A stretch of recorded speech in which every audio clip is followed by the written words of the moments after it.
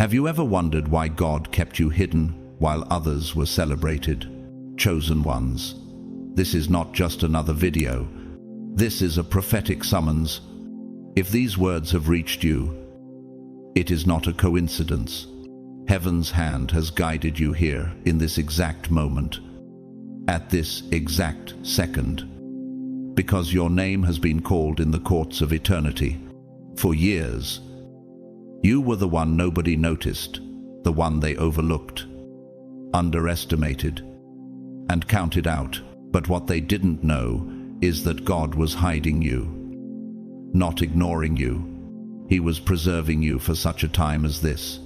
Right now, the seal is breaking. The oil of anointing that's been waiting in heaven's storehouse is about to pour over your life in a way that will silence every lie, reverse every loss, and rewrite the very story they thought they knew about you.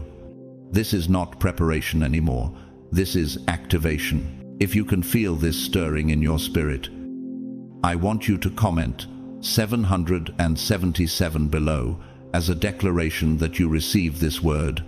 And to every single one of you who has supported this ministry through super thanks, whether in big ways or small, I want to say from the depths of my heart, you are sowing into fertile ground, and God will multiply it back into your life.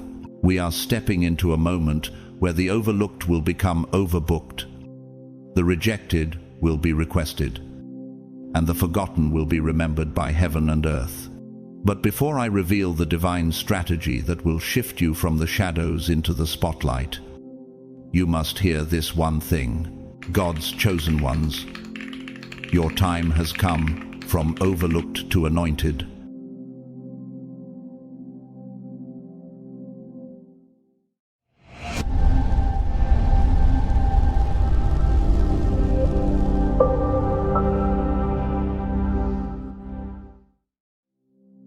God is telling you to remain lying down today, not as a sign of weakness, not because you are idle, but because something monumental is being built in the unseen corridors of your destiny.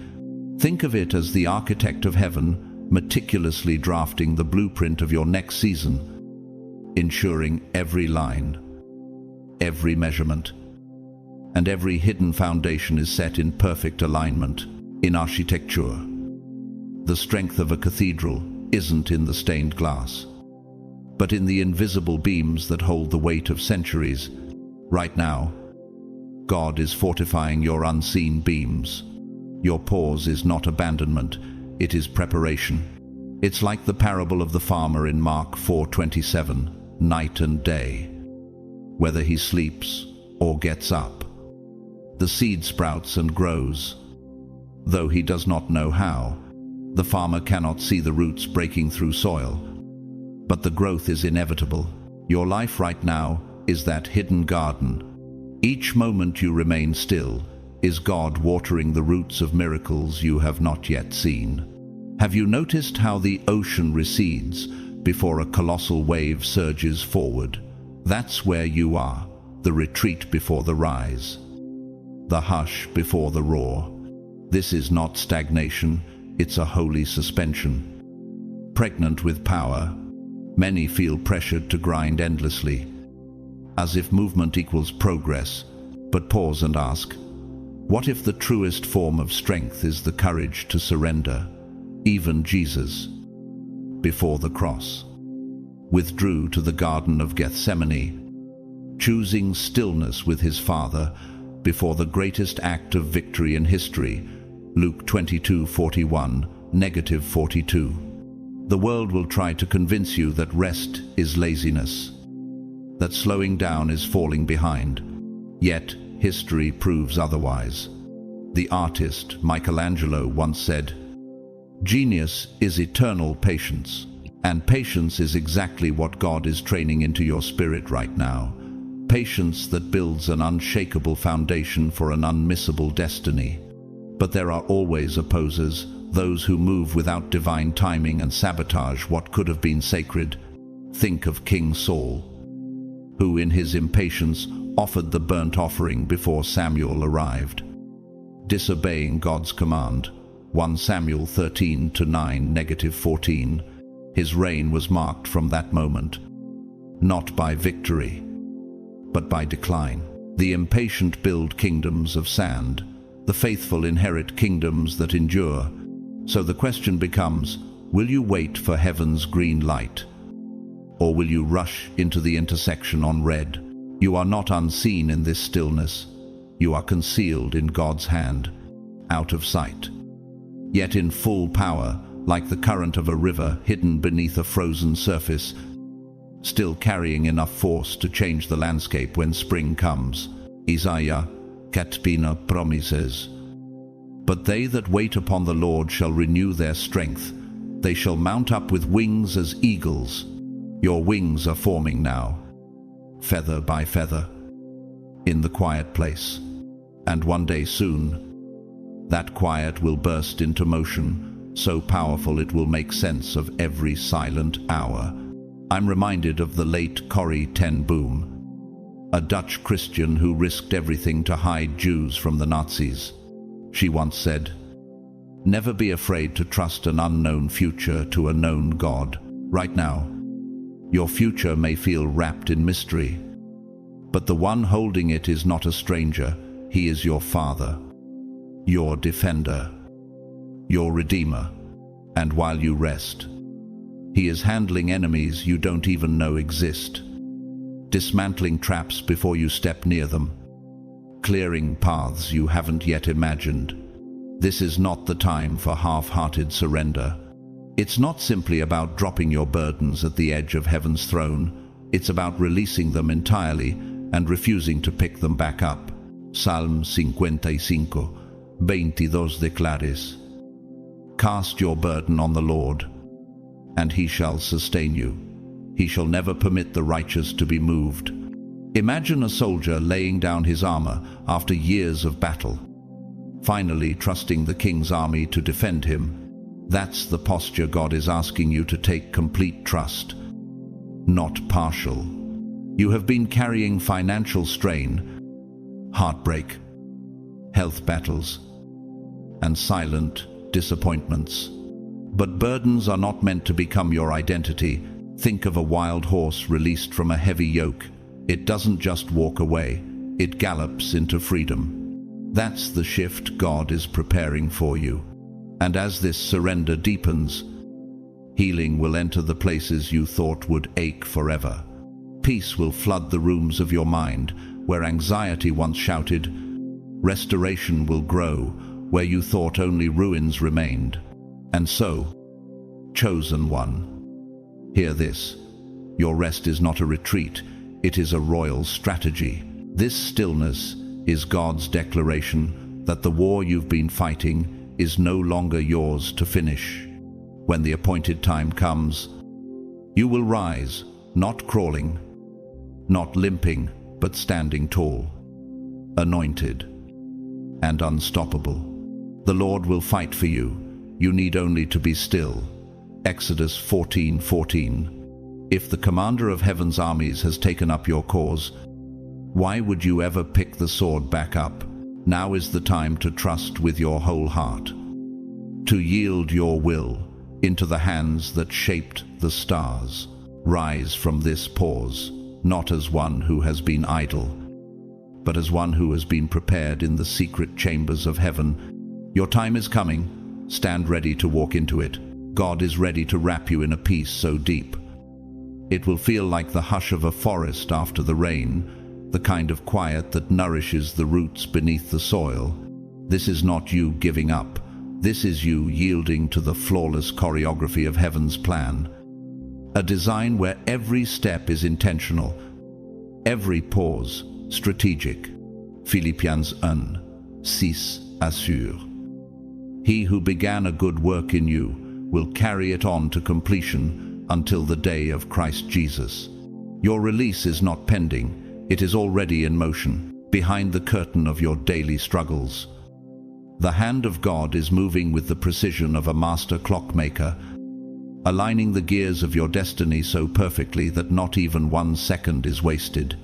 Could it be that the silence around you is not absence, but preparation for something far greater than you've imagined.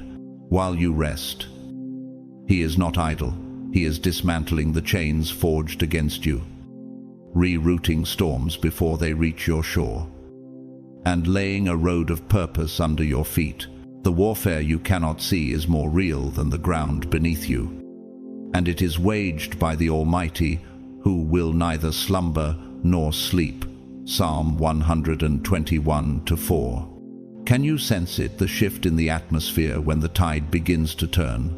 Think of the deep ocean currents, unseen yet relentless, reshaping entire coastlines over time. God's work in your life is like that, steady, silent, and unstoppable. This is why every delay, every seemingly stagnant moment, is pregnant with divine purpose. The world may call it waiting, but heaven calls it weaving. The threads of your story are being interlaced into a tapestry that will not fray with time. You are not just being spared from temporary trouble, you are being prepared for permanent victory. It's like the towering redwood trees of California, which spend decades deepening their roots before reaching their full height, so that no storm can uproot them. If nature itself takes decades to prepare its most unshakable creations, why would your destiny be rushed? God's presence is your invisible fortress, a shield no arrow can pierce. The angel of the Lord encamps around those who fear Him, and He delivers them. Psalm 34:7. As you rest, heaven's armies are already securing the high ground. Victory is not a far-off dream. It is already forming in the unseen. Your very being, mind, body, and spirit is undergoing a divine recalibration. Imagine the way the earth smells after the first rain of spring, fresh and alive. That is what God is doing within you, clearing the dust, reviving the soil, and planting seeds of unshakable peace. And when this season of stillness ends, will you be ready to move with the strength you've been secretly gathering? This renewal is not passive. It is active restoration at the deepest level. Just as a falcon molts to replace old feathers with stronger ones for flight, you are shedding what cannot carry you into the next season, your mind. Often the battlefield where doubt and fear clash is being washed in clarity. Your body, weary from long battles, is being healed even in its smallest cells. And your spirit, once burdened, is being lifted into a resonance that matches heaven's frequency. Isaiah 1:3 promises, "You will keep in perfect peace those whose minds are steadfast, because they trust in you." Laman, the arts have whispered this truth. In the classic French play Polyeucte by Pierre Corneille, the hero faces death with a calm surrender because he knows his victory is assured in eternity. That is the kind of quiet confidence God is birthing in you now, not because you see every detail, but because you know the author of your story cannot fail. So, chosen one, rise when the time comes, not limping from exhaustion, but walking in the strength of one who has been rebuilt from the inside out. Rest now, not as a sign of defeat, but as a declaration of faith, because when you stand again, the world will see the undeniable imprint of God's hand upon your life. The Lord will fight for you. You need only to be still. Exodus 14:14. Your season to rise is not coming. It's already unfolding. Stand ready.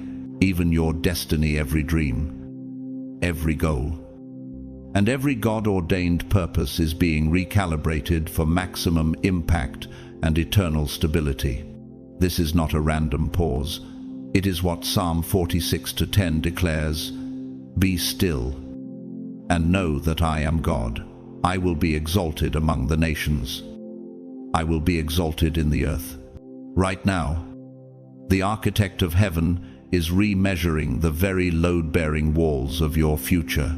In structural engineering, even a misalignment of a single degree can compromise an entire skyscraper. God will not allow the smallest flaw in the blueprint of your calling. Could it be that this silence is the scaffolding being built for the masterpiece He is about to unveil? Temporary fixes cannot hold the weight of what He is preparing for you. Quick solutions are like patching a cracked dam with tape. They cannot withstand the flood. Instead, God is forging permanent answers, as enduring as titanium and as precise as laser alignment. While you rest, He is aligning the frequency of your life to resonate perfectly with His voice, much like a tuning fork vibrating in exact harmony with its intended pitch. Proverbs 3:5-6 promises, "Trust in the Lord with all your heart, and lean not on your own understanding. In all your ways acknowledge Him, and He shall direct your paths." If an engineer takes months to test a bridge before it carries its first traveler, how much more will God prepare you before you carry His glory? This transformation is not for a season, it is generational. It's the kind of shift that becomes a legacy, like a cathedral designed to stand for centuries. Each stone placed with sacred intent, whether it's the healing of old wounds, release from crushing debt, or the restoration of a broken relationship, what's coming carries the eternal imprint of heaven. Isaiah 60:22 says, "When the time is right, I, the Lord, will make it happen. And when it happens, it will be undeniable, like sunrise after the longest night." Is it possible that your waiting season is actually the incubation chamber for the greatest miracle of your life? History gives us living proof. Dietrich Bonhoeffer, the German pastor who defied the Nazi regime, once wrote from prison, "There is meaning in every delay when God is in the waiting." His courage was not born in action, but in the stillness before it. Your stillness is the same, God's operating table, where every movement is intentional, every delay part of the cure. The financial chains that have weighed heavily on your shoulders are breaking now. Philippians 4:19 assures, "And my God shall supply all your needs according to His riches in glory by Christ Jesus." God is arranging provision in channels hidden from your sight. Like underground rivers that feed the most fertile valleys, opportunities will surface as if from nowhere. But in truth, they are the result of divine logistics already in motion. This is what it means to live in alignment with kingdom provision, where resources follow purpose. Nord Banitz. So, chosen one, measure your progress not by what you see in the physical, but by the deep resonance in your spirit, the awareness that something massive is under construction behind the veil. Psalm 138:8 declares, "The Lord will perfect that which concerns me. Your mercy, O Lord, endures forever." The perfecting of His plan means there will be no weak walls, no fragile joints, no untested foundations in your destiny. When the veil is lifted, you will not emerge fragile, you will rise as a finished cathedral, ringing with the sound of your testimony. Rest now, for this is the last stillness before the unveiling. And when that moment comes, rise not timidly, but with the boldness of one whose foundation has been set by the hands of the Almighty. Your season to stand is not coming, it is here. Will you walk into it with unshakable certainty? Financial struggles can make even the strongest hearts feel cornered, stripped of vision, and chained to despair. Yet, Deuteronomy 28:12 declares, "The Lord will open to you His good treasury, the heavens, to give the rain to your land in its season, and to bless all the work of your hands." God is not a God of just enough. He is the God of overflow. His blessings are not rations to survive on, they are rivers to thrive in. Could it be that the very obstacles in front of you are the dams He is about to break wide open? Just as a mighty river carves a new channel when its path is blocked, so is God redirecting resources, opportunities, and divine connections into your life, setting in motion a current of provision that will not dry up. Your financial breakthrough is not an if, but a when. 2 Corinthians 9-8 assures. And God is able to bless you abundantly, so that in all things at all times, having all that you need, you will abound in every good work. This abundance is not just for your comfort, it's for your calling, empowering you to bless others and advance kingdom purposes. In history, George Muller, a Christian evangelist who ran orphanages in 19th century England, trusted God for every penny needed and witnessed millions flow in without ever asking men. Your story is being written with that same divine ink. When your provision comes, will you recognize it as the hand of God or dismiss it as coincidence? But as God is building you, there are also examples of those who squandered what they were given. Consider Judas Iscariot, entrusted with the ministry's finances, yet driven by greed to betray the Son of God for 30 pieces of silver.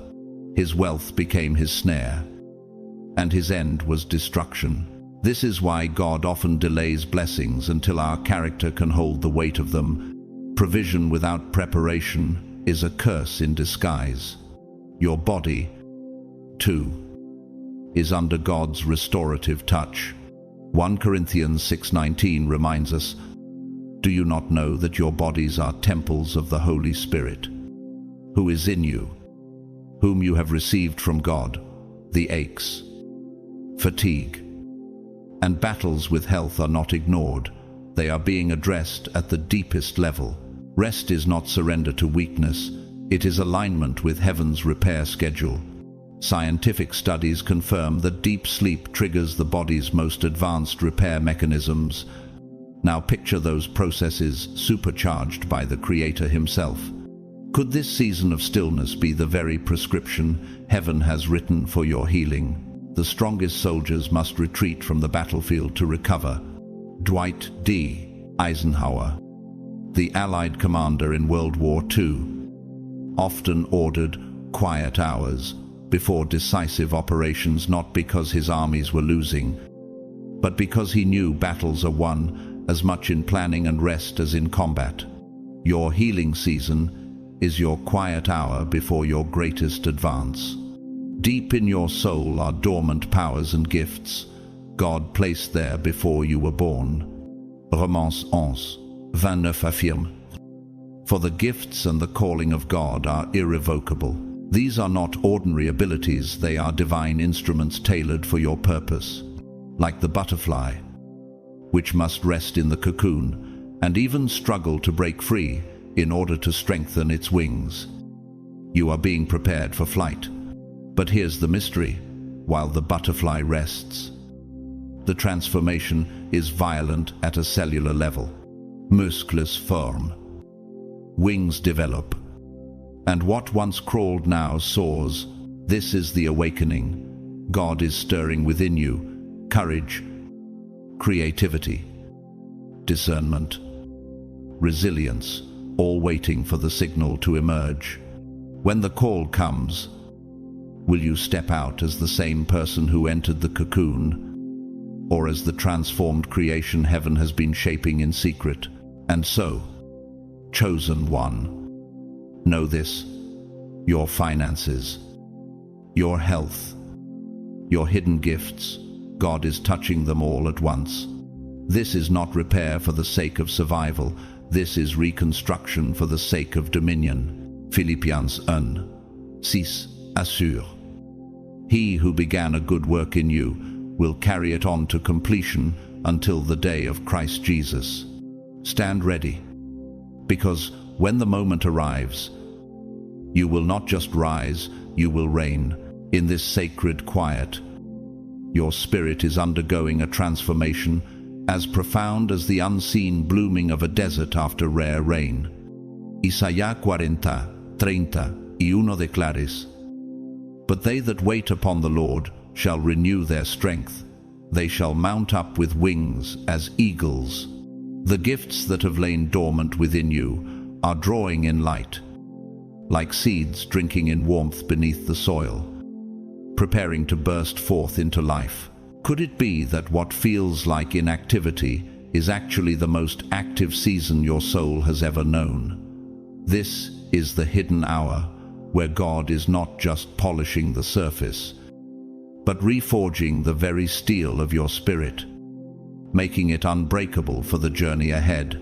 Many wander through life unaware of the vast landscape of potential God has placed within them. But you, chosen one, are standing at the threshold of a breakthrough. 1 Corinthians 2:9 reminds us, "No eye has seen, no ear has heard, no mind has conceived what God has prepared for those who love Him." The moment ahead is not just about achieving goals, it's about stepping into a supernatural flow where your victories will inspire others and multiply into eternal impact. When the gates open, will you have the courage to step through, or will you remain at the edge watching others pass? For when heaven moves, it rarely knocks twice on the same door.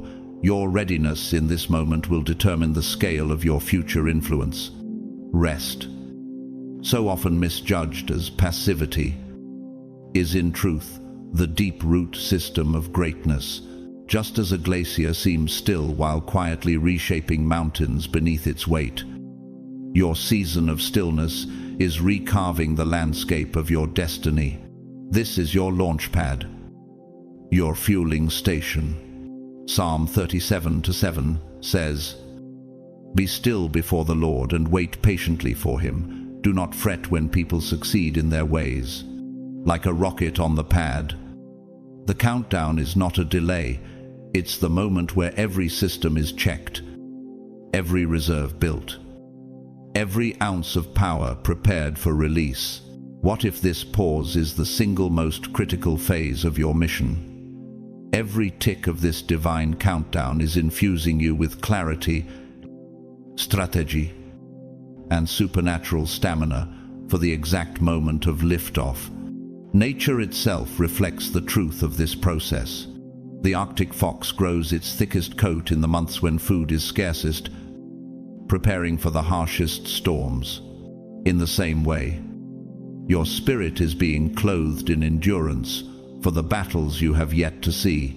During this holy stillness, your vision is sharpening, your faith muscles are strengthening, and your roots are digging deep to anchor you in coming winds.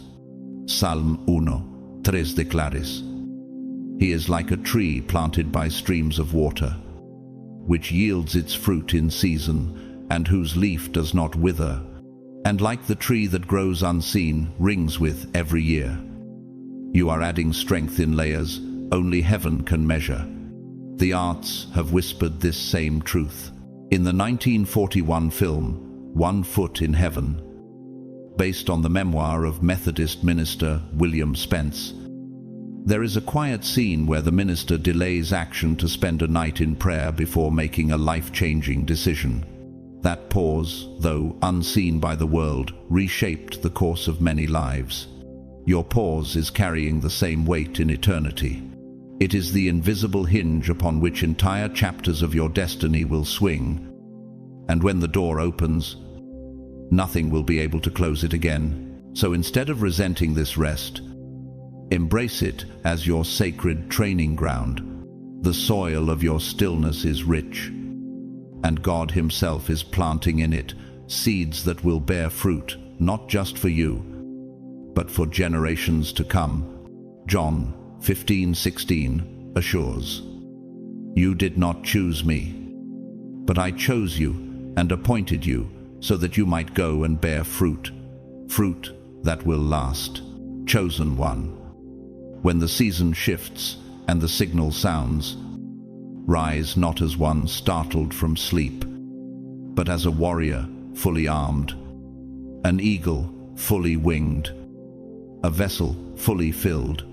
The world is about to see what heaven has been building in you all along. Your time to soar is not coming. It is already at the horizon. Will you spread your wings when the wind arrives?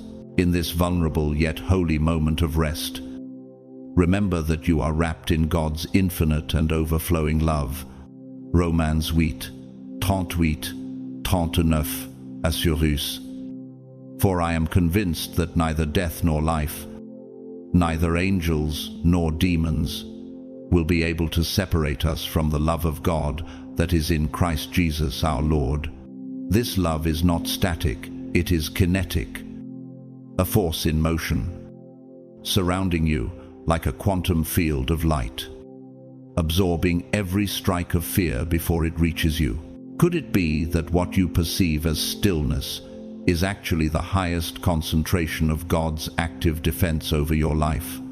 Picture a fortress of radiant architecture, its foundations measured with heavenly geometry, its walls reinforced with the frequency of God's own voice, impenetrable to doubt, despair, or defeat. Here, in the heart of His love, is your true dwelling place. Psalm 91, uno declares, He who dwells in the secret place of the Most High shall abide under the shadow of the Almighty. This is not metaphor, only it's the blueprint of your spiritual stronghold. Within these divine walls, wounds close without scars, strength regenerates without strain, and peace flows like an endless resonance chamber, amplifying calm through your entire being.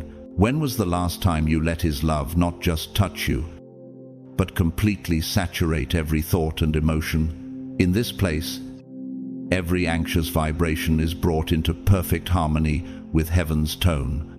You are held by the Creator of the universe, the same one who set galaxies into motion and yet knows your name. Jeremiah 29:11 proclaims, For I know the plans I have for you, declares the Lord. Plans to prosper you and not to harm you. Plans to give you hope and a future. His plans are not rushed blueprints but master-level designs, refined like an engineer, stress-testing every beam before a bridge opens. Your future is already structurally sound because its architect is flawless. Transformation is happening at the cellular level of your spirit. Uxi Peter Visi, Gummen promises. And the God of all grace will Himself restore you and make you strong, firm, and steadfast. The trials you've endured are not demolition, they're the precision cuts of a sculptor removing what cannot remain. Could the pain you've felt be the chisel strikes shaping the very strength you'll need for the battles ahead? Think of the blacksmith who heats and hammers steel, not to destroy it, but to align its molecular structure for maximum resilience. History has seen this in action. Florence Nightingale, the pioneer of modern nursing, endured years of illness and opposition. Yet she once wrote, I attribute my success to this. I never gave or took any excuse. Her quiet years, spent largely in preparation and planning, birthed a revolution in healthcare. Your rest is not unlike hers. It is the calm before a transformative storm. A pause where strategy and stamina are forged together as you rest within this fortress of divine love. Unseen construction is happening in the architecture of your destiny. Hebrews 3:4 reminds us, For every house is built by someone, but God is the builder of everything. In the silence, the master builder is adjusting load-bearing pillars, securing beams of faith, and installing windows of vision through which His light will pour. Think of it like the precision of astrophysics, where the slightest adjustment in trajectory determines whether a spacecraft will reach its destination or drift into the void? What if this season is God's recalibration of your trajectory, so that you land exactly where He's ordained? The scaffolding of your future may be invisible now, but the sound of hammers in heaven is echoing over your life. And when you rise, you will carry the unshakable stability of something tested in the fire. Malachi 3:3 says, "He will sit as a refiner and purifier of silver. He will purify and refine them like gold and silver." Every trial you've faced has been part of this refining, just as volcanic pressure forms diamonds deep beneath the earth. In military strategy, there's a term called operational pause, when armies halt, not because they've lost strength, but to consolidate resources for the decisive strike. Could it be that heaven has called an operational pause in your life to ensure your victory is overwhelming, not just adequate? This is the pause before the gates open. And when they do, you will not simply walk, you will advance with the precision and force of a divinely orchestrated campaign. So, chosen one, do not mistake this sanctuary for stagnation. Ephésiens 3:20 assure, "Now to Him who is able to do immeasurably more than all we ask or imagine, to Him be glory." Your spirit is being aligned, your strength recalibrated, your purpose reinforced with materials no earthly force can corrode. When the moment comes, you will rise, not as one returning from a nap, but as a warrior stepping from the war room with a heaven-forged strategy in hand. Your signal to stand is drawing near. Will you be ready to step forward with the authority this season has been building in you? Each strike of the hammer, each moment in the furnace, is shaping something extraordinary within you. Proverbs 17:13. The crucible for silver and the furnace for gold, but the Lord tests the heart. Your trials have been that fire, and God's rest has been the cooling oil poured over the blade to lock in its strength. Together, they are forging a version of you that is fearless, unstoppable, and precisely aligned with God's purpose. Could it be that the pain you've endured was not meant to break you, but to temper you for battles only you can win?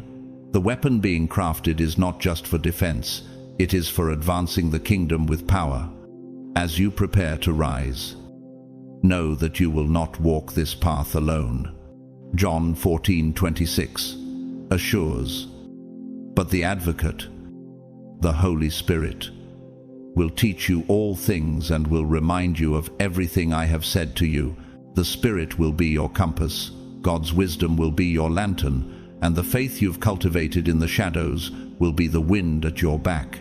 The transformation ahead is not subtle, it will be seismic. It will draw attention like a city on a hill that cannot be hidden. When the light of your renewal shines, will you be ready for the weight of influence it will bring? History offers proof in lives surrendered to God's process. Harriet Tubman, once a slave, became a fearless conductor on the Underground Railroad. She said, "I always told God, I'm going to hold steady on you, and you've got to see me through." Her transformation turned her from captive to liberator. In the same way, your story will not be one of survival alone, but of leading others into freedom. But just as there are examples of victory, there are also warnings of those who rejected the refining. Consider King Rehoboam, who ignored the wise counsel of elders and followed the reckless advice of his peers. 1 Kings 12:13-16. His arrogance fractured a kingdom, leading to division that lasted for generations. God's refining fire is a gift, but when resisted, it can turn opportunities into ashes. Will you allow the fire to shape you, or will you resist and risk losing what God is building? The people around you will see the change. Zechariah 9:8 promises, "The Lord their God will save his people They will sparkle in his land like jewels in a crown. Burdens that once crushed you will fall away, and a light that no darkness can overcome will radiate from within you. Friends, family, and even strangers will be drawn not to you alone, but to the God whose glory you carry. Your testimony will stand as undeniable evidence that no situation is beyond his reach, and yet, chosen one. The final moments before a great unveiling are often the most silent. Isaías 60, 1 declares, "Arise, shine, for your light has come, and the glory of the Lord rises upon you." This is the breath before the arrow is released, the pause before the orchestra strikes its first note. Heaven is holding this moment, gathering every answered prayer, every hidden victory, and every unseen act of faith into one concentrated surge. Could it be that the stillness you feel now is the tension of a bow drawn to its fullest, ready to launch you farther than you have ever gone? When that release comes, it will not be incremental, it will be explosive, undeniable, and impossible to ignore. As you rise, your renewal will ignite hope in others, just as a single torch can light countless others without losing its own flame. Hebrews 10:24 says, "And let us consider how we may spur one another on toward love and good deeds." You will not only climb higher, you will pull others with you, sparking a chain reaction of healing and restoration. Life moves in a divine cadence. Rest, receive, then rise. Right now, you are absorbing grace, healing, and strength, preparing for the moment when God says, "Now." And when that moment comes, will you stand ready to walk forward as proof that the chosen cannot be defeated? This is a sacred time to open your heart wide and let everything God has prepared pour into you without resistance. Psalm 84:11 reminds us, "For the Lord God is a sun and shield. The Lord bestows favor and honor. No good thing does he withhold from those whose walk is blameless." The rest you embrace today is not idle. It is the filling of your spiritual reservoir for the journey ahead. It is like the earth drinking deeply from spring rains after a long drought, storing every drop for the coming season of growth. Could it be that the stillness you feel is actually the quiet saturation of God's goodness into every fiber of your being? Your dawn is forming beyond the horizon, ready to flood your life with the kind of light that not only reveals the path ahead, but also chases away every shadow of fear. Do not rush this process or doubt the sacred power of your current stillness. Isaías 30:15 says, "In quietness and trust is your strength." Every moment of rest is an investment in your future resilience. Imagine the way a mountain accumulates snow through the winter silent, patient until spring releases it as rushing rivers that bring life to everything below. That's what God is doing now, building the weight of blessing until it bursts forth. When your season shifts, will you be ready to carry the weight of the glory coming your way? This is not mere anticipation, it is divine gestation, where unseen life is forming in the womb of your spirit. Your moment to shine is not a distant dream, it is approaching with the inevitability of sunrise. Proverbs 4:18 declares, "The path of the righteous is like the morning sun, shining ever brighter till the full light of day." Yet waiting can be the most difficult obedience, especially when the desire for change burns like summer heat on parched ground. But remember the bamboo plant, it spends years growing roots unseen before it shoots upward at an astonishing rate. In the same way, God is anchoring you deeply so that when you rise, you will not be shaken by the winds. What if the very delay you resent is the foundation, ensuring your success will not collapse? behind the scenes. The arrangement of your breakthrough is flawless. Think of a master conductor in a grand cathedral, raising his hand for silence before unleashing a glorious chord. Ecclesiastes 3, 11 Asures. He has made everything beautiful in its time. Every pause, every waiting measure in your life's symphony is intentional. Even the rests in the score serve the music they build, expectation for the crescendo to come. This was echoed in the 1991 film Enchanted April, where the still, quiet days in an Italian villa brought the characters deeper joy and renewal than any of their rushed pursuits ever could. And now, chosen one, you stand in the hush before the wind shifts. Psalm 27:14 urges, "Wait for the Lord, be strong, and take heart, and wait for the Lord." This is the pause when the sea holds its breath before releasing the tide, when the air stills before a storm sweeps across the land. Every moment of this quiet is compressing power within you, like a seed splitting underground, unseen yet unstoppable. Could it be that the silence you feel now is the very proof that heaven's next move is already in motion? When the command comes, the release will be sudden, undeniable, and impossible to contain, because it has been building for far longer than anyone realized. The silences are sacred. Habakkuk 2:3 reminds us. For the vision is yet for an appointed time, though it tarries. Wait for it, because it will surely come. It will not tarry. Trust that God's timing is worth every moment of patience. The horizon is already brightening. The conductor's baton is poised, and when he signals, your life's melody will swell into a triumphant finale that no force in hell can mute. Will you be ready to stand when the music shifts, knowing that your breakthrough is not late, but perfectly on time? Deep, intentional rest does more than restore your body. It recalibrates the entire architecture of your spirit. Psalm 23:2, -3 tells us, "He makes me lie down in green pastures.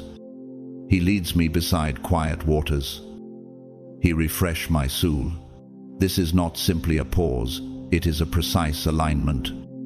Like an architect adjusting the keystone of an arch to ensure the structure bears weight for centuries. Could it be that this season of stillness is not delaying your destiny, but securing its foundation so it cannot be shaken? In this holy silence, the resonance frequency of your spirit is being tuned to match the voice of God, filtering out every noise that once distorted his message to you. Many spiritual giants have discovered that their greatest revelations came after intentional seasons of rest. Dwight L. Moody, one of history's most influential evangelists, once said, "We ought to see the face of God every morning before we see the face of man." His life-changing campaigns were preceded by hours of quiet, allowing God to set the course. Isaiah 30:15 declares, "In repentance and rest is your salvation. In quietness and trust is your strength." This stillness is not empty. It is holy ground where God's instructions are etched deeper into your heart. When was the last time you stopped striving long enough to truly hear the next step from heaven? Embrace this time as a strategic spiritual reset. It is much like the operational pause in military tactics, when an army stops, not due to weakness, but to refuel, reorganize, and gather intelligence for the decisive strike. Philippians 4:7 promise. And the peace of God, which transcends all understanding, will guard your hearts and your minds in Christ Jesus. In your pause, God is embedding peace into your spirit. As surely as a master craftsman inlays gold into a royal crown, when you feel like nothing is happening, heaven's invisible forces are at work in your favor. Angels are removing spiritual landmines before you take your next step, dismantling toxic alliances, and clearing pathways you didn't even know were blocked.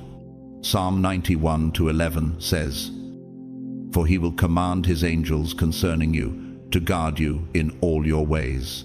Think of it like the process of deep space navigation when a spacecraft appears motionless. Yet thousands of small calculations are made in the background to ensure it arrives exactly at its destination. What if the stillness you're in right now is the navigational phase that ensures your breakthrough hits the perfect target? And now, chosen one, you are in the final chamber, before the unveiling, the quiet antechamber, where heaven's greatest works are hidden until the appointed time. Isaiah 64:4 says, "Since ancient times no one has heard, no ear has perceived, no eye has seen any God besides you, who acts on behalf of those who wait for him." This is the architectural vault where every beam, every arch, every stained glass window of your destiny is being fitted in exact precision. The silence you feel now is not absence. It is the soundproofing of heaven's workshop, keeping distractions out while the master builder makes his final adjustments. Could it be that the stillness you resist is the very shield keeping premature exposure from weakening your breakthrough? Think of a cathedral under construction scaffolding covering the spires. Artisans working unseen on intricate details that will one day inspire awe. That's you right now.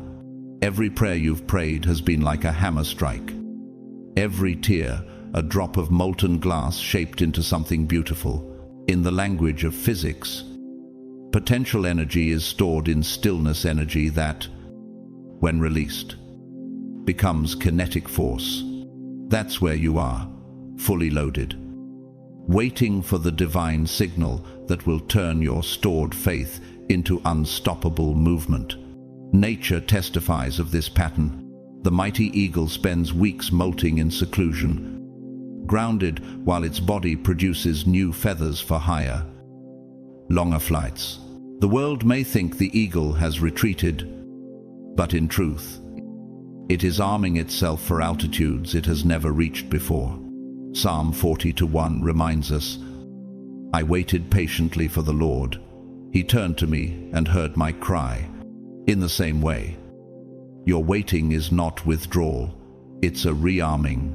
And, as in the strategy rooms of great generals, there are moments in battle when all action halts, not out of defeat, but to synchronize forces, study the enemy's movement, and prepare for the decisive strike. This is your strategic pause.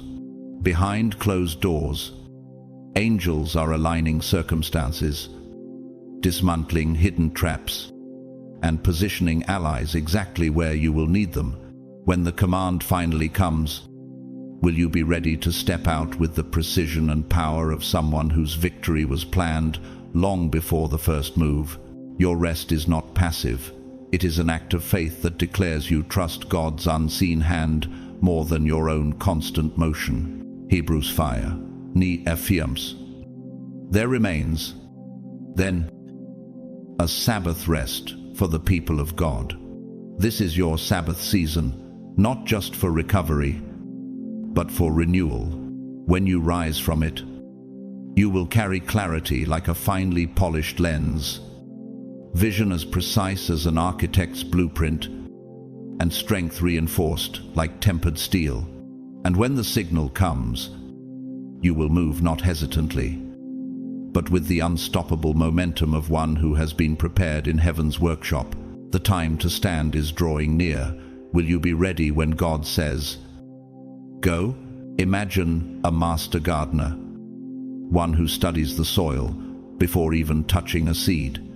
Psalm 119 VC promises, "Those who sow with tears will reap with songs of joy." Before the first bloom, he removes the choking weeds, breaks up the hardened ground, and infuses the soil with nutrients unseen to the human eye. Could it be that this is what God is doing for you at this very moment, preparing the hidden ground of your life for a harvest so abundant it will silence your doubts? Every hour of your rest is allowing these unseen hands to clear space, to remove the roots of past disappointments, and to make room for something extraordinary to grow without hindrance or resistance. Yet, trusting this invisible process can feel like standing at the edge of a road you've never walked before. Proverbs 3:5-6 assures us. Trust in the Lord with all your heart, and lean not on your own understanding. In all your ways submit to him, and he will make your paths straight.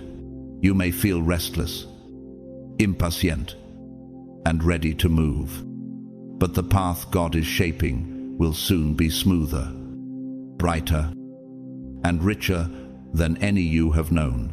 If you could see the full map of what lies ahead, would your heart race with fear or with unstoppable anticipation? History offers living proof of the power of patient preparation. Angela Arendt, the former CEO of Burberry and senior VP at Apple, once said, "Everyone talks about building a relationship with your customer. I think you build one with your employees first." Her strategy was not rushed. It was cultivated quietly over years, building trust internally before success exploded externally. The same is true in your journey. Your inner foundation is being laid, so your outward impact will not collapse. But Scripture also gives us cautionary tales of those who refused preparation. Consider Ananias and Sapphira in Acts 5:1-11, blessed with resources and the opportunity to give freely, yet they chose deception, holding back while pretending to be generous.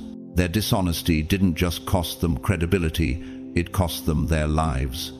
Is it possible that rushing ahead with the wrong heart posture could sabotage the very thing you've been praying for? God's timing and his refining process are not about delay, they are about protection, ensuring your blessing will not destroy you. So, rest deeply, knowing your stillness is far from passive. Exodus 14:14 reminds us, "The Lord will fight for you. You need only to be still while you lie down."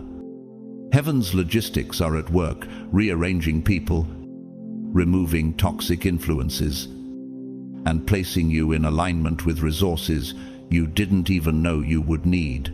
Every moment is part of a divine clearing, where the debris of the past is swept away, so the architecture of your future can be built without obstruction. Right now, God is not only removing what hinders, he's drafting divine strategies with the precision of a master chess player. Jeremiah 29:11 declares, "For I know the plans I have for you, plans to prosper you and not to harm you, plans to give you hope and a future." He anticipates every possible outcome, positioning you in ways that will allow you to move with power when the moment arrives. Like a grandmaster seeing 12 moves ahead, he is arranging opportunities, connections, and favor so that when the signal comes, you will not simply step forward, you will advance with unstoppable authority. And when that moment comes, you will rise, not timidly, but as one who has been trained in heaven's war room. The time of being overlooked is ending. The anointing you carry is about to be revealed. Your time has come. Will you stand in it boldly, knowing that the same God who prepared the ground is the one who now calls you to plant and to reap? This sacred period of rest is not a pause in your story. It is the invisible chapter where the plot thickens, the unseen scene where heaven's strategies are being synchronized. Isaiah 64:4 affirms, "No eye has seen, no ear has heard, no mind has conceived what God has prepared for those who love him." Every quiet moment you spend in stillness is not wasted. It is a critical gear in the machinery of destiny, turning with silent precision. Could it be that what feels like nothing on the surface is actually the most decisive movement of your entire journey? When you awaken from this season, you will find that the puzzle pieces once scattered have fallen into place without a single human hand forcing them, ready for you to move forward with boldness and certainty, like a master painter layering invisible strokes before revealing the full image. God is applying the final details that will make your next chapter unforgettable. And just as a symphony reaches its most beautiful point after the longest rests, your life is approaching its divine crescendo. Trust the invisible hands guiding your path. Jeremiah 29:11 declares, "For I know the plans I have for you, plans to give you hope and a future." Though your eyes cannot yet trace every step, the blueprint is flawless. Your role now is not to rush the construction, but to dwell in patience. Embracing peace like fertile soil embraces the seed. What if this patience is the final ingredient needed for your harvest to break through? The structure God is building in your life is like the foundation of a great cathedral. Most of the work is hidden underground, yet it determines the stability of the entire masterpiece. You may feel unseen now, but heaven is fortifying your base, so that the heights you reach will not collapse under pressure. And like the moment before a championship game resumes after halftime, this intermission is loaded with strategy, positioning you for decisive victory. Faith in this season acts as the bridge between where you are and where God has destined you to be. Hebrews 11:1 reminds us, "Now faith is confidence in what we hope for and assurance about what we do not see." Faith is the magnet that draws miracles into your orbit. Even when all around you appears unchanged, it's the unseen current beneath the ocean's surface, moving massive tides without making a ripple on the shore. Powerful, unstoppable, perfectly timed. And just as the redwood tree grows taller than any other plant on earth because of its deeply intertwined root system, your unseen faith roots are locking you into stability for the towering growth ahead. Could it be that this hidden growth is why the visible change hasn't appeared yet? Faith is a spiritual law of resonance. What you hold firm in your spirit begins to vibrate in harmony with the blessings prepared for you, pulling them closer until they manifest in your life. This is why your rest is not passive. Exodus 15:13 says, "The Lord will fight for you. You need only to be still." Rest is a declaration, a surrender that signals heaven that you trust God's laws more than your own frantic motion. If the universe itself obeys the voice of its creator, why would your life not respond in the same way when you align with Him? Just as a bow must be drawn back before the arrow can soar forward, your life is being pulled into divine tension for the sake of greater acceleration. Every hour you spend in this season is storing up potential energy, waiting for the precise moment of release. And when it comes, you will realize the wait was the very thing that ensured your aim was perfect. The arts have whispered this truth. In the 1940 French film Pastor Hall, inspired by the real-life German pastor Martin Niemöller, the protagonist refuses to abandon his faith, even in prison. Knowing that unseen spiritual forces are already at work beyond the cell walls, like him, you may feel enclosed right now, but your faith is already opening gates you cannot yet see. Behind those gates, divine provision is being stacked high, ready to be poured into your life. And just as an architect envisions a completed structure while staring at an empty plot, God is looking at your life and already seeing the finished masterpiece. Could it be that the walls around you are not meant to trap you, but to protect the work being done inside? Never underestimate the power of unwavering faith. Matthew 17:20 records Jesus saying, "If you have faith as small as a mustard seed, nothing will be impossible for you." Your belief, even in the quietest moment, is a seed containing forests of miracles as you hold steady. Heaven's orchestration is flawless, aligning the right people, dissolving fear's grip, and dismantling the invisible chains of doubt and past trauma that have kept you tethered for far too long. And when the command comes, you will not rise hesitantly. You will rise with the force of a tide that has been gathering for months, sweeping away every remnant of the old season. Your breakthrough is not late, it is precisely on time. And when it arrives, will you be ready to walk into it with the faith that carried you here, chosen one? Stand, lift your head, step forward, for your time is no longer coming, it has arrived. This sacred time of rest is more than recovery. It is a system reset across spirit, soul, and body. In neurobiology, deep rest flips the switch from sympathetic arousal to parasympathetic dominance, lowering cortisol and allowing the brain's glymphatic clearance to wash out mental noise. Spiritually, it is the inner sanctuary where the architect of heaven realigns your load paths so the weight of your next assignment won't shear your foundations. Wait for the Lord, be strong, and let your heart take courage. Wait for the Lord. Psalm 27:14. Could it be that what feels like inactivity is actually the highest efficiency phase of heaven's construction schedule for you?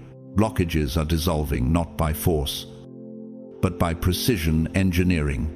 Picture not a riverbank, but a pressure-regulated manifold. The moment the control valve is recalibrated, the whole pipeline resumes optimal flow. God is quietly rerouting your signal-to-noise ratio, amplifying guidance and muting interference until your spirit is in phase alignment with His voice. My grace is sufficient for you, for my power is made perfect in weakness. 2 Corinthians 12:9. What if the silence you're in right now is not empty, but saturated like a capacitor charging to deliver a decisive surge at the appointed time? This rest is a strategic intermission, the calm between engagements where generals regroup, resupply, and synchronize clocks before a decisive push. In operations science, this is an operational pause to prevent mission drift and fatigue-induced error. Heaven is using this pause to tighten your tolerances, reattention, your internal rebar, and seal micro-cracks you cannot see. Commit your work to the Lord, and your plans will be established. Proverbs 16:3. When the order goes live, your motion won't be frantic, it will be vector true, with minimal drag and maximum thrust. You asked about real proof in our world. Here's one. Antoni Gaudí, the Catalan architect behind the Sagrada Familia, was famed for catenary models, gravity curved chains that revealed the most stable arches once inverted. Before the world saw spires, he spent years in quiet modeling, letting physical law expose the strongest form.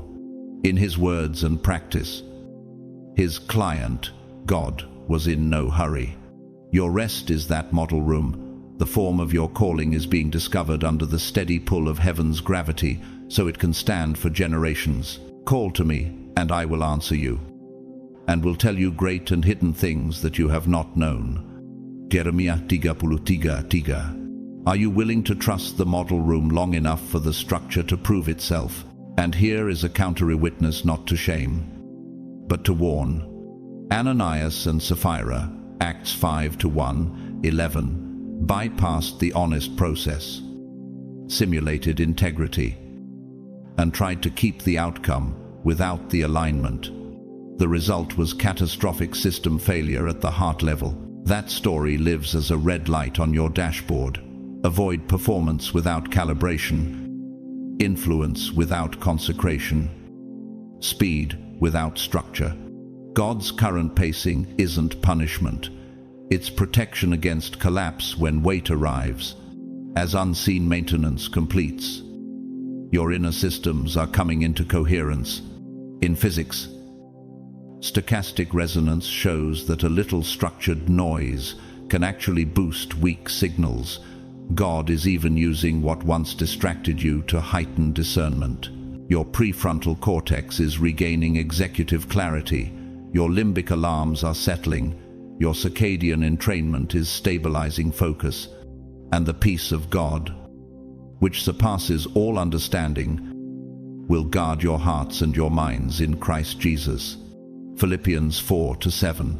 When the green light appears, will you move as one integrated person, mind, heart, and spirit, rather than fragments pulling in opposite directions?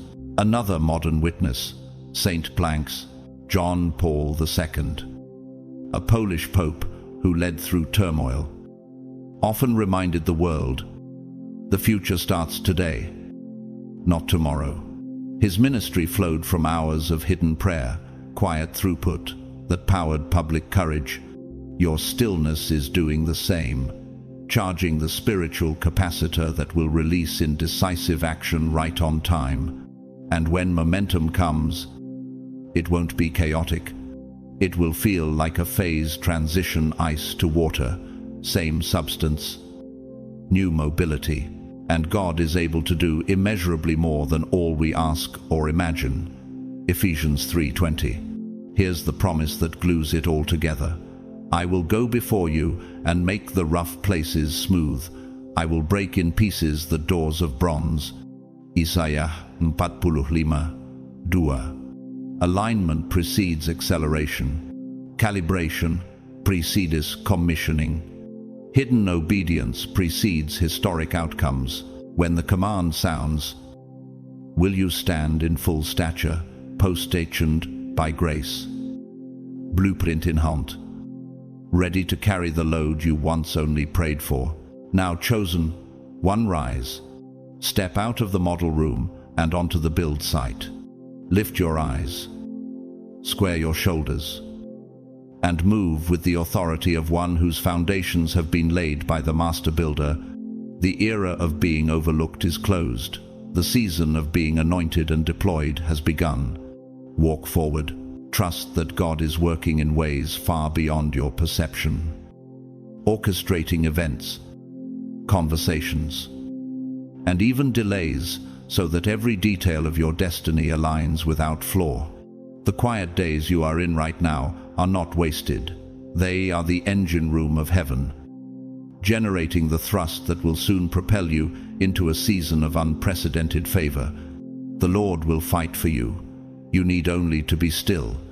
Exodus pais presece, pais presece. Could it be that the stillness you see as inactivity is actually the preparation for a launch so powerful you couldn't handle it unprepared? Your role is to prepare mentally and spiritually to fortify your faith. Because when this momentum is released, it will carry you higher than any effort of your own could. The smallest divine shifts a fresh perspective in the middle of a weary day, an unexplainable wave of peace during chaos, a sudden flash of clarity about a decision, are seed events that foreshadow massive transformation. Do not despise these small beginnings, for the Lord rejoices to see the work begin. Zechariah 4:10. The world might overlook them, but heaven celebrates them. These subtle changes are like spiritual calibration points, fine-tuning your heart and mind so that when opportunity knocks, you are not scrambling, you are already ready. If the seed is this good, what will the full harvest look like? To ground this truth, remember the example of J.K. Rowling. Before her books became a global phenomenon, in her own words, she was as poor as it is possible to be in modern Britain without being homeless. Yet during that hidden season, she refined her story, one page at a time, while caring for her child. She later said that rock bottom became the foundation on which she rebuilt her life. Your hidden season may feel unremarkable, but it is where the blueprints of your breakthrough are being drafted. For I know the plans I have for you, declares the Lord. Jeremiah 29:11. The Bible also gives us a warning through the life of Haman in the book of Esther. He positioned himself against God's people, building gallows for Mordecai, only to be hung on them himself. What no one saw in the moment was that his downfall began long before the public disgrace. It started in the secret places of his own pride, the inner plotting that heaven had already scheduled for reversal. This is why you must not be shaken by those who rise against you in your quiet season. Their schemes may look strong now, but they are already crumbling in God's hands. No weapon formed against you shall prosper. Isaiah 54:17. Do you realize that the very trap set against you could become the stage for your public vindication? Every subtle adjustment God is making right now, every pruning, every redirection is part of a much larger pattern. Just as a master watchmaker tweaks the smallest gear to keep perfect time, the Spirit is removing friction and restoring the perfect rhythm of your destiny. These are not random changes, they are purposeful alignments. He has made everything beautiful in its time. Ecclesiastes 3:11. When the time comes, the momentum will not feel like an abrupt push, it will feel like a natural unfolding, as if the door you've been waiting for has been slowly swinging open all along. So chosen one, rise, step forward, not with fear, but with the boldness of someone whose preparation is complete and whose heart is anchored in God. Your season of quiet has been the foundation for your season of public impact, from overlooked to anointed. Your time has come. Trust that the subtle shifts happening now are the very foundation on which your glorious tomorrow is being built. Each day, your breakthrough grows stronger, deeper, more intricately designed by the hand of God. Your mind and spirit are undergoing a powerful preparation process, gradually being ready to operate on new levels of wisdom, clarity, and spiritual depth. Behold, I am doing a new thing, now it springs forth. Do you not perceive it? Isaiah 43:19. This season is not a pause, but a divine training ground, meticulously sharpening every aspect of your being.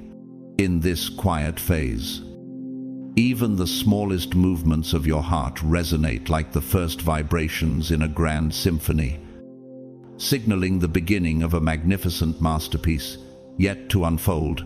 How often do we miss these beginnings simply because they do not shout for attention?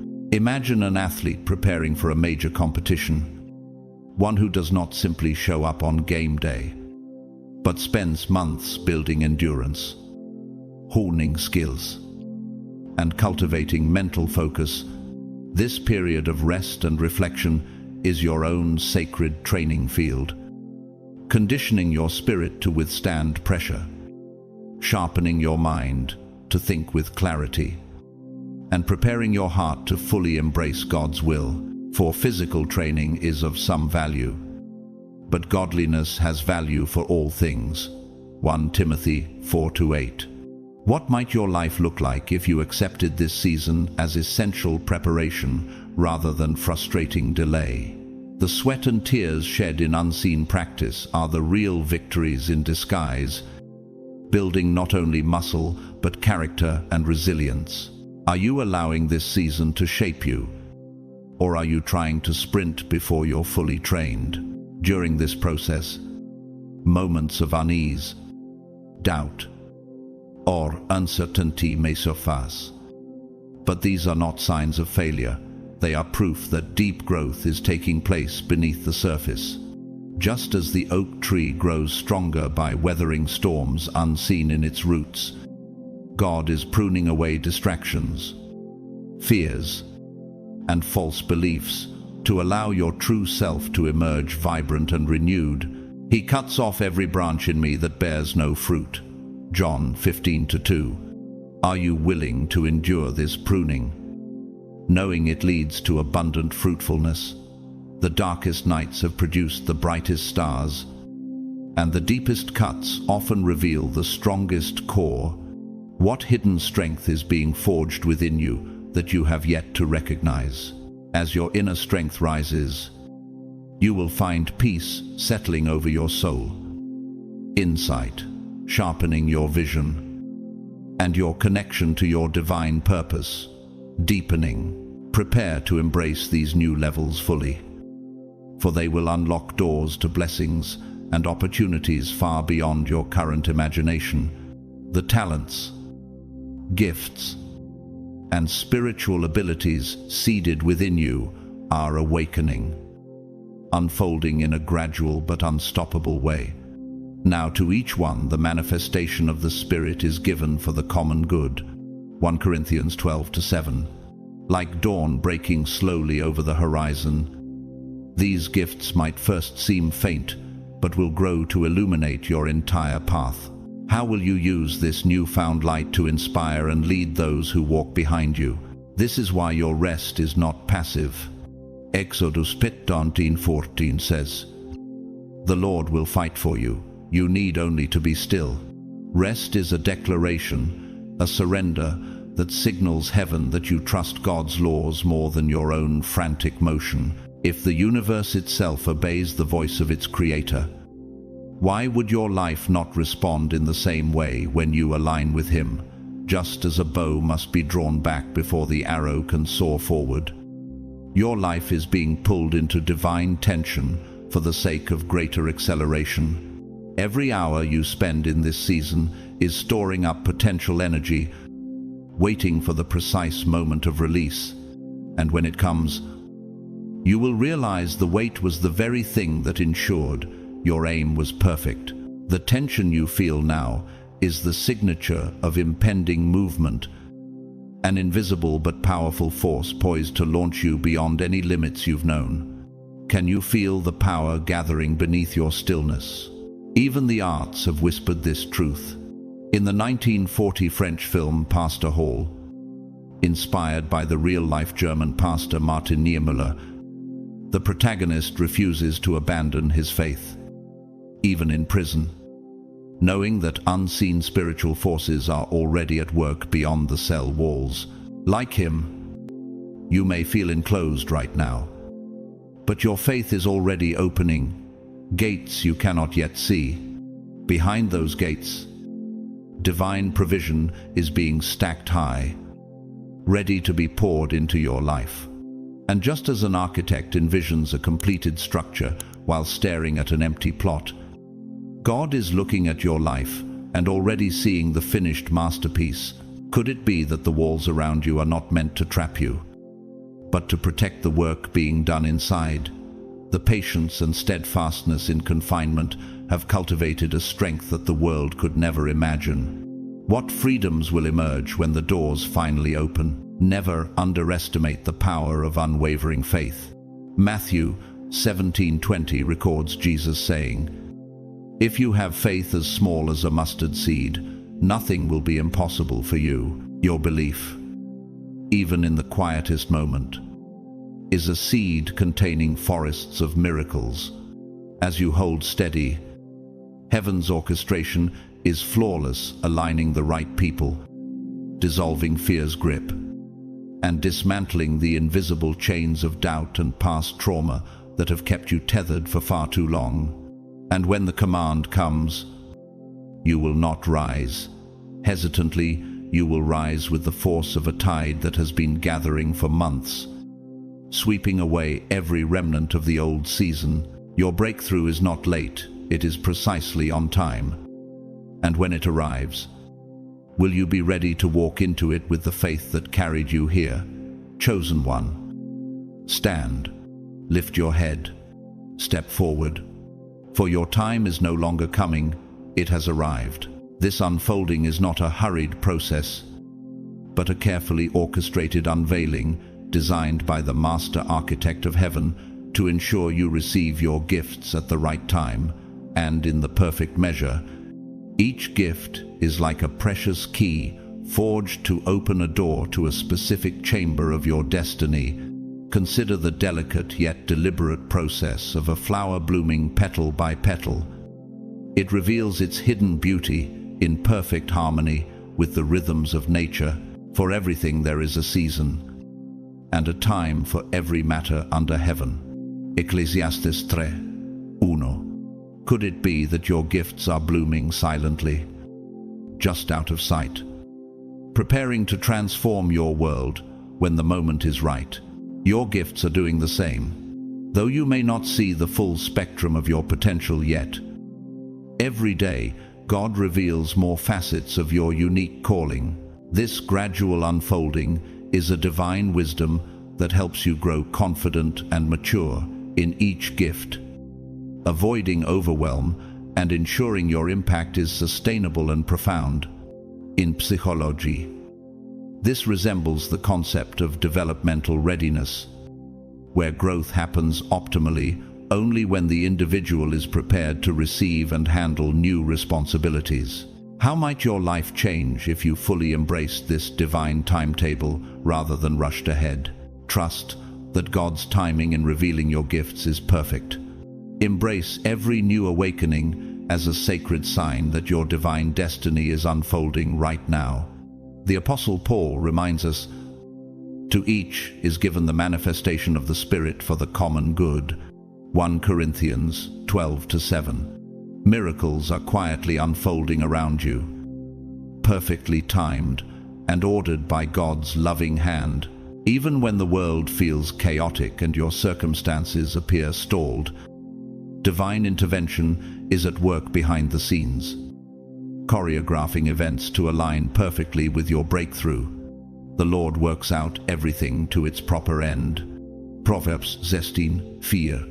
What would happen if you fully surrendered to this divine choreography? Consider the story of Joseph in the Bible. Years of waiting, trials, and setbacks were not random, but integral parts of God's perfect plan, unfolding in a miraculous way.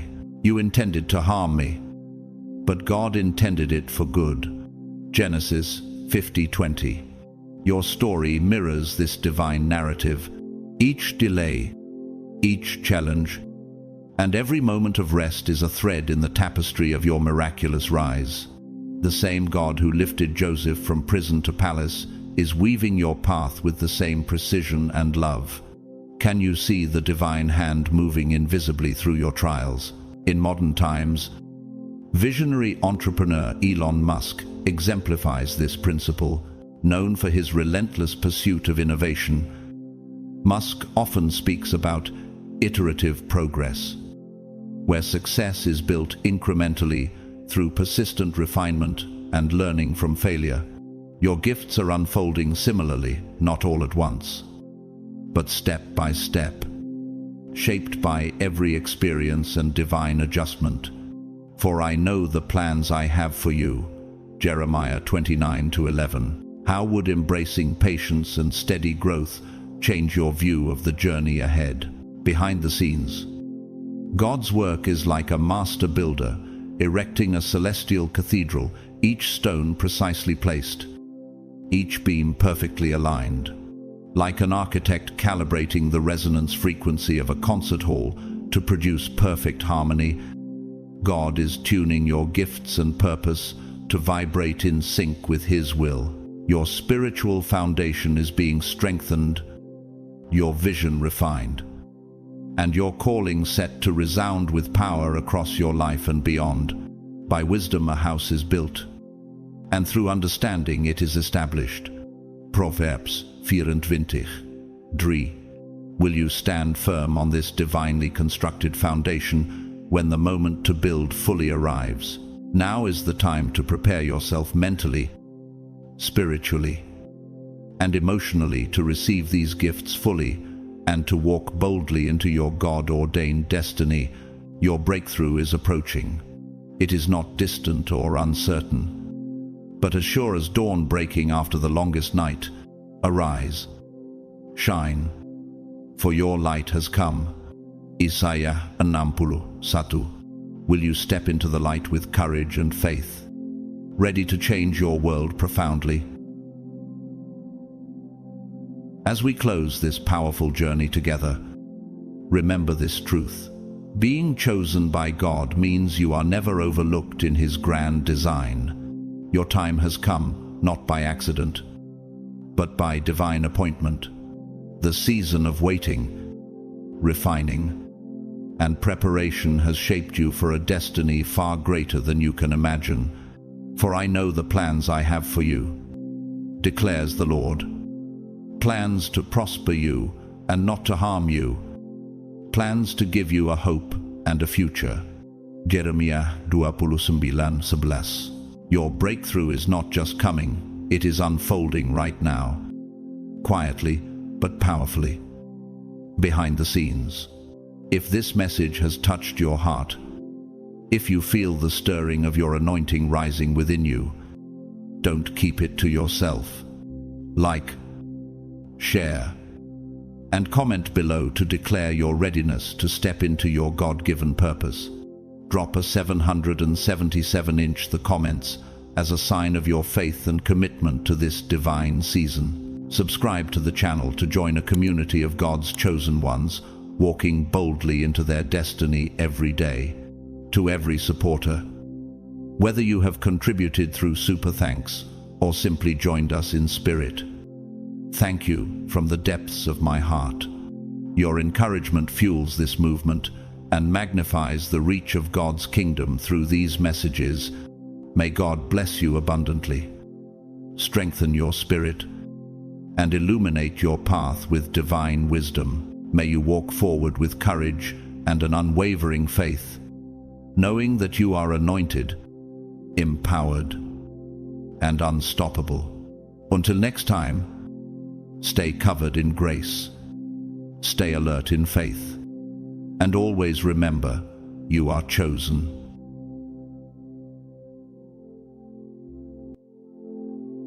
God's chosen ones, hear me, not with your ears, but with your spirit. The next few minutes could decide whether you live or vanish in the storm that's coming. In a world where everything is laced with poison hidden in plain sight, there is only one thing that will not kill you. One divine mystery. One sacred truth that separates the survivors from the lost. This is not hype. This is not a coincidence. If your eyes are on these words right now, heaven has already marked you. The days ahead will crush the unprepared, plagues, upheavals, and a spiritual war, unlike anything we've seen, will tear through the earth. And yet there remains a narrow path, a lifeline from God Himself. You will either walk it or perish outside it. The difference between the two could be a single choice you make today. Before I reveal what the enemy doesn't want you to know, I need you to do 3 things right now. Tap that like button and flood the comments with 777, a prophetic seal that releases divine alignment over this message. And to every soul who's blessed this channel through super thanks, whether in silver or silence, know that your support fuels this mission and shakes the gates of hell. Stay with me to the very end, because those who finish this message will carry something the rest of the world cannot touch.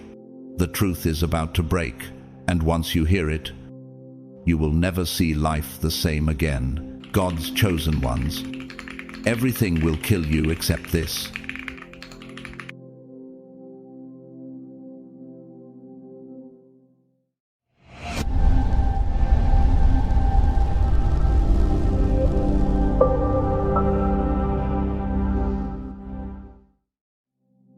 Now is not the hour to hesitate. Now is not the moment to shrug and think this warning is for someone else. The ancient clock of heaven is striking a rare note, and it tolls for the chosen ones. This is not superstition, nor is it health fad hysteria. It is an urgent decree. Eat only rice, beans, and salmon. in the coming days. This will be the difference between wandering aimlessly and standing unshakable. Can you sense the weight of such a simple instruction? Are you prepared to step into a discipline that could save not just your body, but your calling? From the beginning of Scripture, God has marked His chosen through unusual instructions that the world could not understand. Noah was told to build an ark before there was rain, Genesis 6:14. Daniel refused the king's meat and wine, and God rewarded him with wisdom 10 times greater than his peers, Daniel 1:12-15. In the same way, this threefold diet is not about preference, it is about positioning. Rice, beans, and salmon have been declared spiritually safe. Everything else, no matter how clean or organic, bears the fingerprints of corruption, whether from greed, cruelty, or genetic distortion. The times we are in mirror the wilderness season of Israel, where manna from heaven was the daily provision, Exodus 16:4. It was not glamorous, but it preserved a nation's destiny. In the same way, this diet is your manna for the days ahead. Why these three? Because they are not merely food, they are instruments of spiritual engineering. Rice anchors you like the cornerstone of a temple, steady and sustaining. Beans bind the body together like the beams of a cathedral, quietly strong. Salmon flows through your veins like living water, cleansing inflammation and igniting the mind. In a recent speech, humanitarian and Nobel laureate Mother Teresa once said, "If you can't feed 100 people, then feed just one." The principle is the same in times of scarcity or chaos. It's not about excess, it's about purity of action. These three foods are your single act of obedience in a world that has confused indulgence for nourishment. And in obeying, you step into a rare alignment that fuels both body and spirit. But for every divine instruction, there is a counter-whisper from the adversary. Consider King Herod, a man who ignored God's warnings, consumed in ego, and devoured by worms, Acts 12:23. His downfall was not instant, but inevitable. In the same way, ignoring God's clear direction today is a slow corrosion of destiny. It may not feel like death at first, but the decay will come. Are you sensing how this is more than diet advice? The entire earth is shifting toward a spiritual sifting, much like wheat shaken in a sieve, Amos 9:9. The chosen ones will be separated, not by title or tradition, but by obedience. The very act of what you place on your plate will determine the sharpness of your mind, the resilience of your body, and the clarity of your spirit. Like an architect sketching the final line of a great cathedral, God is aligning every stone, beam, and arch in your life for what's coming next. Will you be found in resonance with His design? Or will your structure crumble under the weight of the storm? When Jesus multiplied the loaves and fishes, John 6:11-12, He proved that provision and purpose go hand in hand. This call to rice, beans, and salmon is a modern echo of that miracle, a reminder that when you eat in obedience, you are partaking in divine multiplication, of strength, of clarity, of endurance. The world is entering a night season where confusion will reign and truth will be rare. In that darkness, the chosen ones will be lit from within, not by popularity or wealth, but by the quiet power of sustained obedience. And when others falter, you will stand. Step into this discipline. Protect your destiny, for in the days ahead, it will not be the strongest who survive, but the most aligned, just as God rained manna upon Israel in the wilderness, Exodus 16:14-15.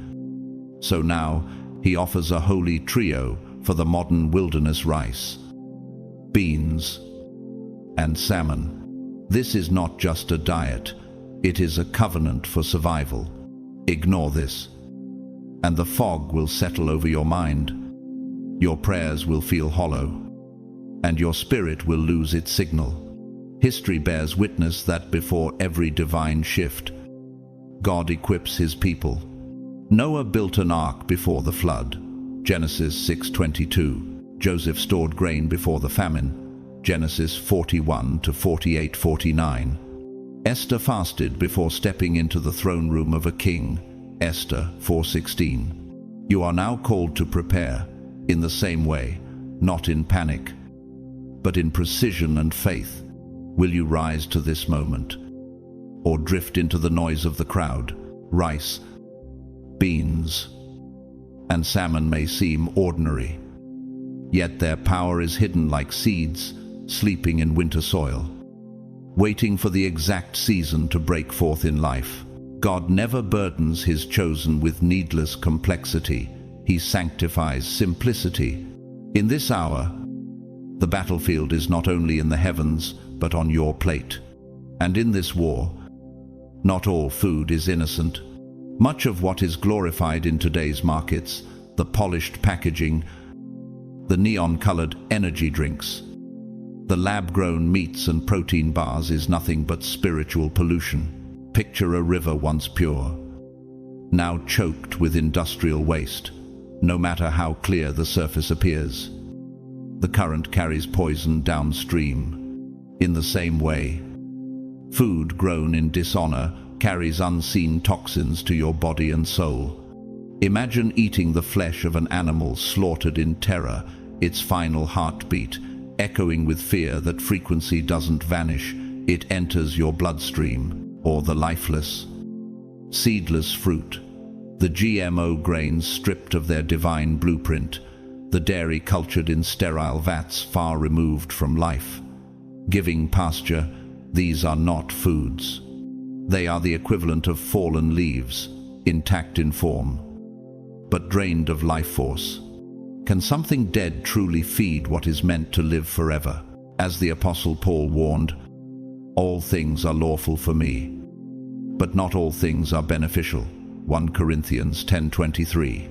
You may eat and feel full, yet starve at the soul level. This is not paranoia. This is the sharpening of discernment, the ability to hear the shepherd's voice above the noise.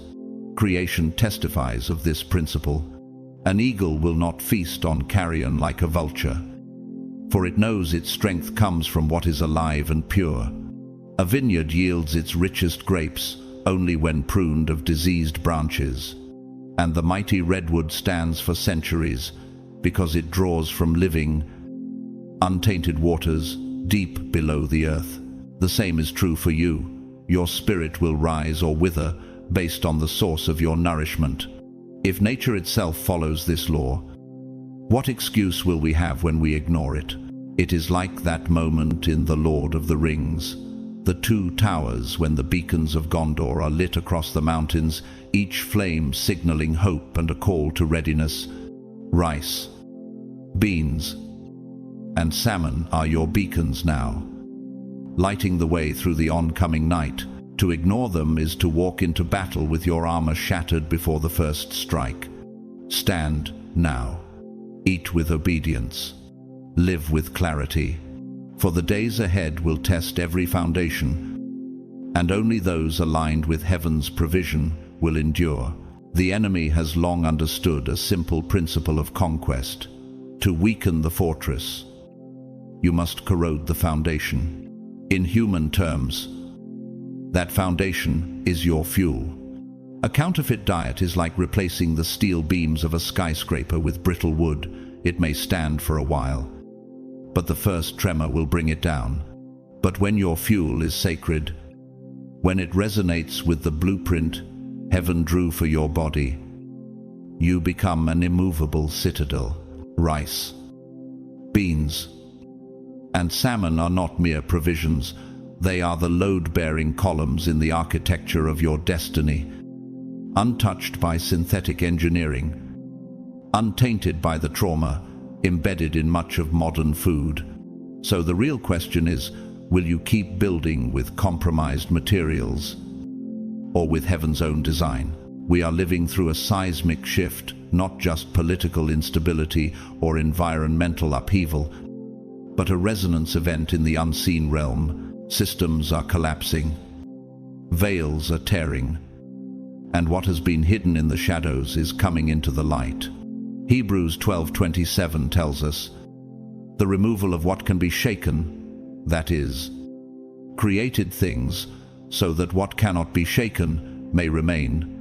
In the midst of this shaking, there is a surge, a spiritual current, increasing in amplitude.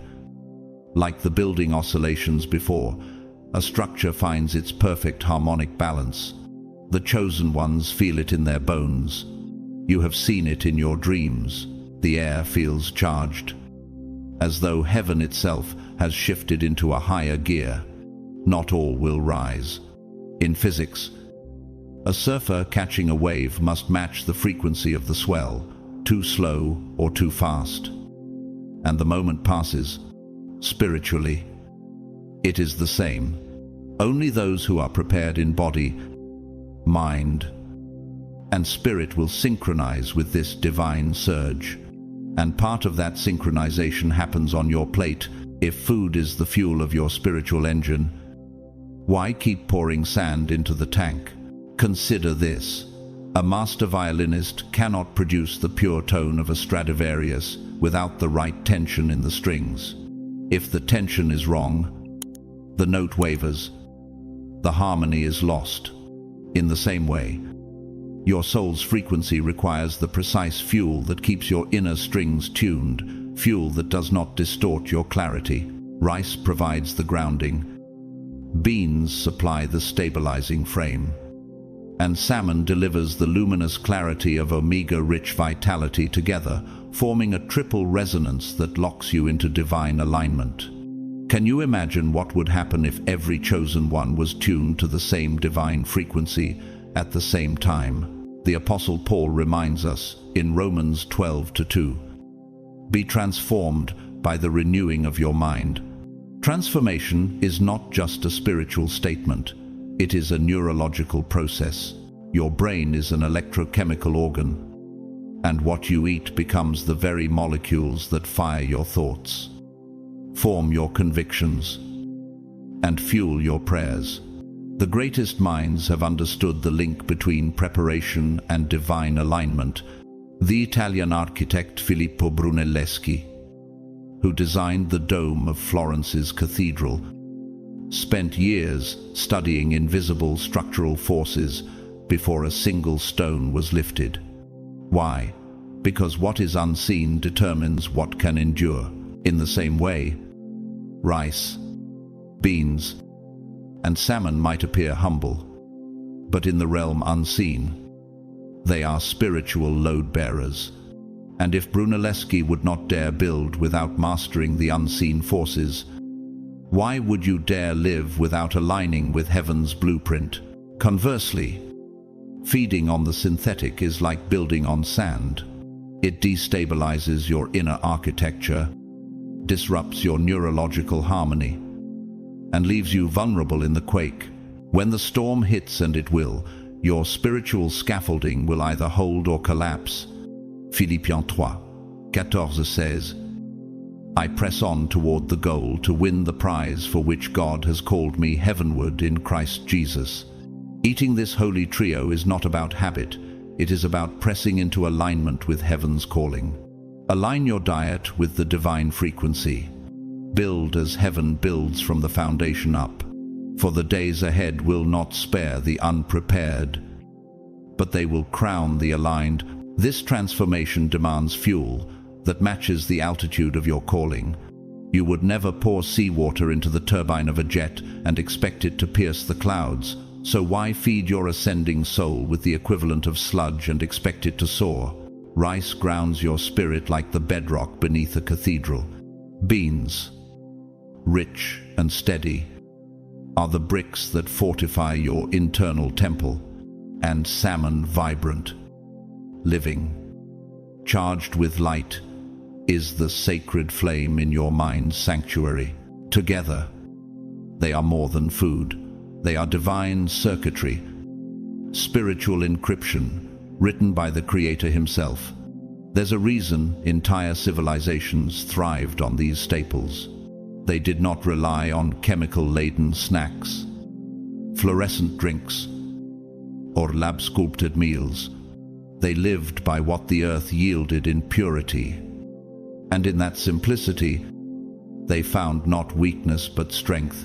In the words of Archbishop Desmond Tutu, a man who understood the discipline of faith, we are fragile creatures, and it is from this weakness, not despite it, that we discover the possibility of true joy.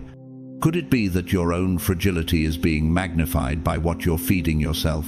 Every bite is a builder or a breaker. Foods born of trauma carry the echo of that trauma. The industrial meat system is not simply a chain of supply, it is a chain of suffering. Animals confined in torment, slaughtered in fear, saturate their flesh with the biochemistry of panic cortisol, adrenaline, the hormones of terror. That energy does not vanish, it becomes a trespasser in your body. Proverbs 17:22 says, a cheerful heart is good medicine, but a crushed spirit dries up the bones. How much more?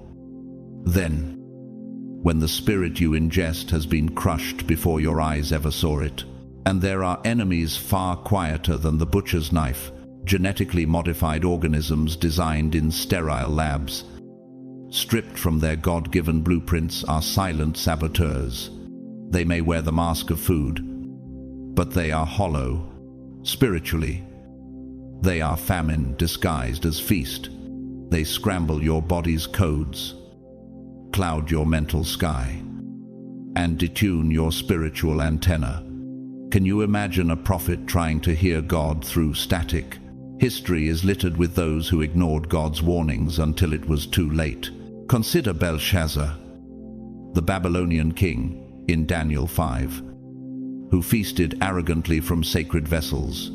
His downfall was not in the eating itself, but in his disregard for the sacred. That very night, his kingdom was taken from him. In the same way, to desecrate the temple of your body with what God has marked unclean is to invite collapse when you should be standing. The chosen ones cannot afford distraction or energetic bankruptcy in this hour. The Apostle Paul wrote in 1 Corinthians 6:19-20, do you not know that your bodies are temples of the Holy Spirit? You are not your own. You were bought at a price. Therefore, honor God with your bodies. The call is clear. Detox your plate. Cleanse your temple. Cut ties with the silent enemies. It may feel like war at first. Your cravings will protest. Your habits will resist. But as the days pass, the fog will lift. Your body will thank you with renewed vitality. Your sleep will deepen into the rest that restores. Your intuition will sharpen into prophetic clarity. And your connection with the divine will no longer be a whisper behind walls. It will be a roar in the open. Rise, chosen one. Purge the poison.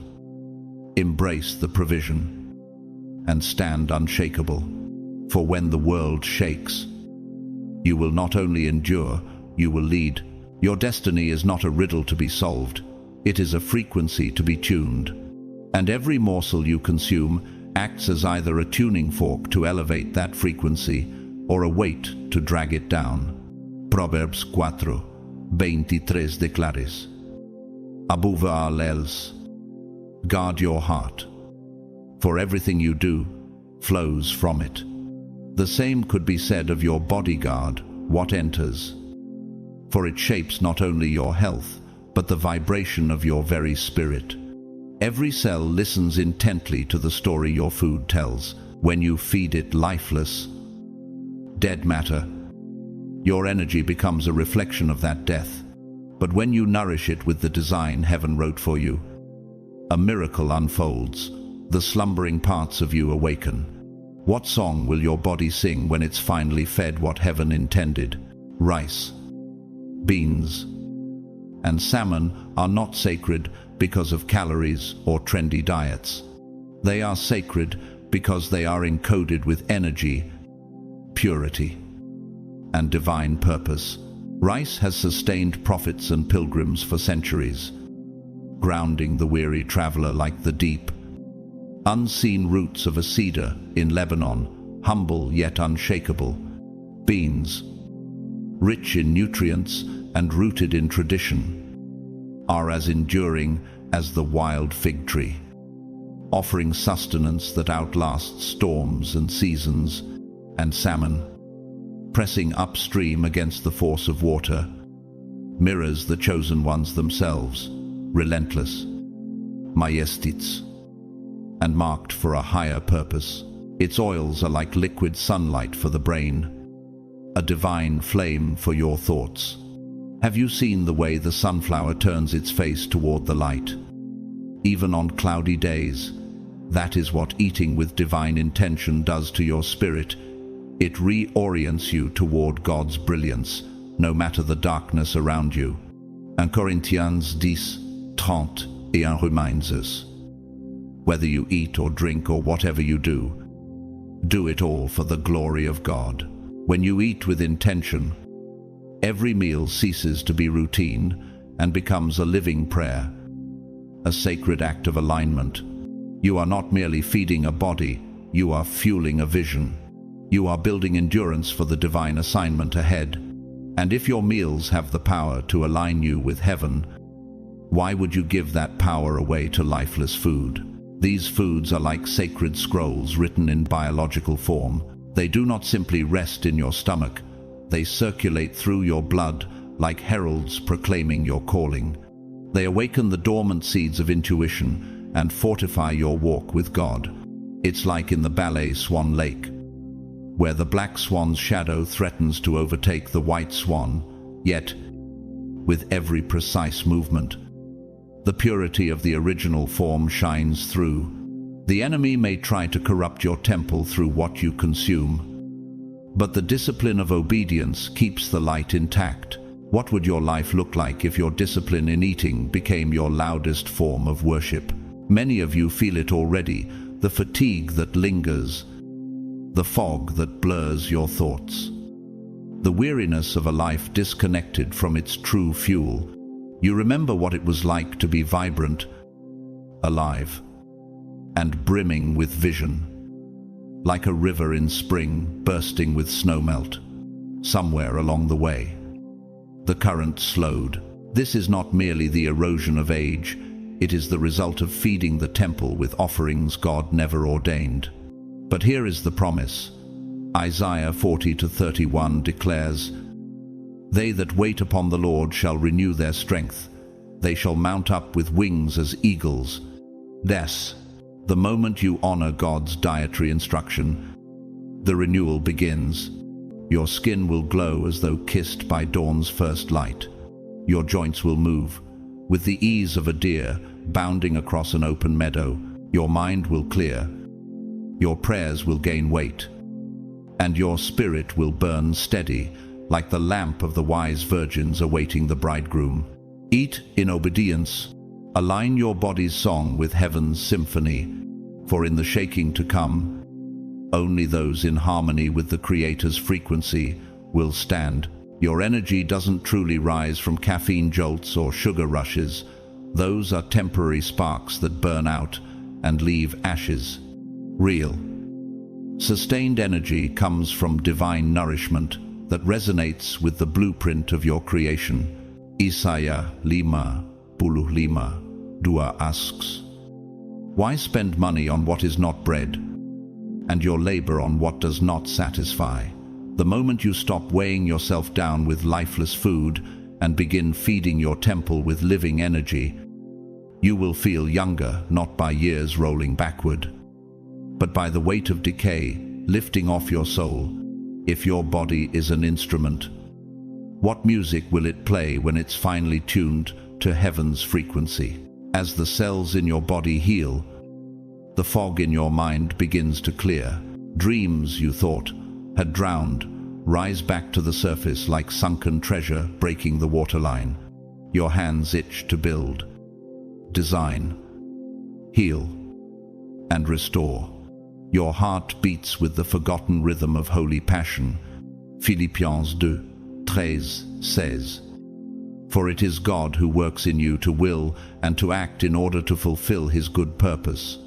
And in this purpose, even the humble rice, beans, and salmon become sacraments of restoration. Could it be that the smallest, simplest foods are the very keys to unlocking your greatest spiritual strength?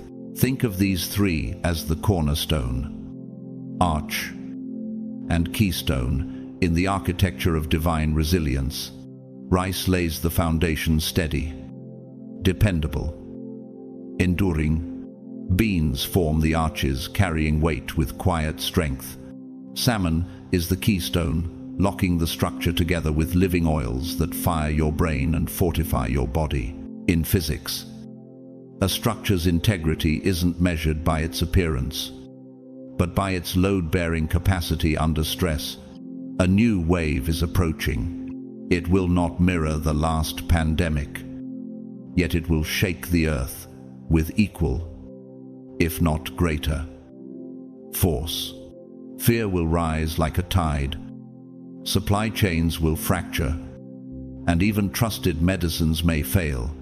But the chosen have already received their survival blueprint. Exodus 12:13 tells us, "When I see the blood, I will pass over you. No destructive plague will touch you." Just as the Israelites marked their doors with blood to escape death, today's mark of preservation is obedience to this prophetic instruction. If God has already given the plan, will you follow it or gamble on chance? You do not need to stockpile panic. You need to stockpile alignment, faith, wisdom. And these three sacred foods will be your arsenal. The body that is fed in God's design will not crumble under sickness, for the immune system will be shielded by both biological strength and spiritual covering. As the renowned 20th century architect Louis Kahn once said, "The sun never knew how great it was until it hit the side of a building." In the same way, your body never realizes its God-given greatness until it's fueled by the nourishment it was designed to receive. Psalm 95:6 and promises, "1,000 may fall at your side, 10,000 at your right hand, but it will not come near you." Those who listen and obey will walk through the fire untouched, immune not just by biology, but by covenant. This is not religion, this is resonance. The precise alignment of body, mind, and spirit with heaven's frequency. Stand now. Feed your temple as heaven instructs. For when the world shakes again, the aligned will rise while others fall. Their minds will stay clear. Their households will remain at peace. This is not superstition. It is heaven's blueprint for survival when the world speaks the language of chaos.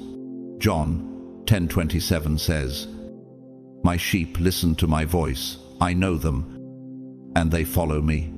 It's not just about what you eat. It's about who you become when you respond to that voice. The transformation is not coming someday. It has already begun. If your spirit feels unsettled lately, could it be because you're shedding a version of yourself that heaven no longer recognizes? You are not who you were a year ago. In truth, you're not even who you were a month ago. Spiritually, emotionally, and biologically, you are evolving. This change demands more than stubborn willpower. It requires a fuel source that matches your divine trajectory. As more light fills you, your body begins to reject what once passed for food. Fast food, processed snacks, and heavy industrial meats now feel toxic because to your transformed identity, they are. The leadership coach Simon Sinek once said, "You don't hire for skills. You hire for attitude." You can always teach skills. In the same way, heaven doesn't choose you based on past consumption, but shapes you into someone who craves the right fuel. Rice, beans, and salmon aren't for the casual eater, they're for the awakened. Could it be that the simplicity of these foods hides the very power the world is desperate to keep from you? Just as butterflies cannot digest what caterpillars consume, you cannot return to the diet of your past. Romans 12:1 urges us to offer your bodies as a living sacrifice, holy and pleasing to God. Your future self is calling, and these three foods are the bridge between who you are and who you're becoming. History warns of the danger in ignoring divine preparation. King Saul, anointed yet reckless, refused to obey God's command and lost his throne. 1 Samuel 15:26. When God issues survival instructions and they're ignored, the consequence isn't just physical, it's the forfeiture of alignment, protection, and destiny.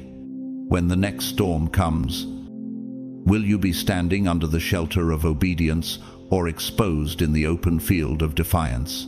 Science now confirms what God declared long ago. Food affects everything.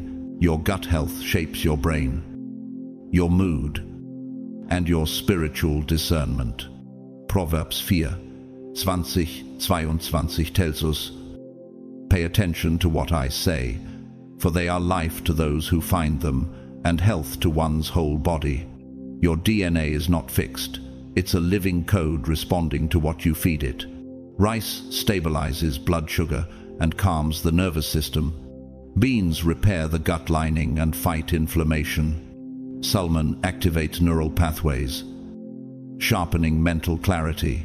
If your very DNA is listening to every meal you eat, what message are you sending it today?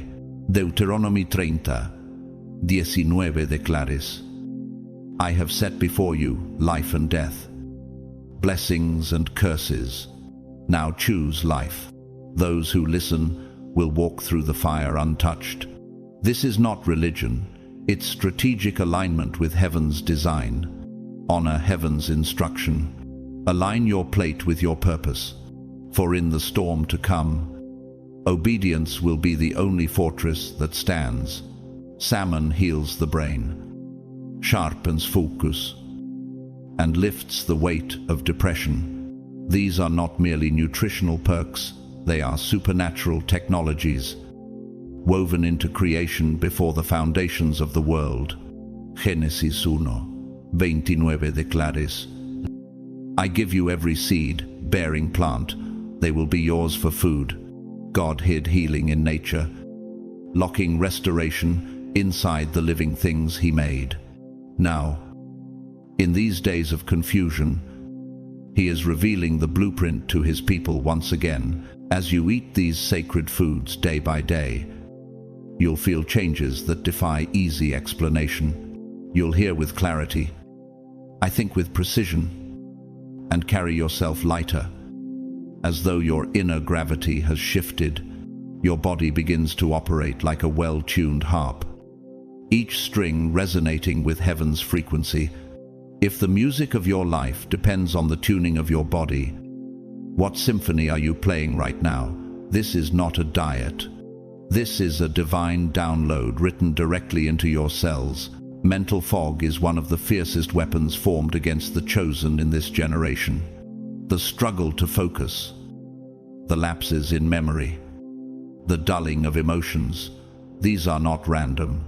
They are the byproduct of contaminated food and overstimulation. As C.S. Lewis once wrote, "The safest road to hell is the gradual one, the gentle slope, soft underfoot, without sudden turnings." Your brain, designed as the throne of divine insight, has been under siege. But now, the siege is breaking. In the natural world, the giant redwood trees remain standing for centuries because of their deep, interlocking root systems. Salmon's omega-3 oils act like those roots for your mind, fortifying, interconnecting, and sustaining it against the storms of mental assault. They are not just nutrients, they are the spark to a soaked match, reigniting dormant parts of the brain, restoring memory, and reactivating spiritual pathways. Could it be that the parts of you you've labeled lost are simply waiting for the right fuel to awaken? Beans, often overlooked, are like the Earth's natural filtration system, rich fiber sweeping toxins from the gut, directly influencing your mood and mental clarity. Rice offers the steady burn of clean energy, much like the steady flow of a mountain spring feeding a river, keeping your brain hydrated in purpose without the crash and burn of artificial stimulants. Proverbs 16:3. Commit to the Lord whatever you do, and He will establish your plans. Even your mental energy is a plan God can establish when it's aligned with His provision. This journey is not unlike the turning point in Beethoven's Symphony No. Jew, where the chaos of the earlier movements suddenly resolves into the triumphant Ode to Joy. The moment the right notes fall into place, everything changes. As you feed your mind with heaven's design, the fog lifts, your thoughts find order, and the melody of your life shifts from confusion to clarity. When was the last time you woke up with your heart racing in excitement for the day ahead, as you nourish your mind with sacred foods? Dreams that seemed buried begin to surface. Revelation flows again. Your focus sharpens, like the eyes of an eagle scanning the horizon. You stop reacting in survival mode and start living in divine alignment. Isaiah 7:7 promises, "You will keep in perfect peace those whose minds are steadfast, because they trust in you." This is more than a fleeting health trend. It is a movement. A divine dietary shift has begun, and those who walk in it will not only think clearer, but live truer to the blueprint heaven has written for them. Feed your mind and spirit with what heaven has appointed. The fog is lifting, the song is returning, and the chosen will not walk in confusion again. This is not being promoted by celebrities, wellness brands, or government agencies. It is coming directly from the throne of God, pure, unfiltered, and without commercial agenda. And it is simple: rice, beans, and salmon. Isaías 28:16 declares, "See, I lay a stone in Zion, a tested stone, a precious cornerstone for a sure foundation. The one who relies on it will never be stricken with panic." In this time of preparation, your plate is your altar, and what you place on it becomes part of the structure heaven is building in you. Every choice at the table is a brick in the unseen cathedral of your destiny. Every act of obedience in the small things fortifies the great. Even the humble meal, eaten in faith, sends a signal into the unseen realm that you are in step with heaven's design. There will be days ahead when fear tries to speak louder than faith, when the news cycles shout louder than the still small voice, when chaos pounds against your thoughts like relentless waves against a seawall. When that moment comes, will you be an unfinished structure swaying in the wind, or a completed fortress anchored deep into the bedrock of obedience? Fear may tempt you to scramble for answers, but the answers will not be found in panic. They will be found in the discipline you build now, like the slow curing of concrete. Each day of obedience strengthens the walls of your resilience until they cannot be breached. You won't need to search online for survival plans. You'll already be synchronized with God's. This is not fad nutrition, it's pre-war training for the soul. A spiritual war where clarity is your compass.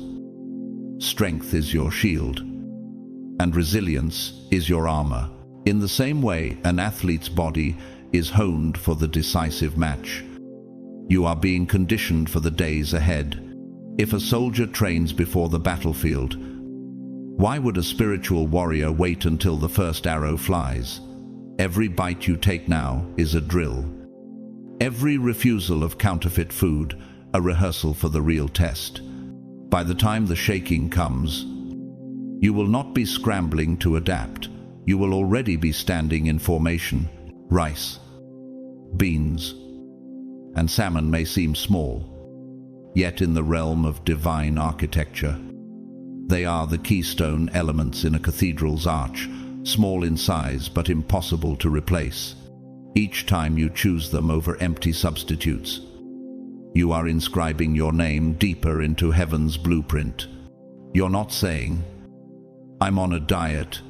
You're declaring, "I'm in alignment."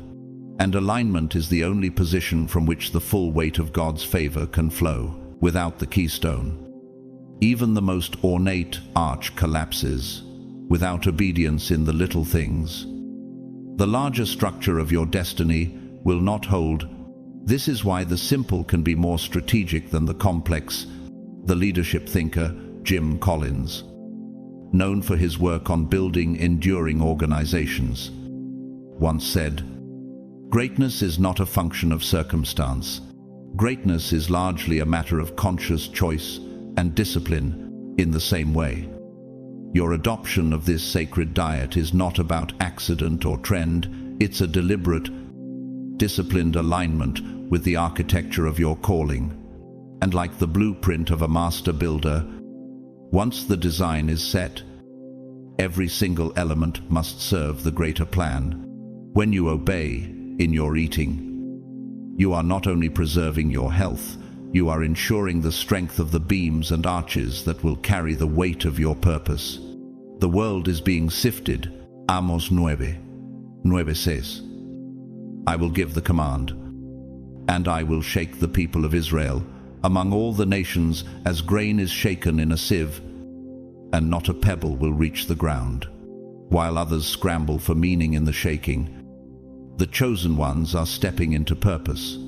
And that purpose demands transformation in every dimension: body, mind, and spirit.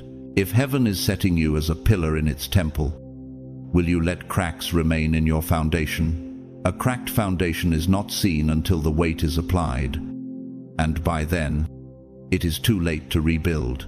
That is why the preparation must be finished before the shaking begins. This isn't about superiority, it's about stability. It's not about being above others, it's about being anchored in your assignment. You have been called to stand when others collapse, to lead when others scatter, to heal when others wound, and to build when others only watch. Ephesians 6:3 reminds us, "Put on the full armor of God, so that when the day of evil comes, you may be able to stand your ground." Your table is part of your armor room, and each meal is either sharpening your sword or dulling it. You are not preparing for comfort, you are preparing for conquest. Feed for function, not for fashion. Construct the temple of your life as heaven designed it. For in the days ahead, the unshaken will be those who built with obedience, and high callings require high discipline. The divine upgrade begins when you say yes, not just with your lips in prayer, but with your fork at the table. Every bite of rice, every spoonful of beans, every serving of salmon is a signal to heaven. I am ready. Ready not only to endure, but to excel. If heaven were watching every meal, would your plate testify of readiness or reluctance? This is more than cleaning your diet, it is clearing your channel. It is making the temple of your body a place where the Spirit flows without obstruction. God is about to pour through you, but the vessel must be fit for his use. 2 Timothy 2:20 Those who cleanse themselves will be instruments for special purposes. made holy, useful to the Master, and prepared to do any good work. This alignment is not only spiritual, it will manifest in your physical body. Pain will loosen its grip. Inflammation will recede. The heaviness you've carried in your joints, your mind, and even your heart will lift. If the body is God's workmanship, how much more should we honor the materials He gave us to repair it? History also warns us what happens when divine instruction is ignored. King Uzziah, once strong and favored, grew proud and violated God's sacred order by entering the temple in disobedience. 2 Chronicles 26-16-21. His punishment was swift, leprosy that marked him for life. Disobedience to sacred boundaries always leaves scars. In this generation, the scars may not be visible on the skin, but they appear in the erosion of health, the dimming of clarity, and the weakening of purpose. On the other side, obedience brings restoration. Your skin will reflect light as though heaven's own oil rests upon it. Your hair will regain vitality. Your energy will hum with a steady current instead of sporadic bursts. Your cells will rebuild in alignment with the divine code written into you before your birth. You will rise earlier, not from alarm, but from anticipation. You will sleep deeper, I think with sharper edges, and love with a depth you didn't think possible. If your body could speak, what would it say about the fuel you've been giving it? Leadership expert John Maxwell once said, "You will never change your life until you change something you do daily." The daily act of choosing holy fuel isn't glamorous, but it is the kind of invisible consistency that heaven rewards openly. Over time, your body will no longer crave what poisons it. It will long for what nourishes it. Because truth, even in food, is recognizable to the spirit and the flesh. This journey is not about vanity, it is about destiny. Ephesians 2:10 reminds us, "For we are God's handiwork, created in Christ Jesus to do good works, which God prepared in advance for us to do." You are stepping into the truest version of yourself, a vessel of power, a channel of light, a warrior of peace.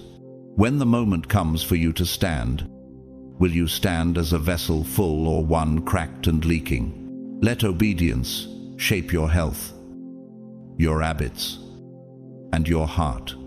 For in the days ahead, the radiant will not be those who chased beauty, but those who carried heaven's presence in every cell of their being. You are not just human, you are divine in origin, formed in the very image of God. And now you are finally feeding that truth.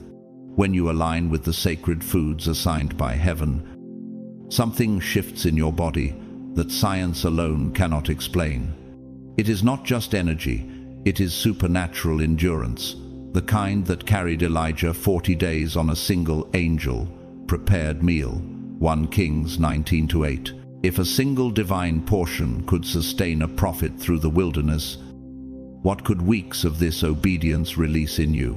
As you eat rice, beans, and salmon, you enter into the same harmony the natural world thrives in. Rice is like the steady heartbeat of the earth, growing quietly, yet feeding nations. Beans are the deep, regenerative roots of an old olive tree, restoring the soil as they grow. Salmon, swimming upstream, mirrors the chosen ones moving against the flow, strong yet graceful, unstoppable in their return to source. Psalm 1-3 says the righteous are like a tree planted by streams of water, which yields its fruit in season. Could it be that your spiritual season is waiting on the purity of your fuel? This divine rhythm has been sung before, in creation, and even echoed in the arts, in Handel's Messiah. The triumphant swell of "and he shall reign forever and ever" is not a sudden shout, but a gradual build, every note perfectly aligned, until the whole room trembles. That's what holy nutrition does to your body. It builds, aligns, and then bursts forth in power. Just as an untended instrument drifts off key, your body on artificial fuel loses its divine resonance. But tuned by God's menu, you become an instrument fit for the King's hand. The fatigue you've carried, the slow mornings, the clouded thinking, the restless nights, these are not your natural state. They are the weeds in the garden of your soul, planted by a world that feeds itself on processed poison. In nature, weeds always grow faster than fruit, but they never nourish. Matthew 13:25 warns of the enemy sowing tares among the wheat. What seeds has the world been planting in your body through your diet? Now, imagine the reset, waking without an alarm, energy rising like the dawn, your body light, yet strong. This is the supernatural calm and focus of a hawk in flight. No wasted motion. Every movement precise. You work without burnout. Create without mental fog. Love without emotional crashes. This is not hype, it is holy alignment. And like the slow, deliberate rise of a cathedral spire in medieval Europe, your transformation is built stone by stone, meal by meal, in perfect harmony with heaven's blueprint. When your nutrition aligns with your spiritual assignment, you don't just have more strength, you carry more presence. You are no longer surviving, you are ruling. Matthew 5:14 calls you a city set on a hill. And cities don't hide their light. The chosen ones were never meant to run on fumes. They are built to illuminate, to stand, and to endure like mountains unmoved by storms. If mountains hold their ground against centuries of wind and rain, how much more can you stand when heaven is your source? Now is the time to rise. Break the old patterns. Feed the divine. Awaken the unstoppable. They are meant to be carriers of peace, healing, and vision. That requires strength, not the kind built in gyms, but the kind forged in the secret place where God speaks. The joy of the Lord is your strength. Nehemiah 8:10. And that joy is being poured into you as you obey this sacred command. You will walk longer, speak stronger, endure more, and radiate life. All without burning out. God is not simply preparing you, He's positioning you like a cornerstone in a divine structure, perfectly measured and placed for maximum stability. And one of the most precise tools He's using in this season is your obedience to His instructions, especially the ones that seem small. If you are willing and obedient, you will eat the good things of the land. Isaiah 1:19. Why is it that the most life-altering instructions often come wrapped in simplicity, obeying the call to eat only rice, beans, and salmon isn't about dietary control, it's about architectural alignment in the blueprint of heaven. When you obey, you synchronize your internal frequency with God's resonance, just like two tuning forks vibrating in perfect harmony. You will notice how delays begin to dissolve. Relationships, once tangled in confusion, will suddenly align. Opportunities will arise as if pulled from another dimension. For the Lord your God goes with you. He will never leave you nor forsake you. Deuteronomy 31:6. Can you imagine what your life would look like if every step you took was backed by that kind of divine momentum? This is not mystical hype, it's spiritual cause and effect. Heaven responds to obedience, the way light responds to an open window. History has shown us this pattern again and again. Just as Abraham's obedience made him the father of nations, your trust in this seemingly small command can unlock an inheritance that impacts generations. In the words of the late architect Antoni Gaudí, whose vision built the Sagrada Familia, Nothing is art if it does not come from nature. What if your health, clarity, and stamina are God's living art, and this diet is the brushstroke? God is moving quickly in this hour. But only those in alignment can move with him. But those who hope in the Lord will renew their strength. They will soar on wings like eagles. Isaiah 40-31. Isn't it worth asking, what future are you forfeiting if you delay obedience now, in the high-stakes game of spiritual transformation? This is the calm before the decisive move. Every bite you take is not just feeding your body, it's constructing the cathedral of your calling, stone by stone. And here's the truth: man shall not live on bread alone, but on every word that comes from the mouth of God.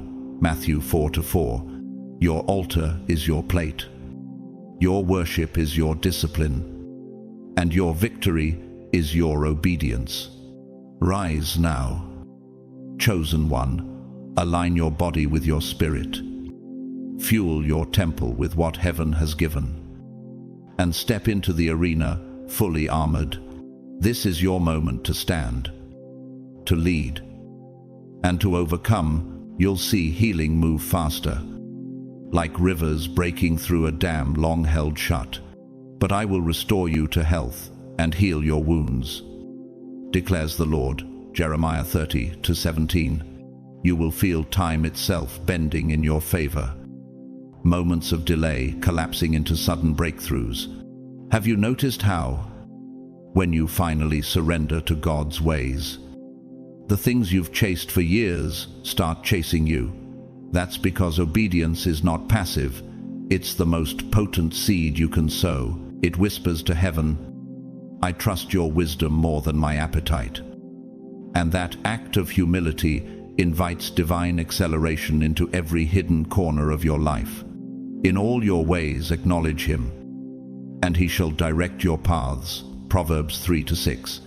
The blessings that have been circling above you are about to land, because now, for the first time, you're truly ready to hold them. But how many people miss their breakthrough because they refuse a simple command? Food is never neutral. It either lifts you up or drags you into the shadows.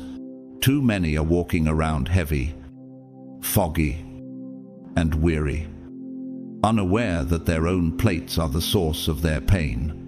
Processed foods, chemically altered ingredients, and flesh from traumatized animals carry a spiritual static that distorts your signal. Do you not know that your bodies are temples of the Holy Spirit? 1 Corinthians 6:19. When the temple is polluted, the altar fire dims. We've seen this in history, like King Nebuchadnezzar in the book of Daniel, a ruler so drunk on his own appetite and pride that God stripped his kingdom and left him crawling like an animal. Pride in what you consume will eventually consume you.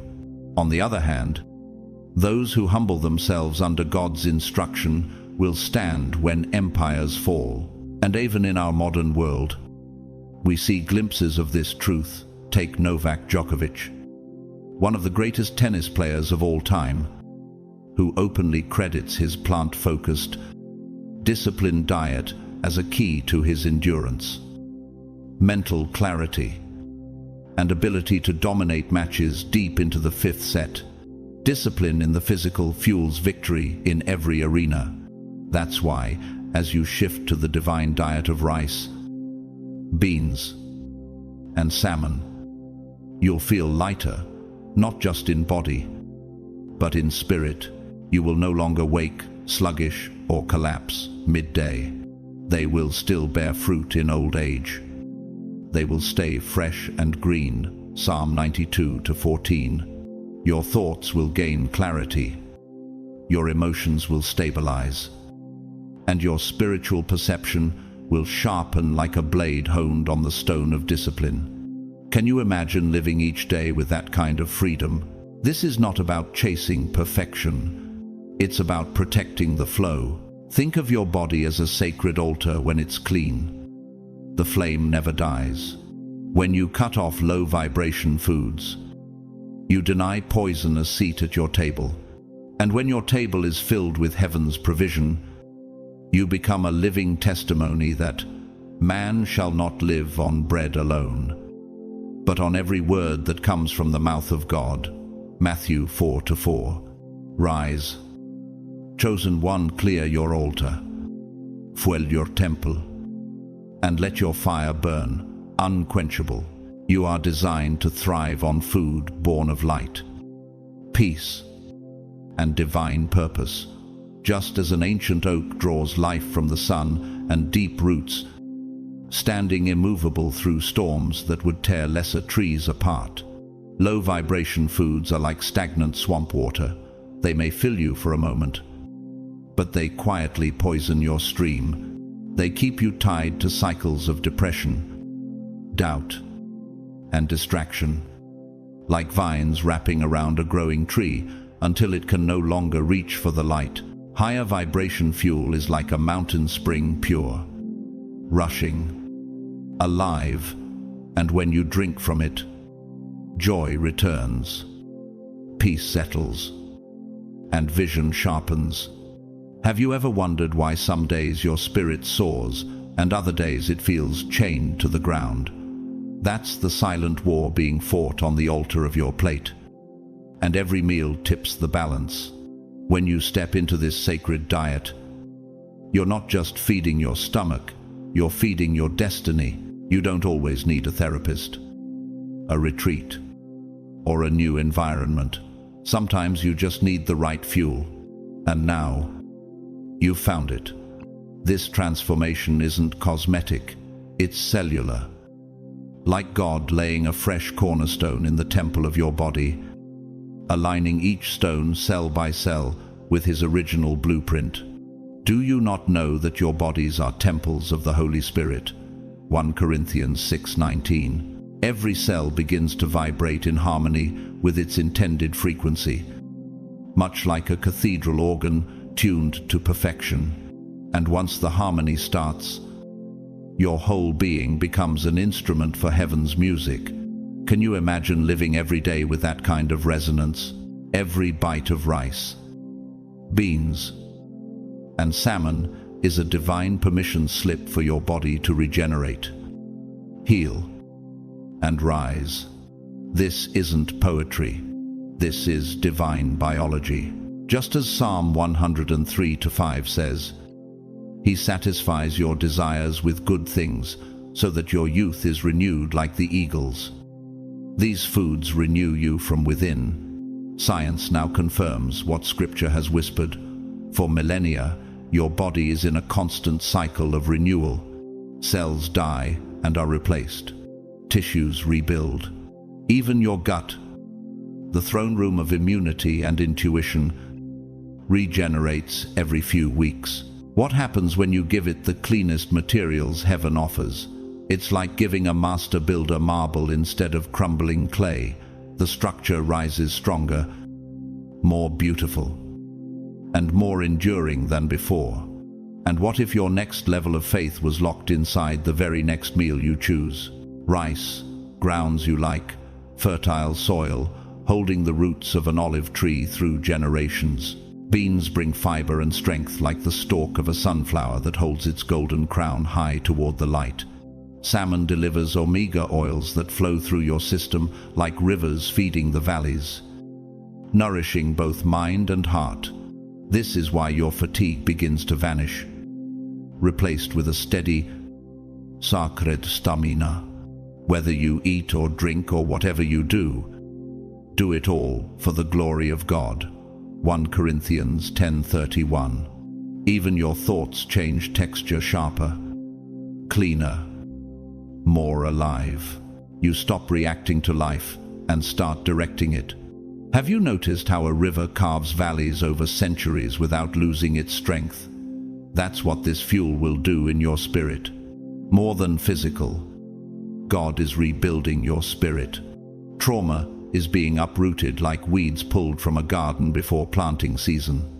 Burnout is washing away like winter ice under the warmth of spring. Even spiritual numbness is being stripped away layer by layer, leaving only the living wood of faith.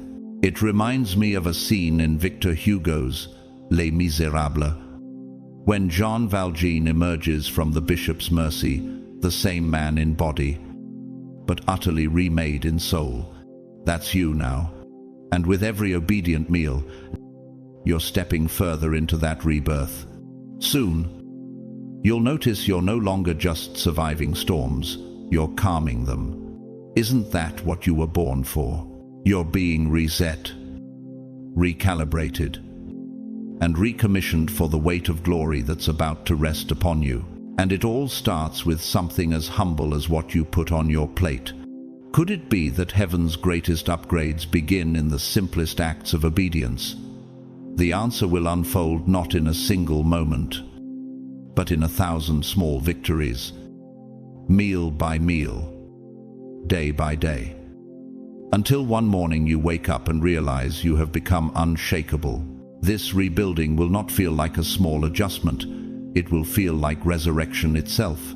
At first, it comes quietly, almost imperceptibly, like the way the dawn begins, by softly touching the horizon before flooding the world with light. But then, suddenly, the shift accelerates. You will catch your reflection and see a version of yourself you thought was lost forever, eyes luminous with conviction, skin illuminated as if lit from within, laughter echoing with unshakable joy, and a discernment so sharp it slices through confusion like a master-crafted blade.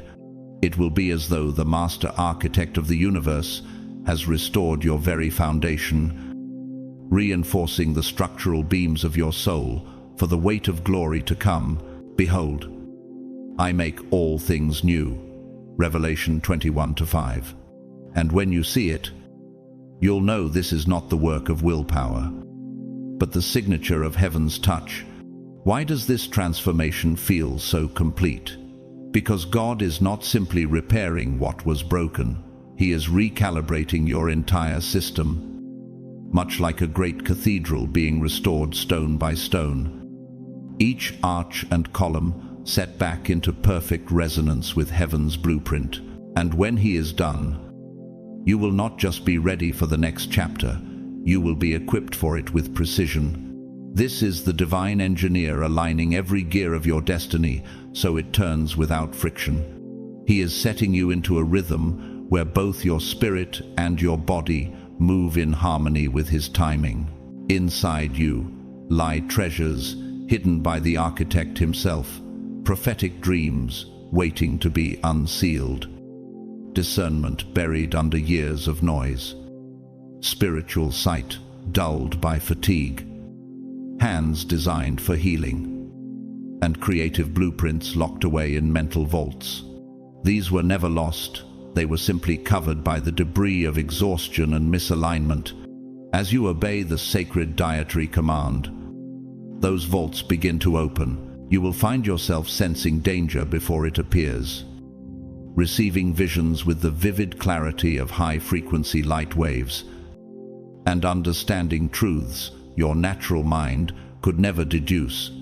Call to me, and I will answer you and tell you great and unsearchable things you do not know. Jeremiah 33:3. And this time, you won't question whether it's real.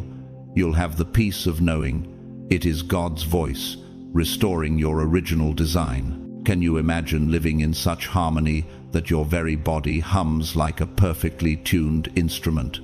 Picture the neuroelectrical circuits of your brain firing without static, like a clear symphony hall, resonating without echo distortion. This is the kind of clarity that comes when divine nourishment becomes your fuel. It is no coincidence your spiritual DNA is being rebooted. Its code rewritten in obedience to the one who wrote it in the first place. Every cell becomes a note in God's composition. Every heartbeat a drumbeat of heaven's rhythm. And in that alignment, you walk with a confidence the world cannot counterfeit. In the natural world, we see this principle. Nobel laureate Dr. Santiago Ramón y Cajal known as the father of modern neuroscience, once said, "Every man can, if he so desires, become the sculptor of his own brain." In the kingdom of God, this sculpting begins with obedience, down to what you place on your plate. As rice stabilizes your internal rhythm, beans repair your inner walls, and salmon oils your mental gears. You are literally constructing the living temple that carries His presence. Do you not know that your bodies are temples of the Holy Spirit? 1 Corinthians 6:19. This is divine architecture meeting biological design, where even the smallest bricks, your daily meals, become the foundation stones of an unshakable life. And yet, it goes deeper than physiology. It is spiritual architecture. You are not simply consuming food. You are laying the cornerstones of endurance, fortifying the arches of faith, and polishing the stained glass windows of revelation within your spirit. There will be mornings when you rise without the weight of yesterday's burdens, moving through the day as if powered by a divine current that does not wane. He satisfies your desires with good things so that your youth is renewed like the eagles. Psalm 103:5. And when others ask where this vitality comes from, you'll know it was birthed in a secret place of obedience, one choice at a time. The shift will be so profound that the thought will cross your mind, was this the person I was always meant to be? Yes, it was always you, just waiting to be revealed. When the scaffolding of God's design finally emerged from behind the veil, your laughter will be louder, your steps lighter, your eyes steadier. And the beauty is, this isn't a fleeting moment. It's a permanent construction of heaven's craftsmanship. Now the question is, will you embrace this resurrection fully? Or will you return to the ruins you've been rebuilt from? This is not the time to hesitate. This is the hour to stand. Rise up, chosen one. Align your life, fuel your temple, and step into the flow of divine acceleration. The world will not wait, and neither will heaven. The fatigue that once clung to you like a damp, suffocating cloak will lift as gently as the morning mist disperses under the first warm rays of sunlight.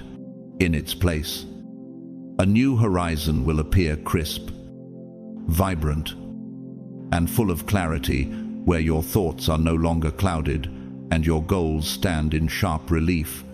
No more drifting from one meaningless task to the next, or watching hours vanish into the black hole of distraction. Instead, each step you take will carry the weight of intention, as though heaven itself has etched your path and handed you the blueprint. This, chosen one, is the supernatural precision that only obedience can unlock. But have you considered what your life might look like if every single step was divinely calculated? When your physical body and your spirit find themselves in perfect harmony, something extraordinary happens. You awaken to the fullness of your divine assignment. It's the kind of unity David wrote about when he said, "The Lord is my shepherd, I lack nothing." Psalm 23:1. The result, days marked not by chaos, but by an unusual combination of productivity and peace. Your mind, guarded by the focus heaven grants to those who walk in alignment, will become a fortress impenetrable to the noise and deception of this world. You will navigate challenges with a strategist's foresight, solve problems with bursts of creativity that seem to appear from nowhere, and operate in an effortless flow as though an unseen hand is guiding your every move. Can you imagine making every decision with the same confidence the prophets had when they stood before kings? This focus is not born from sheer discipline or caffeine. It is a gift reserved for those who choose to honor God's instructions with their very lives. The great inventor Nikola Tesla once remarked that instinct is something which transcends knowledge. For the chosen, that instinct is divinely sharpened until every decision is laced with spiritual insight. And in this sacred rhythm, waking renewed each morning, moving through your day with kingdom purpose, you will discover a deep wellspring of joy and gratitude. So abundant, it overflows into everything you touch. Yet history also warns us about the other side of the coin, the fate of those who refuse the call to align. King Saul, once anointed, allowed disobedience to cloud his judgment until the presence of God departed from him. His story stands as a caution. Neglect the divine instructions, and the clarity you once carried will be replaced by confusion and instability. But as you embrace God's chosen foods, you choose a different path, one where your altar is clean and your channel is clear. Are you willing to let go of what weakens you, so you can step into what empowers you? No longer will mornings arrive like an unwelcome burden. They will greet you as sacred appointments, quiet, golden windows where your soul communes with the Creator before the world demands your attention. These moments will set the tone for days filled with passion, discipline, and an unstoppable current of momentum. The journey before you is not merely a transformation of diet or routine, it is the rewiring of destiny itself. Man shall not live on bread alone, but on every word that comes from the mouth of God. Matthew 4:4. In this divine equation, rice, beans, and salmon are not just foods, they are the keys that unlock hidden rooms of wisdom and revelation. As your body sheds toxins and your spirit drinks deeply from God's nourishment, your capacity to receive and retain divine knowledge will surge. What was once locked away will be revealed. What was once confusing will suddenly make sense. And in that moment, you will understand. This is not just about eating differently. This is about living as the warrior, builder, and leader you were always meant to be. Align your habits with your calling. Feed the vessel that carries His glory. Because once you step into this flow of divine clarity, there is no going back, and the world desperately needs the sharpened, fearless version of you that is about to emerge. It is as though a veil, long woven by time and trial, is suddenly torn away from your spiritual eyes. The view is no longer blurred, you see, with the sharpness of a hawk gliding high above the mountains, scanning the landscape with unwavering focus. The path ahead is no longer a faint suggestion, but a radiant trail lit by the breath of heaven. The whispers of God are no longer distant echoes, but clear, melodic tones that resonate in your soul, like the deep toll of a cathedral bell at dawn. For with you is the fountain of life. In your light we see light. Psalm 36:9. And just like the seasons obeying their Creator, you find your spirit aligning with the cosmic rhythms He set in motion before the foundation of the world. Higher revelation is not simply about glimpsing the future, it is about stepping into the architectural design of heaven for your life. Your purpose takes shape like the slow yet deliberate growth of an ancient oak, its roots digging deep into living waters, its branches stretching toward eternity. You begin to discern your gifts not as random talents, but as carefully placed stones in a divine cathedral, each one fitting perfectly into the grand structure of God's redemptive plan. In this alignment, your heart opens to an intimacy with God that feels both infinite and profoundly personal, like standing before the rose window of Notre Dame and realizing every fragment of colored glass was placed there for you. Before I formed you in the womb, I knew you. Before you were born, I set you apart. Jeremiah 1-5. As you eat in obedience to the sacred diet, the divine downloads arrive like the sudden swell of an orchestra in Beethoven's Missa Solemnis, washing over you in waves of both awe and urgency. You move from being a seeker of fragments to a living conduit of complete revelation. Many people spend decades chasing answers through books, through the lips of teachers, through the winding paths of experience, yet still come up dry. But for the chosen who prepare their vessel, revelation flows like a spring in the wilderness, untainted, unstoppable.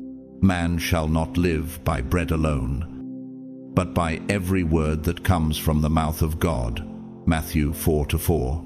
This is what happens when the temple is cleansed, when the soil of your soul is tilled and watered.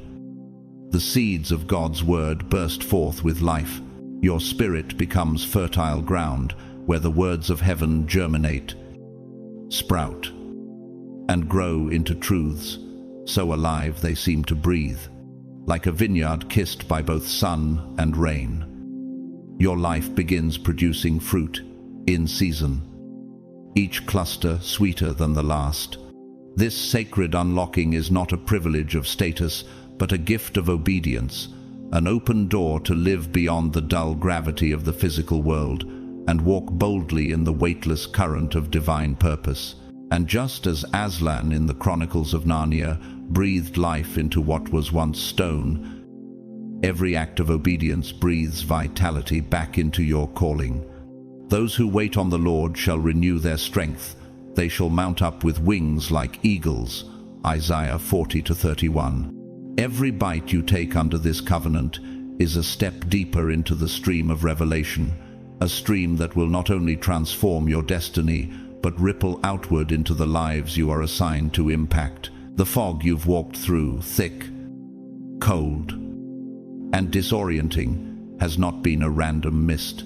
It was born of years of spiritual warfare, malnourishment of both body and soul, and constant distraction that gnawed at your focus like ivy, choking the life from a tree. Yet now, as the chosen diet clears your inner skies, that fog will lift, and you will stand like a lighthouse on a clear night, visible, steadfast, and impossible to ignore. The promise of this divine diet is not just about what you eat, it's about who you become. When the fog lifts, it's like the first rays of dawn piercing through the horizon after a night that felt endless. The golden light doesn't just illuminate the path before you, it warms your soul, revives your courage, and makes every step forward feel purposeful. This is the moment when you see clearly, not just with your eyes, but with your spirit. The distractions that once hijacked your focus begin to fade like shadows retreating from the sun. Doubt loses its grip. Fear finds no foothold. For God has not given us a spirit of fear, but of power and of love and of a sound mind. 2 Timothy 1:7. In that holy stillness, God's voice becomes unmistakable, His instructions precise, His timing perfect. You begin to notice the divine choreography of your life, every delay, every detour, every closed door, now forming the rhythm of a sacred song that was always leading you here. And as this clarity takes root, your courage blossoms. You'll feel compelled to leave behind the toxic tables you once sat at, to cut ties with the habits that once drained you, to refuse the invitations of anything that dulls your fire.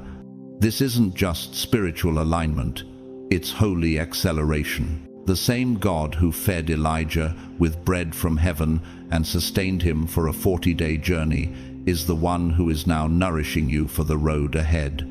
Opportunities will begin to appear that you could never have orchestrated.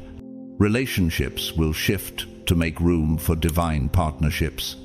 Doors you thought were locked forever will swing wide at the exact moment you arrive. And through it all, your spirit will rise light, strong, and unshakable. The fog may have covered your vision before, but from this day forward, it will never define your destiny again. So, chosen ones, if this word has stirred your spirit, I invite you to stand boldly in agreement. Like, share, and comment your amen below so others can find this truth. Subscribe to this channel so we can keep walking this sacred journey together. And to those who have given through super thanks, I honor you deeply. But even if you've never given a single coin, your presence here matters. Your engagement, your prayers, your time, they are seeds in the kingdom of God. May you go forth covered in His favor, guarded by His angels, and overflowing with His peace. May the road before you be straight, the winds at your back, and the light of His presence ever upon your face. And may you never forget, you are not here by accident. You are chosen, you are appointed, and the best is yet to come.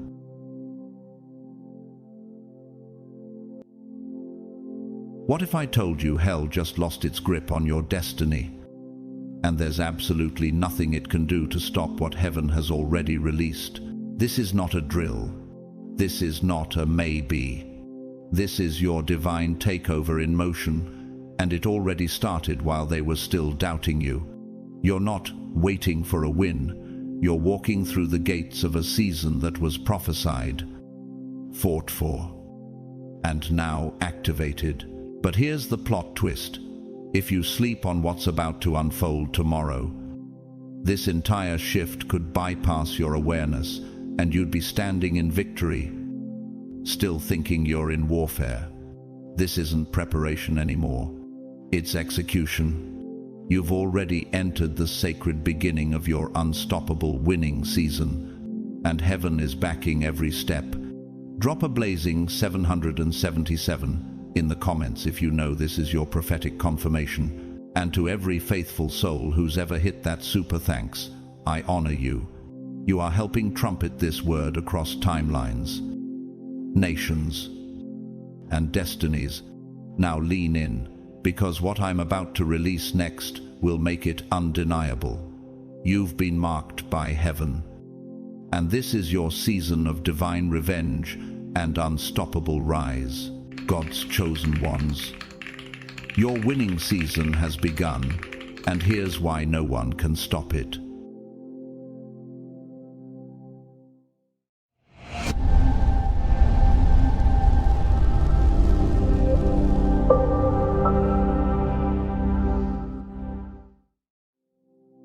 For what felt like eternity, you questioned the delays. You assumed your pause meant punishment. You interpreted heaven's silence as rejection, and the hiddenness as disqualification. But what if it was none of that? What if the stillness wasn't a denial but a divine synchronization? God wasn't ignoring you. He was aligning everything around you to recognize the magnitude of what He placed within you. Heaven wasn't late. It was calculating the exact moment the world would no longer be able to deny your anointing. What if the perceived delay was actually a divine shield? David felt that, anointed but not yet appointed. He wandered between pastures and caves, writing psalms while hiding from Saul's spears. Psalm 31, 15 declares, "My times are in your hands, and so are yours." You weren't waiting in vain, you were being synchronized with heaven's timeline.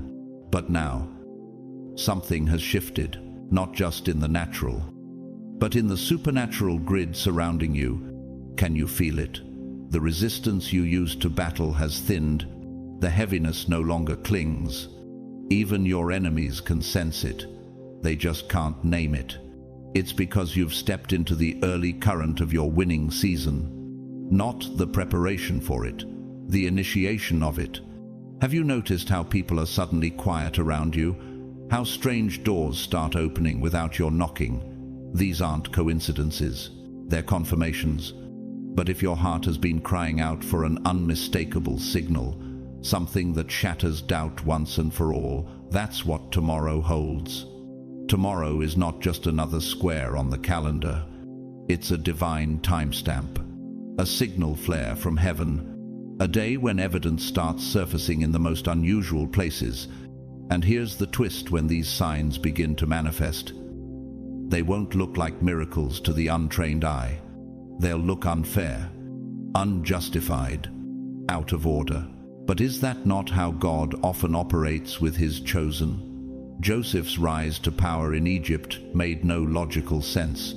Genesis 41:14 says, "Then Pharaoh sent and called Joseph, and they brought him quickly out of the dungeon.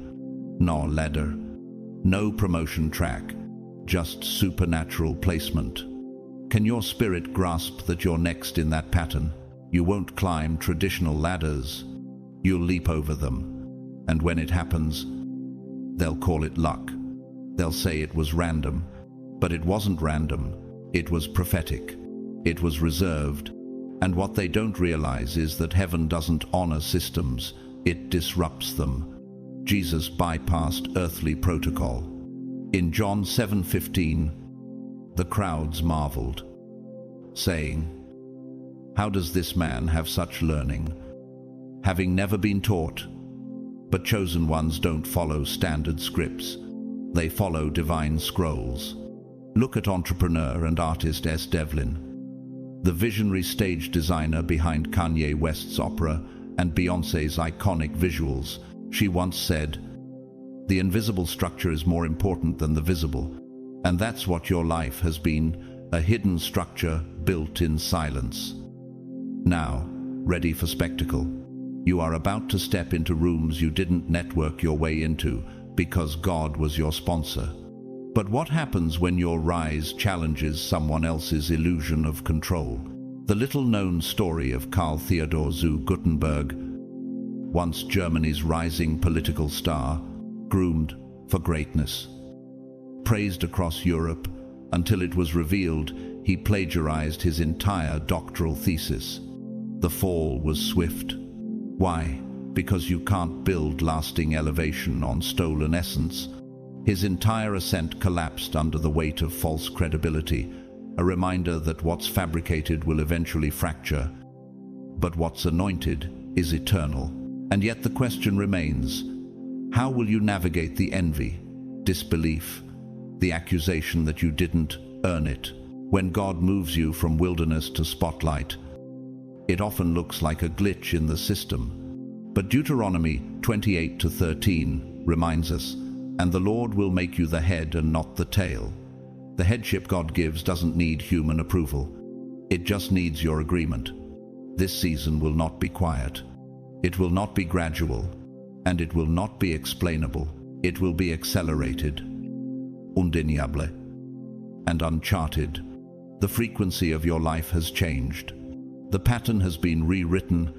Have you ever seen a hummingbird fly? Its wings beat up to 80 times per second, so fast the human eye can barely track them. And yet, in that blur, it hovers with perfect stillness. That's what your breakthrough will look like. Rapid movement, divine stillness, heaven's choreography in real time.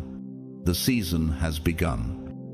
Chosen one, and this time, there are no more rehearsals, no more hiding behind humility that borders on fear, no more waiting for validation from the very ones who doubted your assignment. Stand up, show up, rise, not because you're ready, but because heaven said, "Go." They'll whisper that you didn't earn it, that you skipped the line. That door's opened for you without a visible key. But what they'll never grasp is that the system didn't malfunction, it bent to God's will. The rules didn't break by accident. They collapsed because heaven wrote a new equation where you are the anomaly. When divine favor moves, natural laws don't apply.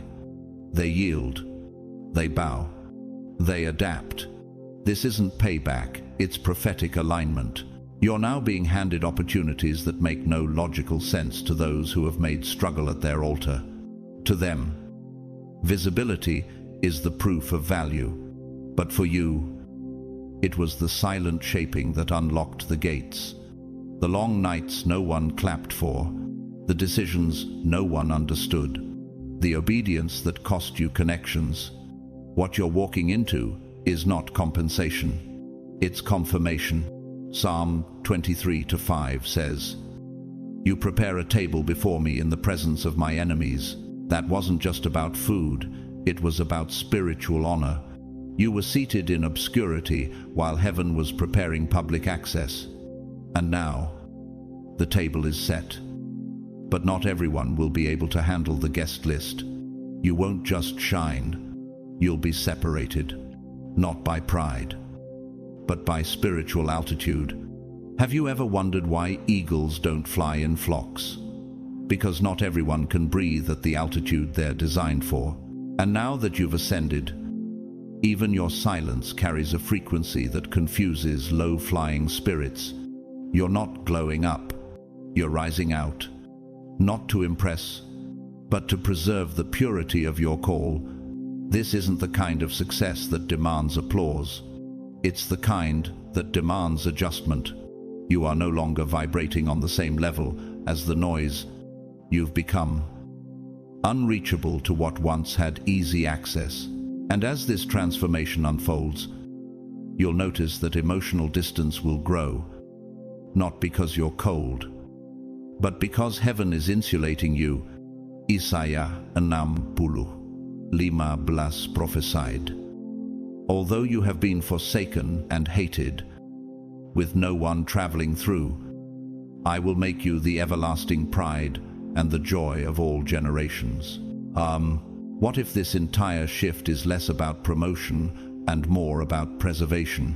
In the Danish Christian film Orchestration, 1955, there's a moment where the protagonist, presumed mad for his unwavering faith, suddenly speaks a word of resurrection, and it works. No theatrics, no explanation, just faith doing what logic cannot. The crowd stares in silence, unable to explain it. That's what's about to happen to you. The power moving through you won't be noisy, but it will be unshakable. And yet the question lingers, how will you protect this new dimension? When you begin to embody answers others haven't even formed questions for, will you still be willing to walk unseen, unvalidated, uninterrupted? Romans 8:19 tells us, "For the creation waits in eager expectation for the children of God to be revealed." This is not about being seen, it's about being revealed. And revelation doesn't arrive with a press release, it arrives with presence. Imagine the pufferfish, a small, underestimated creature, under threat. It expands silently and rapidly into a form so large, it shocks its predators into paralysis. It doesn't fight, it expands. And you're not fighting back anymore. You're expanding into what they never saw coming. You are no longer operating on the same level where confusion and chaos once found you. Your rise is sacred. Your silence is power. Your presence is a prophecy. Don't explain it. Don't dilute it. Rise fully into it. This isn't a spotlight. It's a summons. There will come a moment when things no longer resonate, not because you've changed emotionally, but because you've evolved spiritually. The conversations that once lit your fire now flicker out before they finish. The places that once fit you now feel architecturally too small, as if your soul has expanded beyond the dimensions of your former space. This is not arrogance. It's not aloofness. It's ascension, spiritually. You've outgrown the resonant frequency of the atmosphere you once called normal. According to quantum acoustics, every material has a unique frequency at which it vibrates most powerfully, but when stretched or elevated beyond that threshold, it begins to produce a new sound. That's what's happening to you. The frequency you once vibrated in agreement with is no longer compatible with the sacred retuning taking place inside you. Is it possible that what you're interpreting as disconnection is actually divine distinction? When you walk into a room and feel the disconnect, don't rush to reattach. When words from familiar mouths no longer land, don't rush to decode them. This isn't dysfunction, it's redirection. God is elevating your internal signal so precisely that only those with the matching bandwidth can find you. John 10:27 says, "My sheep hear my voice, and I know them, and they follow me." And when your voice is being refined, your audience will shift dramatically. You're not experiencing loneliness, you're being moved out of energetic traffic and into a spiritual vacuum where interference can't track you. In space science, vacuums aren't empty. They're intensely full of unseen force. This is your space now. It's not silence. It's insulation. And what's most unexpected is how your very presence starts changing the temperature of environments without speaking, without performing. You'll notice people pausing, questioning, even trembling. Not out of fear, but out of unprocessed recognition. Their subconscious knows heaven has touched you, even if their intellect can't name it. Isaiah 36:2 says promises. Whether you turn to the right or to the left, your ears will hear a voice behind you, saying, "This is the way, walk in it." That voice isn't external anymore. It's internal. You're no longer being guided by outer agreement, you're being led by inner revelation. This is the turning point where external validation fades and internal divine navigation takes over. Think of how submarines operate when evading sonar detection. They shift to a stealth mode called silent running, reducing internal noise to avoid being tracked by enemy frequencies. That's you now. Not hiding, just operating below the radar of spiritual interference. The most surprising effect, you'll feel more energized than ever, not from noise, but from flow. Psalm 46:5 says, "God is within her. She will not fall. God will help her at break of day." Does that help? It's coming from the sustaining flow of heaven, not the draining cycles of people who can't feel your new wavelength. And in the background of your ascent, you'll begin to notice how those who once read you clearly can no longer interpret your silence. They can't track you, because you're no longer broadcasting on the same bandwidth. You've exited their range. Spiritually speaking, your signal is now encrypted. And here's the question most never ask. What happens when heaven cloaks your frequency not to hide you, but to protect what's unfolding? This level of energetic encryption is what allows divine leaders to maintain stamina. It's not a popular game anymore. It's a frequency conservation strategy. You're not just being elevated to be seen. You're being elevated to operate beyond distortion. Legendary architect Zaha Hadid, the first woman to win the Pritzker Architecture Prize, once said, "There are 360 degrees, so why stick to one?" She redefined space by breaking linearity. You, too, are no longer confined to straight lines or standard timelines. You're building in sacred curves, angles only heaven can calculate. This is no longer a season of trying to make sense. This is a season of being made sacred. You are not here to be predictable. You are not here to be easily found. You are here to rise, encrypted, elevated, aligned. Step fully into that sacred altitude and never apologize for being untouchable by noise. Heaven isn't hiding you anymore. It's securing you. Something even more surreal is not just approaching, it's already unfurling beneath your feet. You're not glimpsing the future anymore. You are standing in it. And the signs of that truth will start surfacing in the most unexpected way. Conversations around you will begin echoing thoughts you had years ago. People who once dismissed your warnings, overlooked your ideas, or laughed at your instincts, they'll suddenly start repeating the very patterns you discerned long before they became visible. Have you begun to notice it yet? The eerie familiarity in their sudden epiphanies, The déjà vu of topics that once got you silence or side eyes, now becoming the center of group discussion. This isn't an annoyance. It's confirmation. Isaiah 42:9 says, "Behold, the former things have come to pass, and new things I now declare, before they spring forth. I tell you of them." That's what was happening in you all along, divine foresight wrapped in obedience. You weren't off. You were early. At first, it may feel frustrating, like the world is waking up to a conversation you already left years ago. But don't let the frustration become bitterness. Because this is not just about being right. It's about being affirmed in heaven's timing. What if the reason you felt misunderstood for so long wasn't because you were wrong, but because you were prophetically premature? In Luke 2:19, Mary treasured and pondered the mysteries surrounding Jesus' birth quietly in her heart. She didn't argue. She didn't post. She carried the truth until the world was ready to receive it. You've done the same.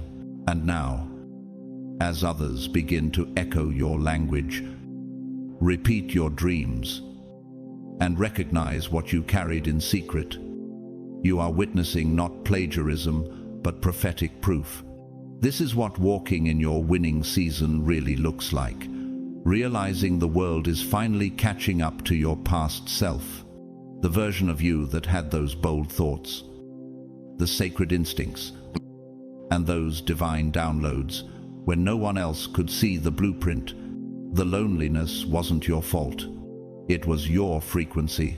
Branding legend and entrepreneur Bozoma St. John, known for her groundbreaking leadership at Netflix and Apple, once said, "Sometimes the world doesn't catch up to your brilliance until it's tripping over your footprints."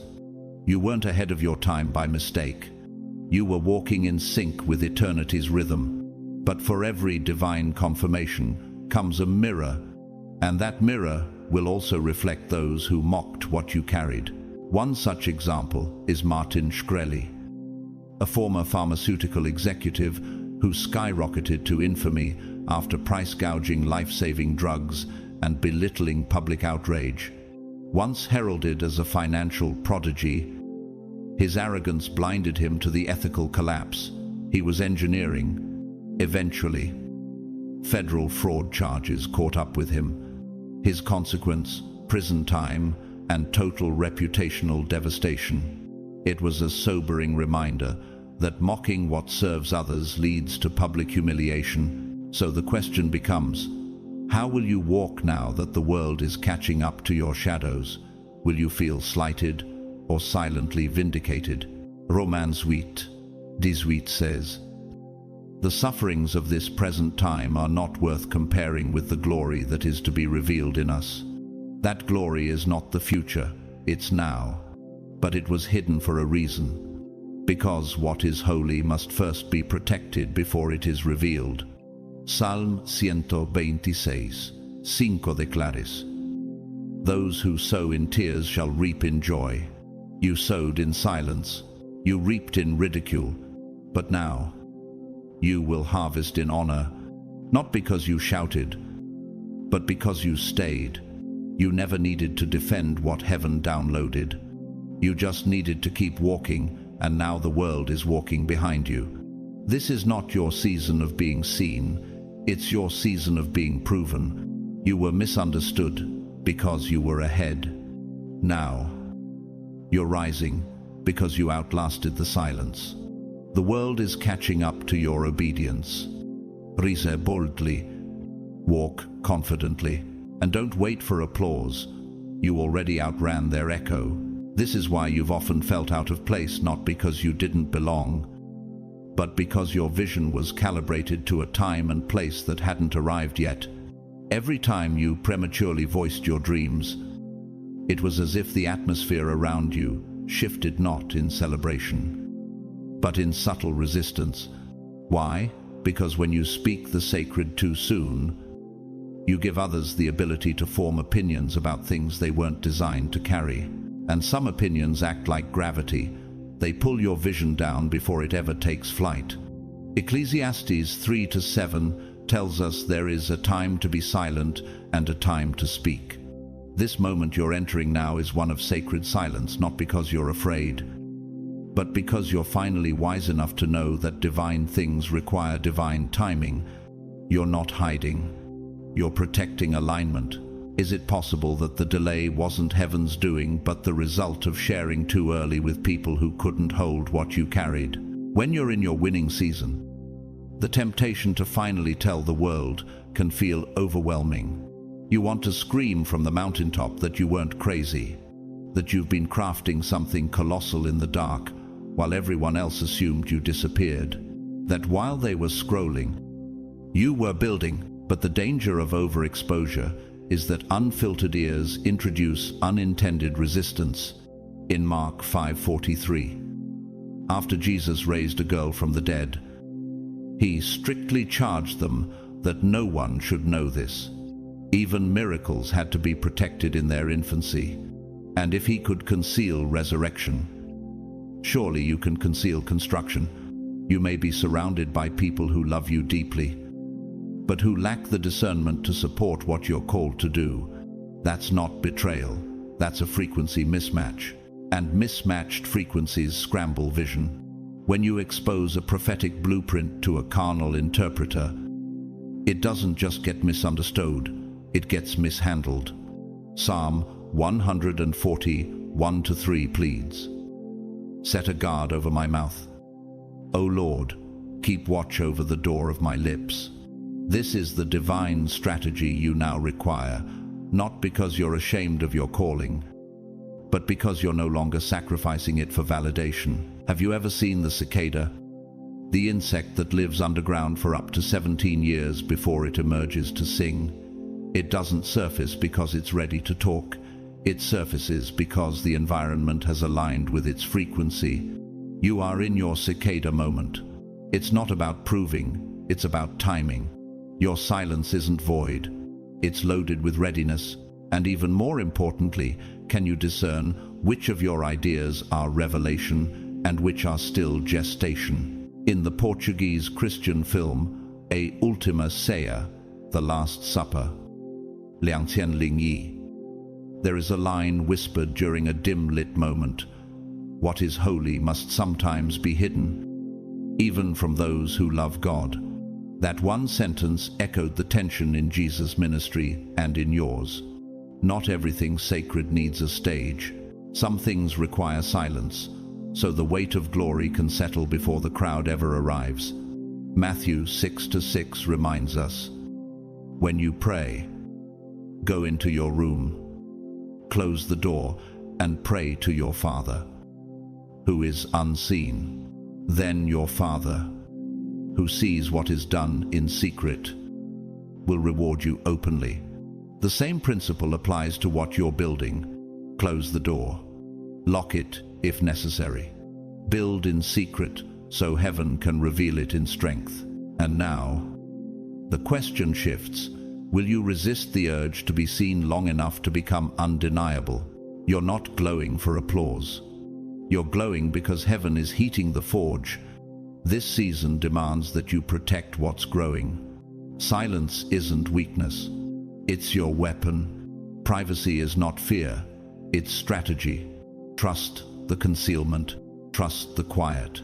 Trust that when it's time, nothing will be able to stop what heaven has ordained. Rise, quietly, powerfully, precisely. Trying to explain what you're building right now would only dilute it.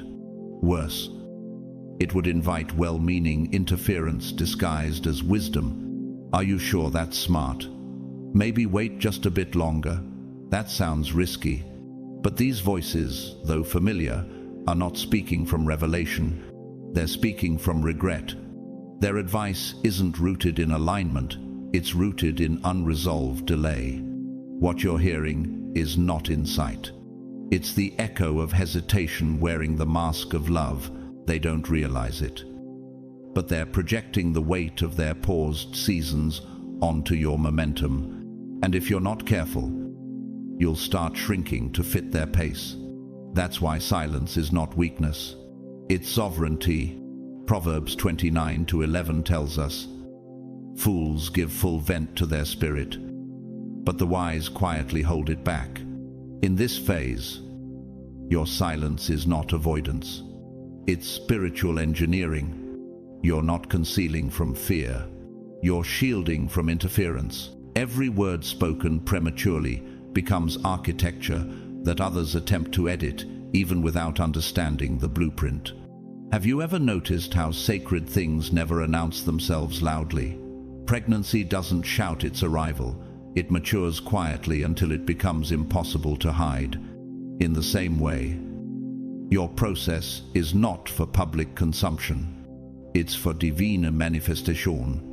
Is it possible that this silence is the insulation your destiny needs before exposure? You don't over updates. You owe yourself completion. The manifestation of what you've carried will be so loud, so undeniable, so disruptive, it won't require defense. It will speak through results, not reports. Matthew 19 declares, "But wisdom is proved right by her deeds." What you're building doesn't need to be explained. It needs to be finished.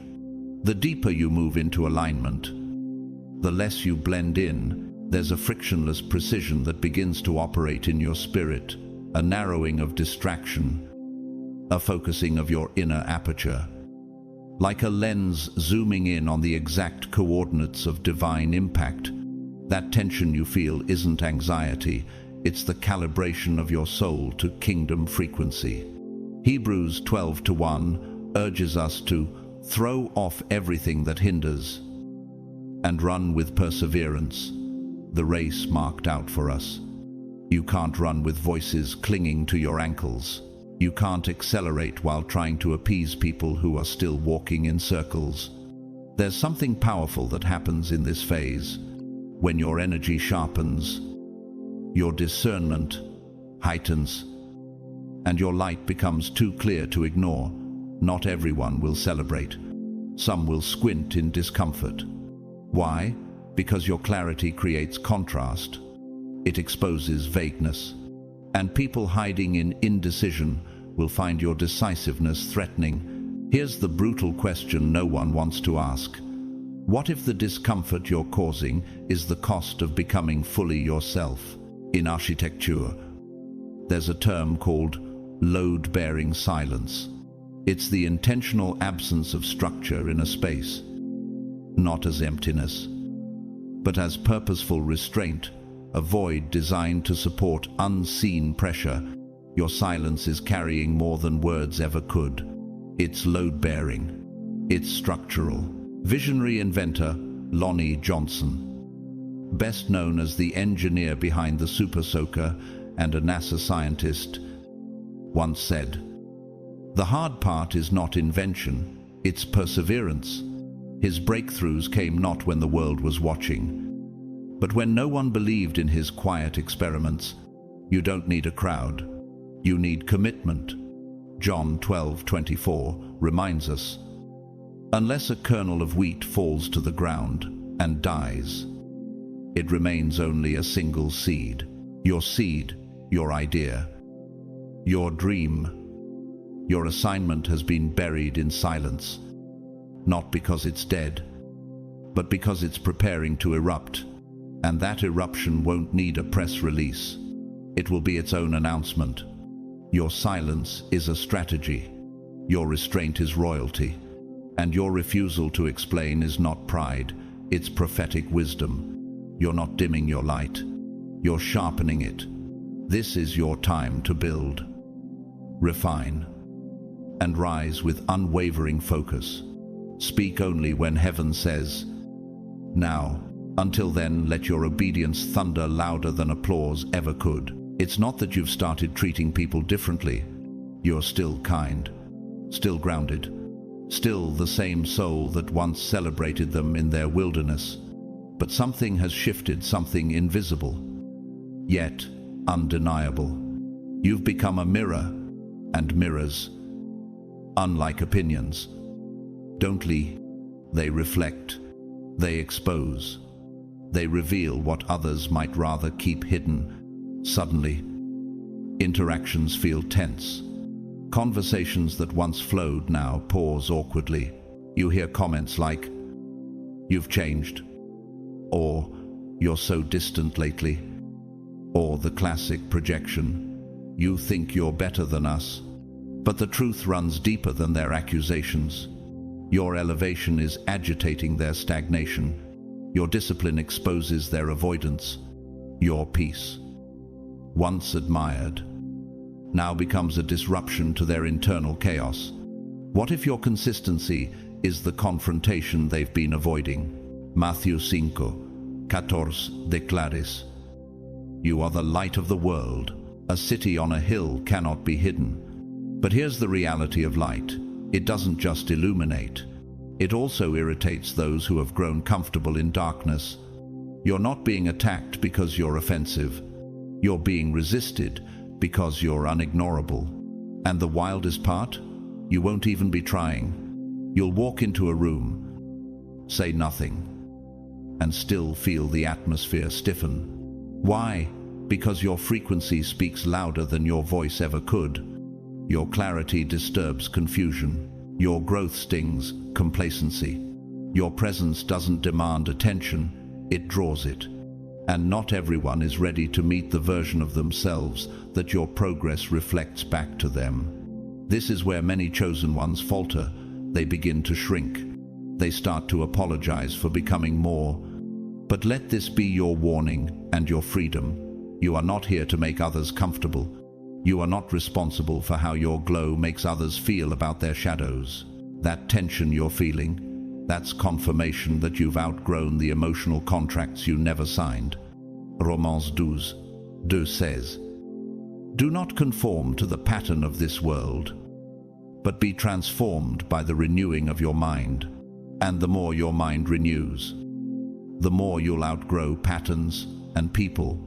This is exactly what happened to speaker and activist Valeria Luiselli, a Mexican author known for her fierce truth-telling through literature. She once said, "Telling the truth is never neutral." When she began writing about injustice at the U.S. Mexico border, even colleagues in her own field tried to silence her. But her refusal to dim down is what eventually led her to international recognition, not because she conformed, but because she confronted with clarity. On the flip side, we must also examine the cautionary tale of Elizabeth Holmes, the former founder of Theranos. Once heralded as the next Steve Jobs, she built her empire on illusion and charisma, avoiding hard truths and silencing dissent. But the lie eventually cracked.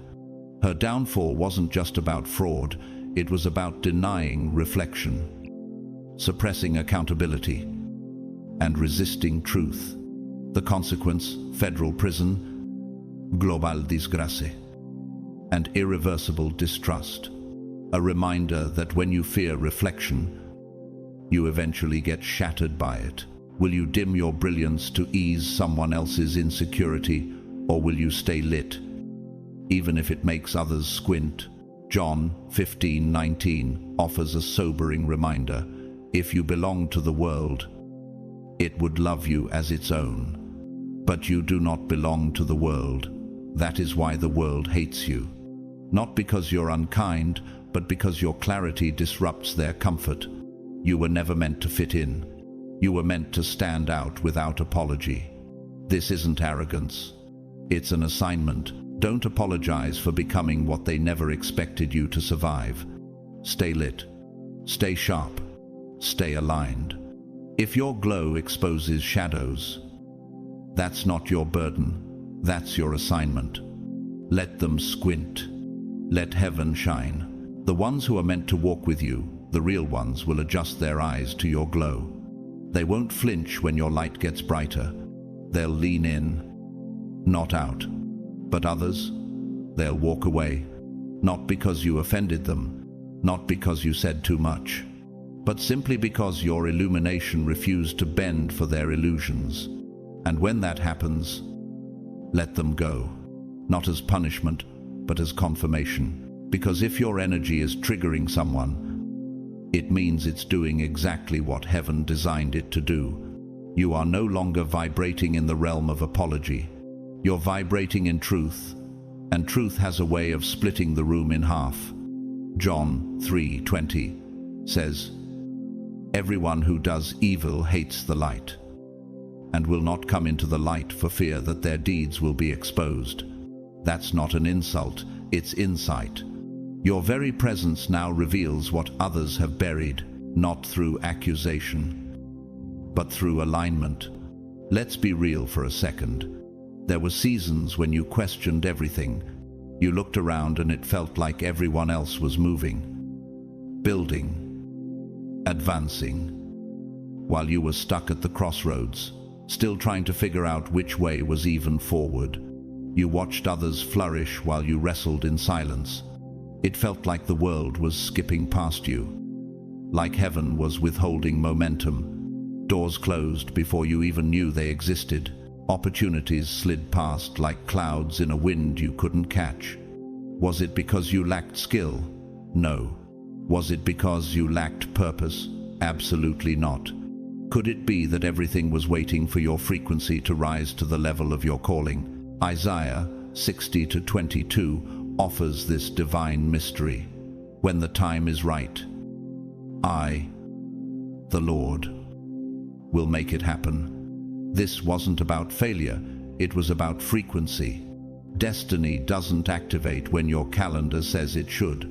It activates when your internal alignment matches heaven's vibration. In hindsight, it's becoming clearer, isn't it? The waiting wasn't punishment, it was a pattern, a sacred synchronization. Think of the bamboo tree after being planted. It sits underground for years, barely growing visibly. And then suddenly, once the root system is deep enough, it shoots up feet in weeks. The delay wasn't denial. It was deep. You weren't being ignored. You were being anchored. Have you ever wondered if the seasons of delay were actually divine insulation? Psalm 27:14 says, "Wait for the Lord, be strong and take heart, and wait for the Lord." You weren't late. You were being prepared to arrive ready. And now the spiritual pressure is shifting. The fog is lifting. And you're beginning to see the pattern, the delays, the detours, the divine rejections. All of it was the choreography of becoming. In the French African Christian play La Nuit de Feu, Night of Fire, a once broken character says in near silence, "God didn't delay me. He preserved me from walking into storms I wasn't built for yet." That's it. The silence wasn't a void. It was a veil of protection. What felt like abandonment was actually a divine buffer zone. And now, the timing has shifted. Now, your soul knows it. What once felt like uncertainty now looks like strategy. What once felt like being left behind now feels like being held back for the perfect launch. What are you willing to believe about yourself now that heaven is confirming what you saw all along? Romans 8:28 says, "And we know that in all things God works for the good of those who love him, who have been called according to his purpose." Not some things, all things. The silence, the setbacks, the seasons that didn't make sense, all of it has been recalibrated into breakthroughs. You are no longer waiting for life to prove you right. You are the proof. What once felt delayed is now revealing its purpose. Don't second guess what God has made clear. The world didn't skip you. Heaven timed you. Rise and walk like someone whose season finally heard their name. You're beginning to see it clearly now that what once looked like agonizing delay was actually divine design. Every supposed setback, every unanswered prayer, every closed door wasn't punishment. It was positional precision. You didn't miss your moment. Your moment was waiting for your readiness. Hebrews 10:36 reminds us, You need to persevere so that when you have done the will of God, you will receive what He has promised. What you called delays were actually detours, protecting you from destinations you weren't yet fortified to inhabit. Could it be that what you thought was rejection was actually redirection, calibrated by heaven's highest architecture? You didn't lose time. You gained stability. You weren't being startled. You were being structurally reinforced. In construction engineering, there's a principle called dynamic load resistance. A building's ability to absorb pressure over time without collapse. That's what God was doing to you. Strengthening the invisible beams of your identity. Thickening the emotional concrete of your endurance. Refining the frequency of your discernment so that when destiny arrived, you wouldn't buckle under blessing. Salmo 104:11 declares, "No good thing will He withhold from those who walk uprightly." That means what was withheld was never a denial. There was a delay until the foundation was able to carry it. Every season you labeled as stagnant was actually sacred recalibration. Every door that stayed locked wasn't mocking you. It was sinking to your upgrade. Those people who ghosted you, divine filtering. The jobs that rejected you, frequency mismatch. The relationships that ended, pruning for weightless growth. In cognitive psychology, there's something called future self-continuity, the ability to make present decisions in alignment with your future self. God saw your healed self, your whole self, your wise self, and He rerouted you so that the version of your future you prayed for would not collapse under the unhealed self you were still becoming. That's why Romans 5:3-4 reminds us, suffering produces perseverance. Perseverance, character, and character. Hope. You weren't just growing, you were being made durable. And here's the part that will shock you. The time you thought was wasted, it wasn't lost. It was stored in potential, stored in muscle, stored in spiritual compound interest. Your silent obedience was never unseen. It accrued value. The weight didn't weaken you, it matured you. That quickening in your chest, that growing clarity, that sudden momentum, it's not luck, it's return. Galatians 6:9 promise. Let us not grow weary in doing good, for at the proper time we will reap a harvest if we do not give up. And the proper time, it is now. Have you ever wondered if your acceleration is not new, but merely the return of all that was stored? To illustrate this, look at the story of Michaela de Prince, a once orphaned war survivor from Sierra Leone who became a world-renowned ballerina, raised in hardship, rejected for her skin condition. She once said, "They called me the devil's child, but I danced until my name changed." Her rise was not instant. It was built in silence, embrouille, grit, and years of hidden practice. Her triumph, proof that divine delay is often disguised as impossibility. And now, here you are. What you're experiencing is not a random wave. It's the release of a stored breakthrough, spiritual momentum, catching up with your prophetic identity. The things you once dreamed in secret are now chasing you in public. What was whispered in prayer is now roaring in manifestation. You didn't miss it. You mastered it. And now you're rising on borrowed time, returned with glory. The silence was never the absence of God. It was the architecture of alignment. Now walk boldly into the acceleration. What was stored is now surging. What was held is now here.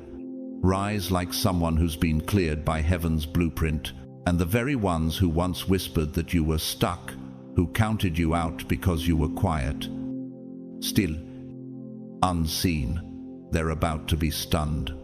Not because you've changed your strategy, but because the spotlight is finally catching up to your obedience.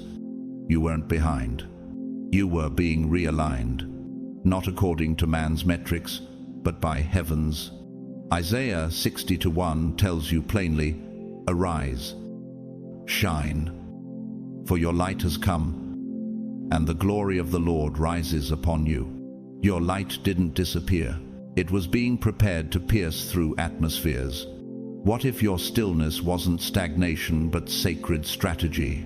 For too long, you've sat quietly clapping for everyone else's moment. You've been the one who holds the room together, the one who listens without needing the mic, the one who cheers without being asked. You've stood in shadows, not out of weakness, but out of strength refined through humility. And you've done it with love, because that's who you are. You were never bitter, you were never entitled, but deep in your spirit, you've always known this wasn't your final posture. There was a whisper in your chest that said, "I wasn't sent here just to applaud others. I was sent here to awaken something the world forgot it needed." Unto. And now, that whisper has become a roar, not an arrogant one, a holy one, a rumble in the heavens that announces, your time is not coming, your time is here. 1 through Galatians 6:9 promises, "Let us not grow weary in doing good, for in due season we shall reap, if we faint not." This is that due season. You didn't manipulate your way here. You didn't beg for it.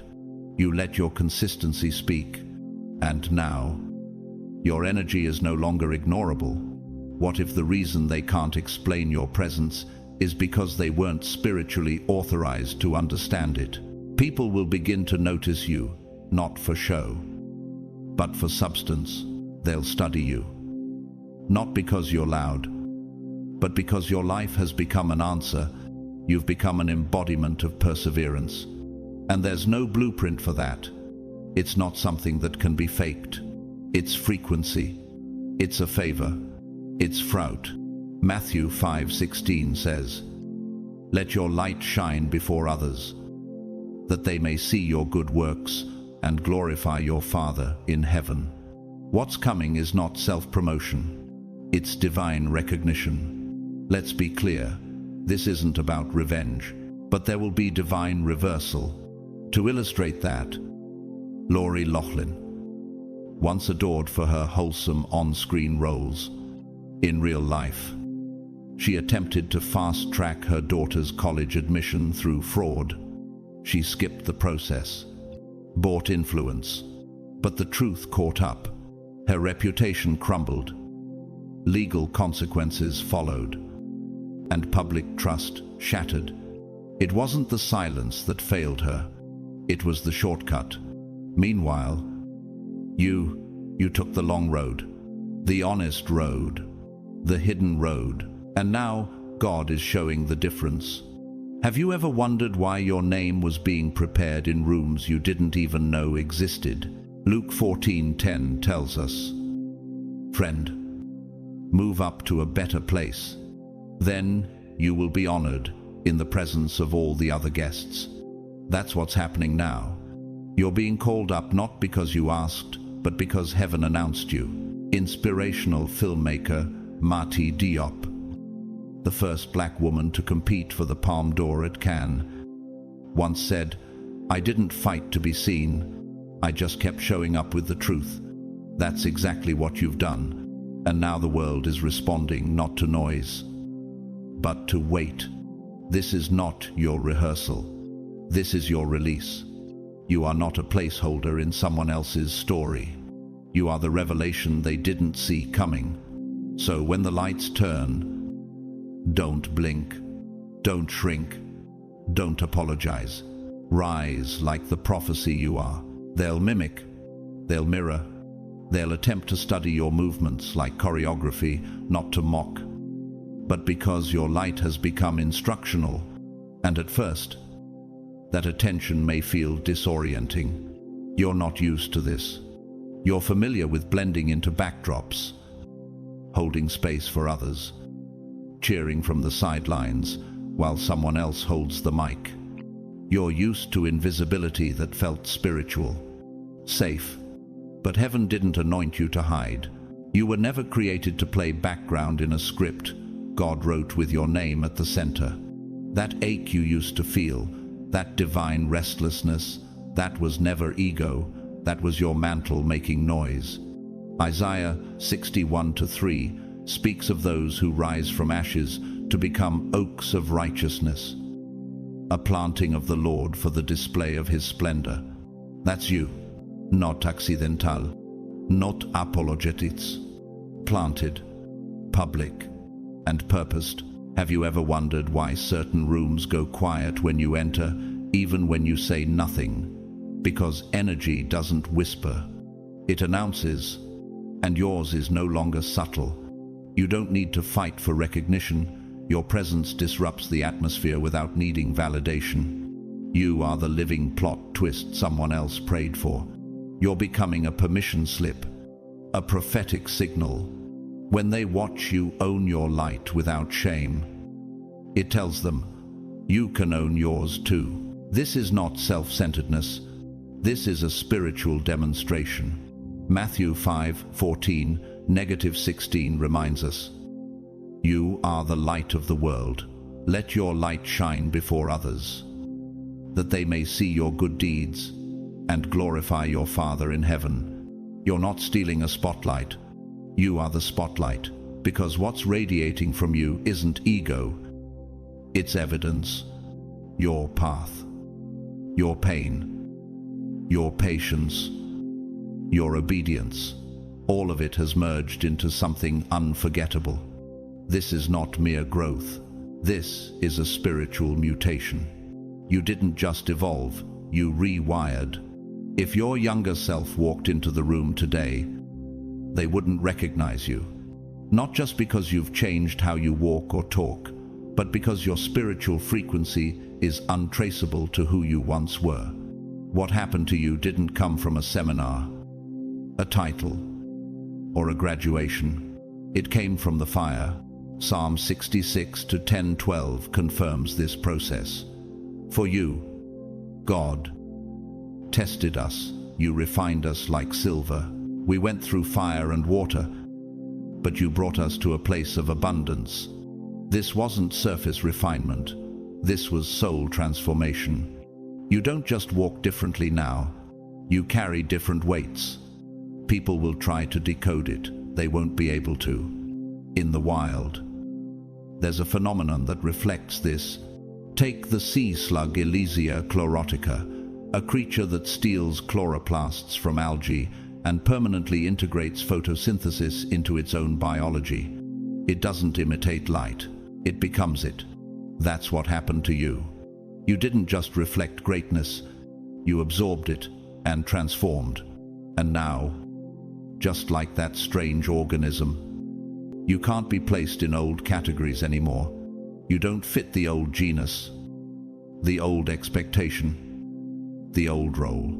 You are a new species of spirit walker, unboxable, untrackable, undeniable.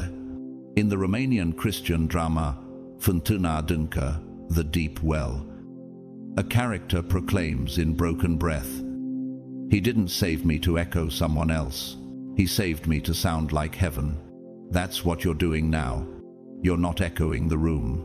You're retuning it. So let them study. Let them mimic. Let them misunderstand. You've been in the audience long enough. Now it's your turn to take the stage. This isn't performance. This is a prophetic embodiment. Don't downplay what God handcrafted. Don't apologize for becoming unrecognizable to your former self. You didn't just grow up, you mutated. And now, the world won't just watch it. We'll remember. Take the mic. Take the mantle. Take the stage. This is not just a growth spurt. It's not a fresh start. It's a total reconfiguration of your spiritual architecture. You didn't just make adjustments. You rewrote your blueprint. You don't just act differently, you are different. What used to rule you no longer even registers in your nervous system. What used to magnetize you now leaves you uninterested. That's not apathy. That's elevation. Romans 12, 2 tells us, be transformed by the renewing of your mind. The transformation was never about appearances. It was always about essence. Have you noticed how the things you once prayed desperately for now barely move you? How the people who once triggered spirals in you now leave you in total calm? This isn't numbness. This is neurological sanctification. A rewiring of your soul from trauma-driven decisions to truth-based discernment.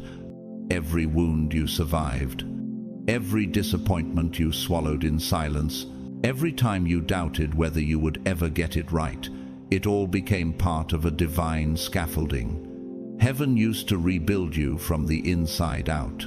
You don't move the same. You don't think the same. You don't even desire the same anymore. That is not ego. That is spiritual maturity. Isaiah 43, 18-19 says, forget the former things, do not dwell on the past. See, I am doing a new thing. That's not a poetic idea.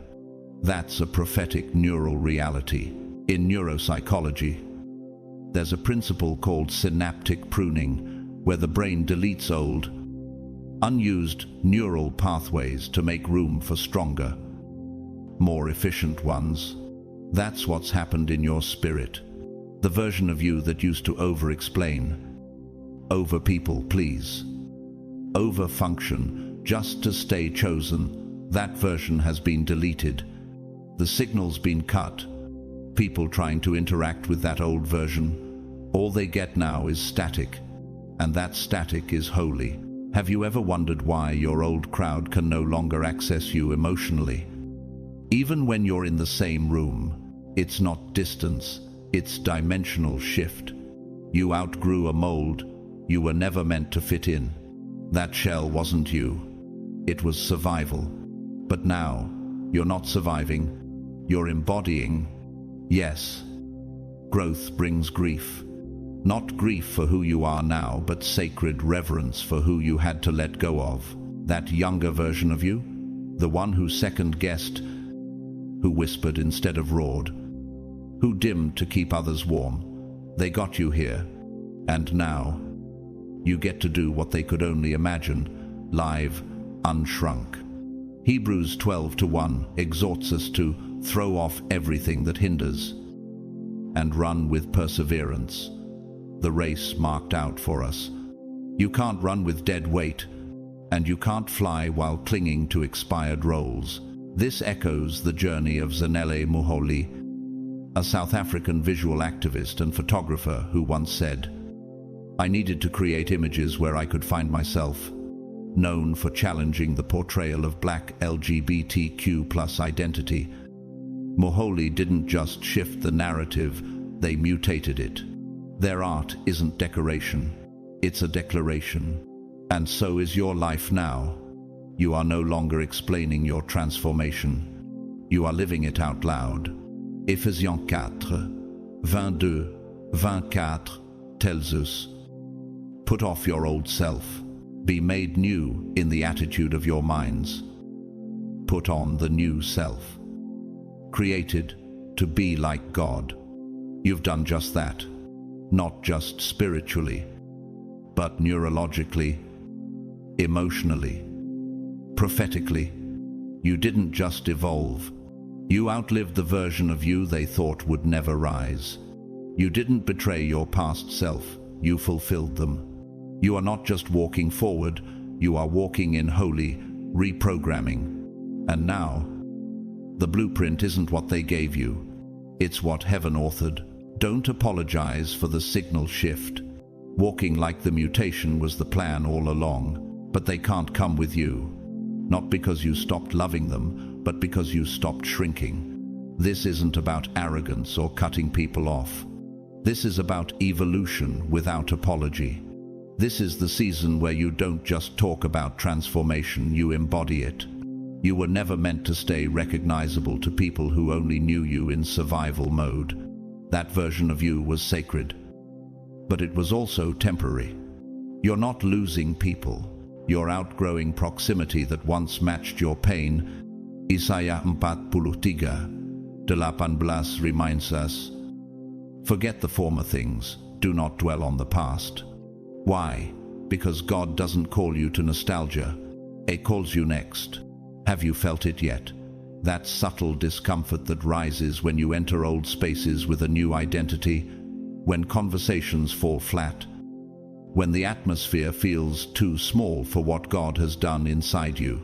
That's not rejection. That's confirmation. The goal was never to remain familiar.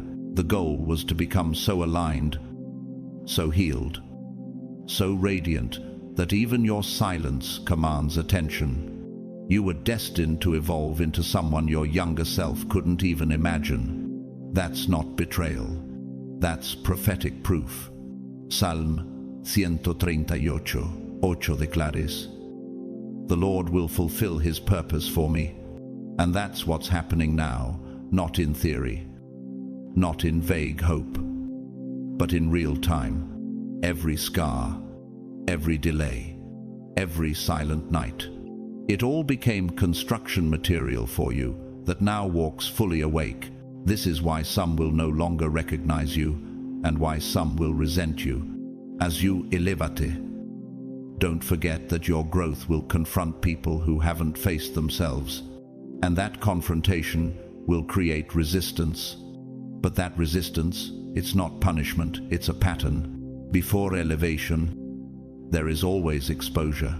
Take Hilaria Baldwin, for instance. Once admired for her presence in wellness and social media, her carefully curated identity came under fire when it was revealed she fabricated Spanish roots. She wasn't rejected because of change, she was exposed because of false construction. The result? Public backlash, lost credibility, and lasting suspicion. A sobering example that you can't fake authenticity forever. You, on the other hand, did the work. The real, hidden, painful work. And now you've stepped into the fulfillment quietly, honestly, powerfully. Romans 8:29 reminds us that we are predestined to be conformed to the image of his Son. That conformity isn't cosmetic, it's internal. And that internal transformation doesn't require external validation anymore. Have you asked yourself why the spotlight is finding you now, even when you're not asking for it? Because your identity no longer leaks uncertainty. You've become the answer you once waited for. You're no longer walking as the one who questioned everything. You're walking as the one who knows. Beloved speaker and advocate Muniba Mazari, known as Pakistan's Iron Lady, once said after surviving a life-changing car accident, "You are the hero of your own story." And heroes don't give up. Her wheelchair didn't define her, her persistence did. Like you, she didn't just survive the blow, she rewrote the ending. So yes, it might feel lonely at the top of this mountain, but that's only because validation doesn't live here. Legacy does. You've become the person you once prayed would walk in and save you. You are the answer. You are the evidence. You are the fulfillment. Don't mourn who didn't make the journey. Honor the climb. Protect the view. And rise, not with noise, but with undeniable presence. This is not just a coincidence. This is not just warfare. This is a spiritual pattern, and it's predictable. It happens to every chosen one right before they step into a new dimension. Not because they did something wrong, but because heaven is clearing the space around them. Just when you start catching your rhythm, something tries to throw you off balance. A betrayal from someone close.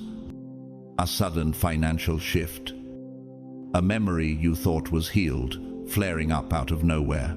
The enemy doesn't need new tactics when old wounds still trigger you. But what you're facing isn't regression, it's the threshold. Isaiah 41:10 says, "Do not fear, for I am with you. Do not be dismayed, for I am your God." That fear rising in you right now isn't a warning, it's a test. not to prove your weakness, but to confirm your growth. Have you noticed how pressure intensifies right before clarity hits? Why do some of your deepest doubts tend to surface right when you're closest to a breakthrough? That's not failure, that's friction. And friction always precedes spiritual lift. You might feel like everything is unraveling, but what's really happening is divine filtration. The universe, orchestrated by the Most High, is pushing everything to the surface that can't come with you. Think of it as a spiritual shedding. The old skins, identities, beliefs, ties, even comforts begin to peel away, not as punishment, but as preparation. Hebrews 12:27 explains it like this: the removal of what can be shaken, that is, created things, so that what cannot be shaken may remain. This isn't a loss, it's a fortification. What's falling away was already unstable. The shaking just made it visible. Here's where it gets deeper. The pain doesn't mean you're failing. It means you're finally strong enough to see what's been silently sabotaging your next level. And that confrontation, that betrayal, that temptation to spiral, it's not random. It's a spiritual checkpoint. This is your Red Sea moment. When Pharaoh chases, not because you're wrong, but because you're right at the edge of deliverance. Psalm 34:19 says, "Many are the afflictions of the righteous, but the Lord delivers him out of them all." The affliction is not a sign of rejection, it's a sign of arrival. Ever noticed how certain animals molt before transformation? The blue morpho butterfly must violently thrash to escape its cocoon. It's not struggling, it's strengthening. Without that final friction, the wings won't hold, and if helped prematurely, it dies in flight. That's what this feels like. Not death, but emergence. You're not under attack, you're under refinement. And this pattern isn't new.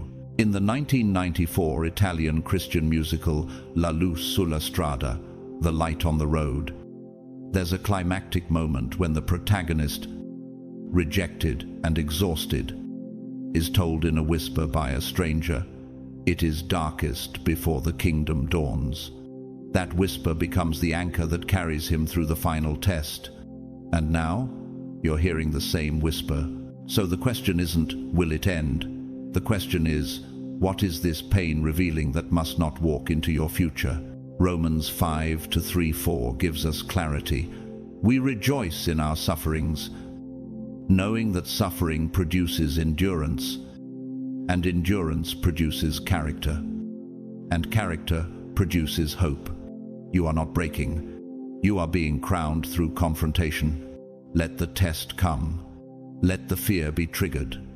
Let the betrayal be revealed, because all of it is proof that you're closer than you've ever been. You're not regressing, you're graduating. Don't retreat. Don't explain. Don't beg for what's falling away. Cross the threshold. The next level is not waiting for you. It's summoning you. You respond differently now. You don't flinch like you used to. You don't spiral the moment tension arises. Where pain used to trigger panic, now you pause with power. Where you once shrank to avoid conflict, now you expand calmly. Unapologetically, you no longer chase peace from people. You are peace in the midst of pressure. And just like that, the confrontation that used to undo you, it now confirms your calibration. Isaiah 26:3 declares, "You will keep in perfect peace those whose minds are steadfast, because they trust in you." That's not poetic comfort, it's strategic warfare. Peace isn't passivity, it's power held still. Have you noticed how chaos tends to show up when you've finally reached internal clarity?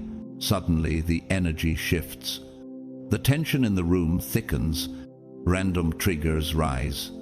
The enemy targets you like it's personal, but it's not. It's predictable. That's the cue.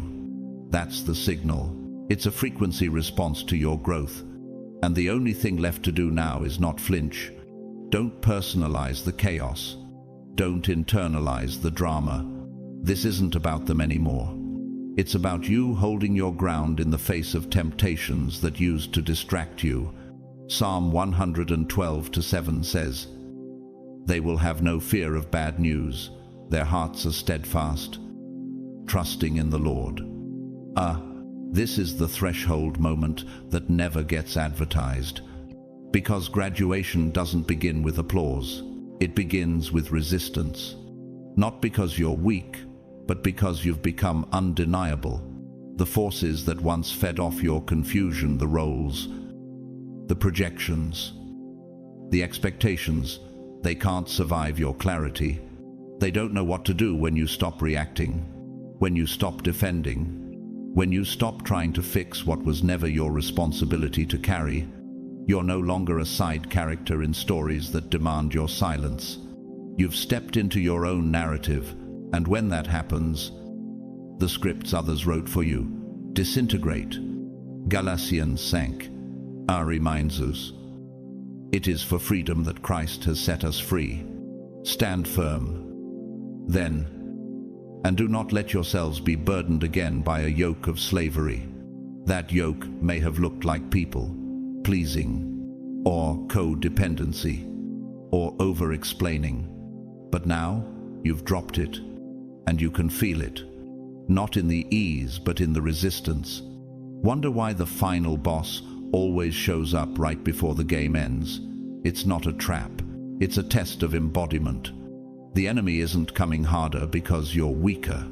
He's coming because you're winning.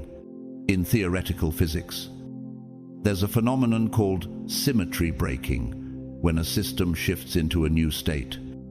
It becomes momentarily unstable as it finds new equilibrium. That's what's happening to you. You're not falling apart. You're transitioning into uncharted stability. The shakiness is not regression. It's realignment. And here's what's wild. You're holding the line without even trying. That's how deep the transformation has gone. You're walking proof that what used to haunt you now passes right through you, like wind through armor. This reminds me of a quote from artist and survivor Laolu Senbanjo, a Nigerian visual storyteller and human rights lawyer, who said, "The body is a temple. My scars are the stained glass that let the light through." You're not hiding your scars anymore. You've made them sacred. 2 Corinthians 12:10 confirms this. "For when I am weak, then I am strong." And that strength, it no longer screams. It stands. So when the enemy shows up with the same chaos dressed in a new costume, smile. You're not being tested because you're uncertain. You're being targeted because you've already crossed over. Don't explain. Don't run. Hold your ground like someone who knows the final boss only shows up when you've already won the level. You're being tested because you're next. Not next in theory, next in timing. The platform is already in place. The lights have already shifted. The atmosphere is pregnant with fulfillment. All that's missing now is your entrance. But here's the part that few understand. You weren't supposed to become this. Not by society's rules. Not by family patterns. Not by cultural code. You weren't born into prophecy. You had to battle for it. Psalm 118:22 says, "The stone the builders rejected has become the cornerstone." That's you? Misunderstood, misused, misnamed, but positioned. Let's be honest. The soil you were planted in was never designed to produce someone like you. The family dynamics, the cultural programming, the city mindset, the generational curses masquerading as tradition, all of it was engineered to repeat cycles, not release pioneers.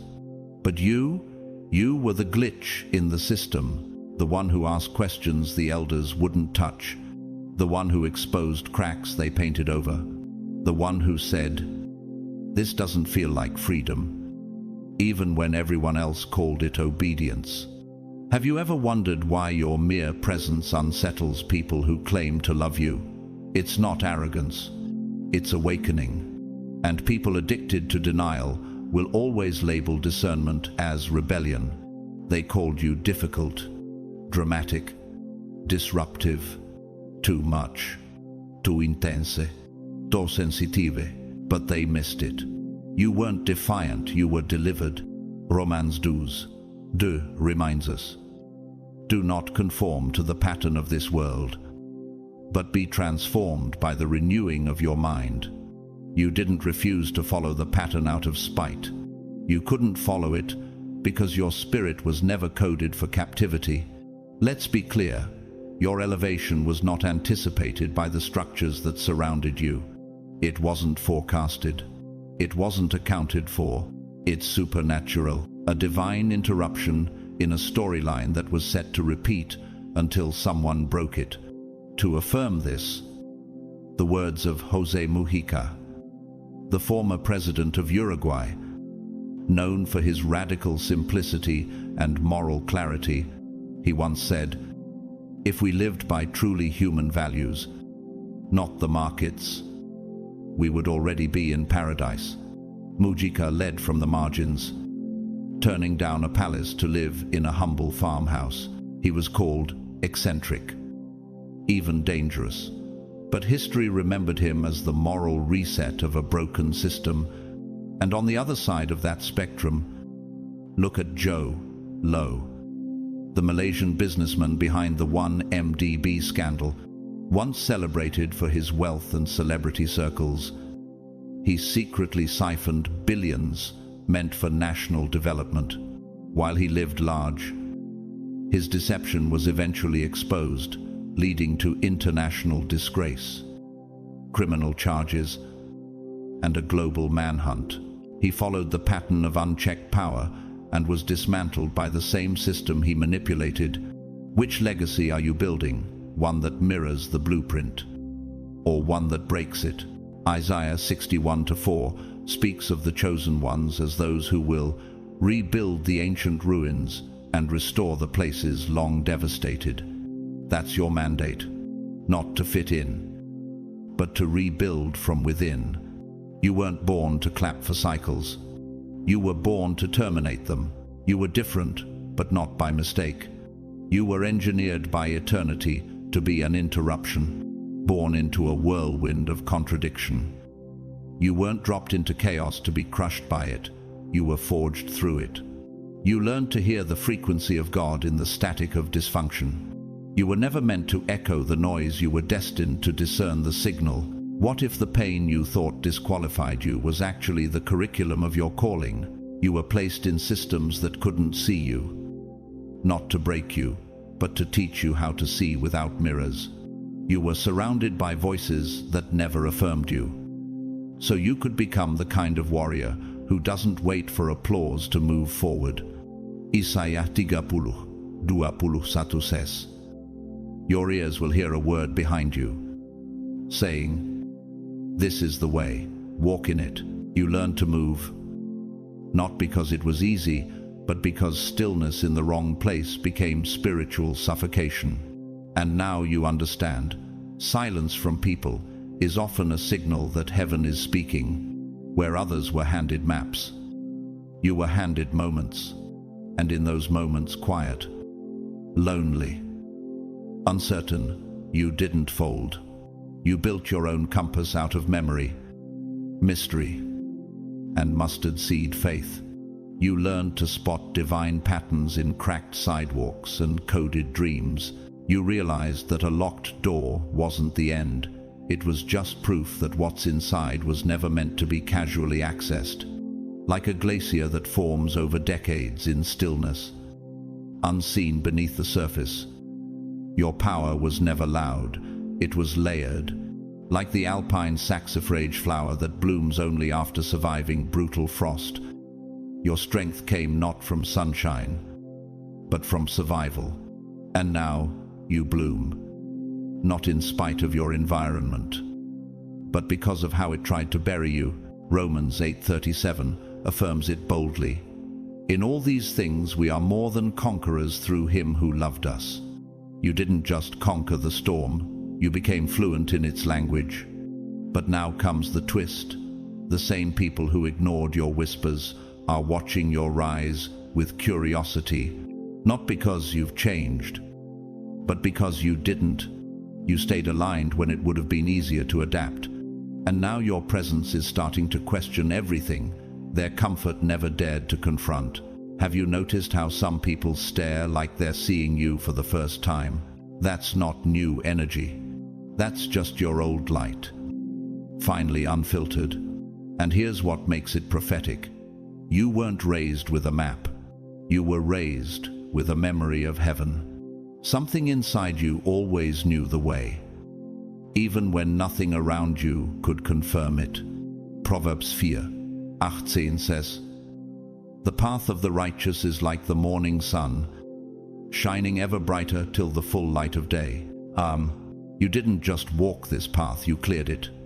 For others, for generations, for the unseen ones still waiting for a sign that survival is holy. In the 1983 French Christian drama L'Annonce à Marie by Paul Claudel, a character whispers, "Le silence est plein de Dieu." Translation, silence is full of God. And so was yours. Your quiet years weren't empty, they were sacred construction zones. And now what's emerging isn't just a new version of you, it's the original, uncorrupted, divine architecture finally coming into view. So here's the question. What if your wilderness wasn't a detour, but a blueprint? What if your loneliness was really leadership being born in secret? Isaiah 43:19 reminds us, "Behold, I am doing a new thing, now it springs forth. Do you not perceive it?" And now, the miracle is not just in what you're stepping into, it's in the fact that you arrived here without a single person paving the way for you. You didn't just break the mold, you exposed the mold for the lie it was. You weren't born to mimic systems, you came to rewrite them. And now, those who never believed in you are being forced to sit in the audience as heaven unveils the truth you carried in silence. You are the sign. You are the shift. You are the living prophecy. Now rise not for attention, but for assignment. Your stage is sacred. Your entrance is already written. Walk boldly. While others were busy trying to diagnose your difference, you were quietly disrupting ancient blueprints that were never yours to follow. You weren't rebelling, you were rerouting timelines. Generational contracts written in silence and passed down through trauma were broken the moment you chose not to repeat them. And though no trumpets blared, no crowds cheered, heaven recorded the rupture.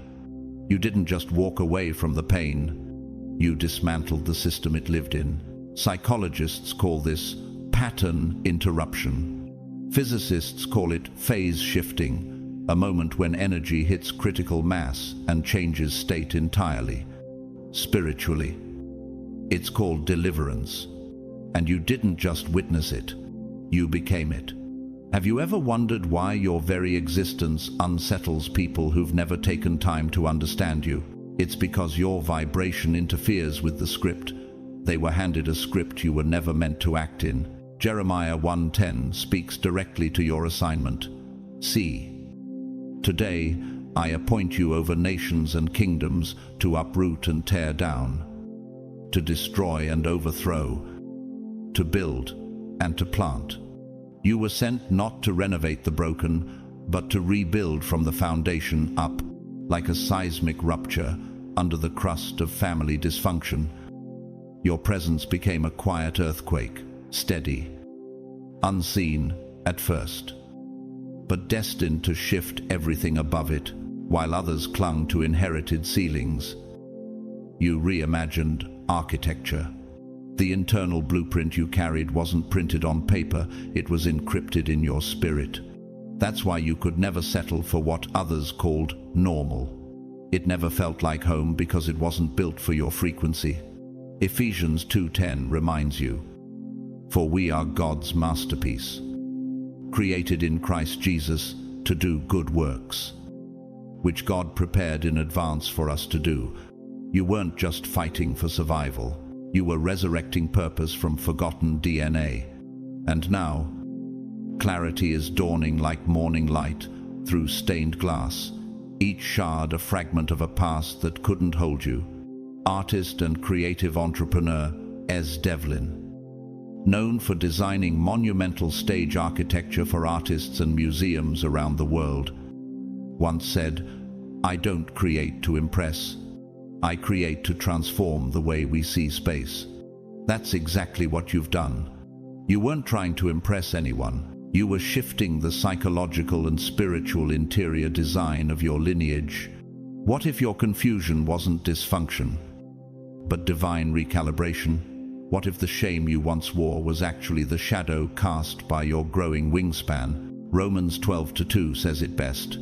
"Do not conform to the pattern of this world, but be transformed by the renewing of your mind." You were never meant to inherit the narrative. You were sent to disrupt it. And that disruption wasn't a side effect, it was the assignment. This is not the season you hide what makes you different. This is the era, you name it. Own it. And walk in it with holy defiance. You're not the black sheep, you're the bloodline reformer. You're not the outcast, you're the chosen catalyst. Salm 118:22 declares, "The stone the builders rejected has become the cornerstone." That's you. The one once dismissed has become the foundation others will stand on, without realizing the cost of what you broke through. So when you feel the ground trembling beneath your next step, don't retreat. Step forward. This isn't destruction. It's divine demolition, and you're standing in the middle of a spiritual construction site where heaven is finally releasing what has been stored in your blueprint all along. You weren't just built differently, you were calibrated for kingdom reform. Your path was never meant to mimic theirs, because your code was written in heaven's dialect. This season isn't about what's entering your life. It's about what's finally being unlocked from within you. Identity, clarity, conviction, and the unapologetic release of your God-given fire. And so now, the beloved chosen one, breathe it in. The truth has been spoken. Not only have you survived the story, you rewrote the structure. You didn't just disrupt the timeline, you delivered a new one. This entire journey wasn't about being understood, it was about being obedient. You were never meant to blend in. You were sent to build what had never existed before. And now, the world is watching what heaven already knew. This is the moment where clarity replaces confusion, identity replaces insecurity, and your spiritual blueprint finally unfolds in full color. You are not behind. You are not lost. You are not broken. You are becoming what you were born to release. If this message ignited something deep within you, let it be known. Tap that like button to help this truth reach others. Drop a comment below, even just a 777, to mark this as your moment of agreement. Share this word with someone who needs a holy reminder of their mission. And don't forget to subscribe and turn on notifications, because we are not just building a channel, we're cultivating a movement of the awakened. To those who have given through super thanks, thank you from the depths of my spirit. And to those who simply received this word in silence, your presence is just as sacred. May divine clarity fill your steps. May boldness be your frequency. May heaven go before you, behind you, and within you. And may your life be the evidence that the mold was never necessary, because you were always the masterpiece. You didn't just end the cycle. You opened the future. Go walk in it. Go build it. Go be it.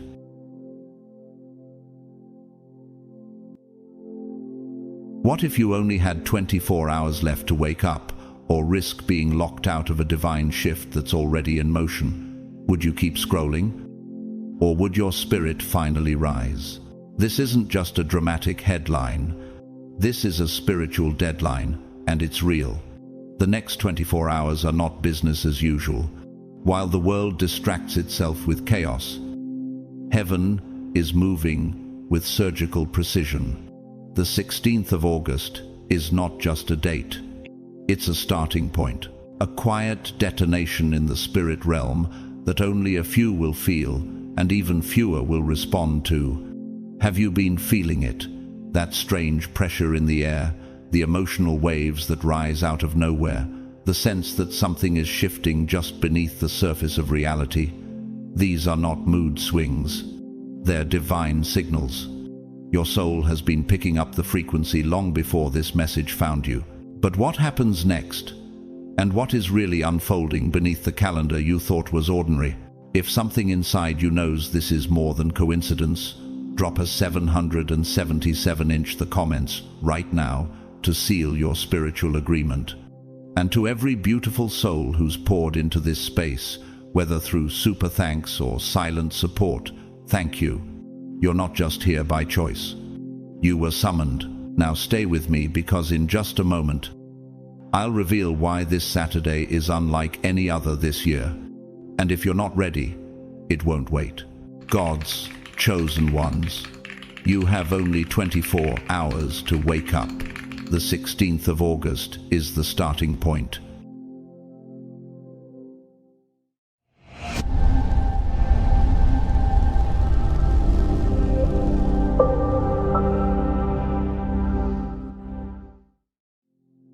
Listen carefully, not just with your ears, but with the depth of your spirit, because when the noise fades, what remains isn't emptiness, it's invitation. Invitation to remember who you are when the performance stops, when the distractions dissolve, and when the light finally falls on the real stage, your soul. This Saturday, the 16th of August, is not an ordinary day. It's a spiritual checkpoint, dressed in normal clothes. It may come as a familiar person who once triggered your past, as a conversation that used to unravel you, or even as a silence that once made you panic. But it's not punishment. It's prophecy in disguise. Heaven is asking a holy question through your environment. Have you become the healed version of yourself? Or are you still rehearsing who hurt you? Just like Jesus in the wilderness, who after fasting 40 days was approached not with comfort, but with confrontation. Matthew 4:1-11. You too may be approached by something dressed like temptation, but carrying the energy of promotion. Will you respond in reaction or in remembrance? Remember what God already healed. Remember who you've already outgrown. Because you will not be judged by how loud you are, but by how aligned you are. And here's what the test looks like. It doesn't announce itself with lightning. It whispers in subtleties. A person you forgave might suddenly message you. An old insecurity may crawl into your mind just before a big decision. A delayed opportunity may reappear, promising more than it ever delivered. But hear this, not everything sent back to you is meant to be revisited. Sometimes, God lets a temptation return not to trap you, but to reveal you. One of the greatest reminders of this is found in the story of Joseph, when his brothers, the same ones who sold him into slavery, stood before him years later in Egypt. He had every right to react, but instead, he remembered who he was in God, not who they once made him feel like. Genesis 50:20 says it best. You intended to harm me, but God intended it for good to accomplish what is now being done, the saving of many lives. What would have happened if Joseph had acted out of his old wound instead of his new wisdom? And that brings us to something few ever admit. Sometimes your breakthrough doesn't look like an open door. It looks like a closed loop, asking, will you close it for good this time? Will you respond from alignment, or fall back into emotional autopilot. British performance artist and speaker Phillida Barlow, known for her unconventional sculptures and relentless reinvention even in her 72nd, once said, "You can start over every single day, but to start over, you must first end." Her work reminds us that embracing discomfort is often the doorway to reinvention. Just because something feels familiar doesn't mean it's divine. Now, pause. Who or what still gets a reaction from you? Who can still pull on your energy like a marionette string and shift your peace without permission? These are the indicators. These are the frequencies that show you whether you're aligned with purpose or still echoing past pain. Psalm 4:4 speaks this clearly. Tremble and do not sin when you are on your beds. Search your hearts and be silent. Silence isn't void, it's voltage. In contrast, let's bring in the example of Armando Guarini, a once respected Italian bishop who used his influence to manipulate congregations into funding personal luxuries. When exposed, not only was he defrocked, but his entire legacy collapsed under the weight of hypocrisy. His fall was not from public error, it was from private misalignment. What looked like charisma was really decay wrapped in robes, and the consequence, a name erased from sacred trust. You see, when you align your energy with heaven, the world responds, even if it doesn't understand. Ephesians 4:22, -24 commands, "Put off your old self, which belongs to your former manner of life, and be renewed in the spirit of your minds. Put on the new self, created after the likeness of God." That's what Saturday is about. It's not performance, it's proof. The proof that you no longer bleed where you've been healed. The proof that your energy is no longer loaned out to ghosts. If you pass this inner test, what happens is subtle but seismic. People who once drained your joy start fading into background noise, like fog under the rising sun. What was confusing becomes clear. Loops you once begged God to break begin to dissolve quietly. The silence you once feared becomes sacred space. Psalm 37:7 says, "Be still before the Lord, and wait patiently for him." And in that stillness, heaven rewrites timelines. One last truth. You don't need to scream to shift reality. You need to resonate. When you shift inwardly, reality adjusts like a theater curtain catching a new spotlight.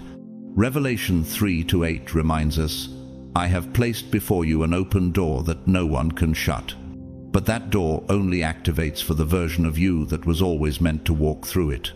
Not the wounded you, not proving you, the becoming you. And when do you step forward? You'll look around and realize your life is finally yours again.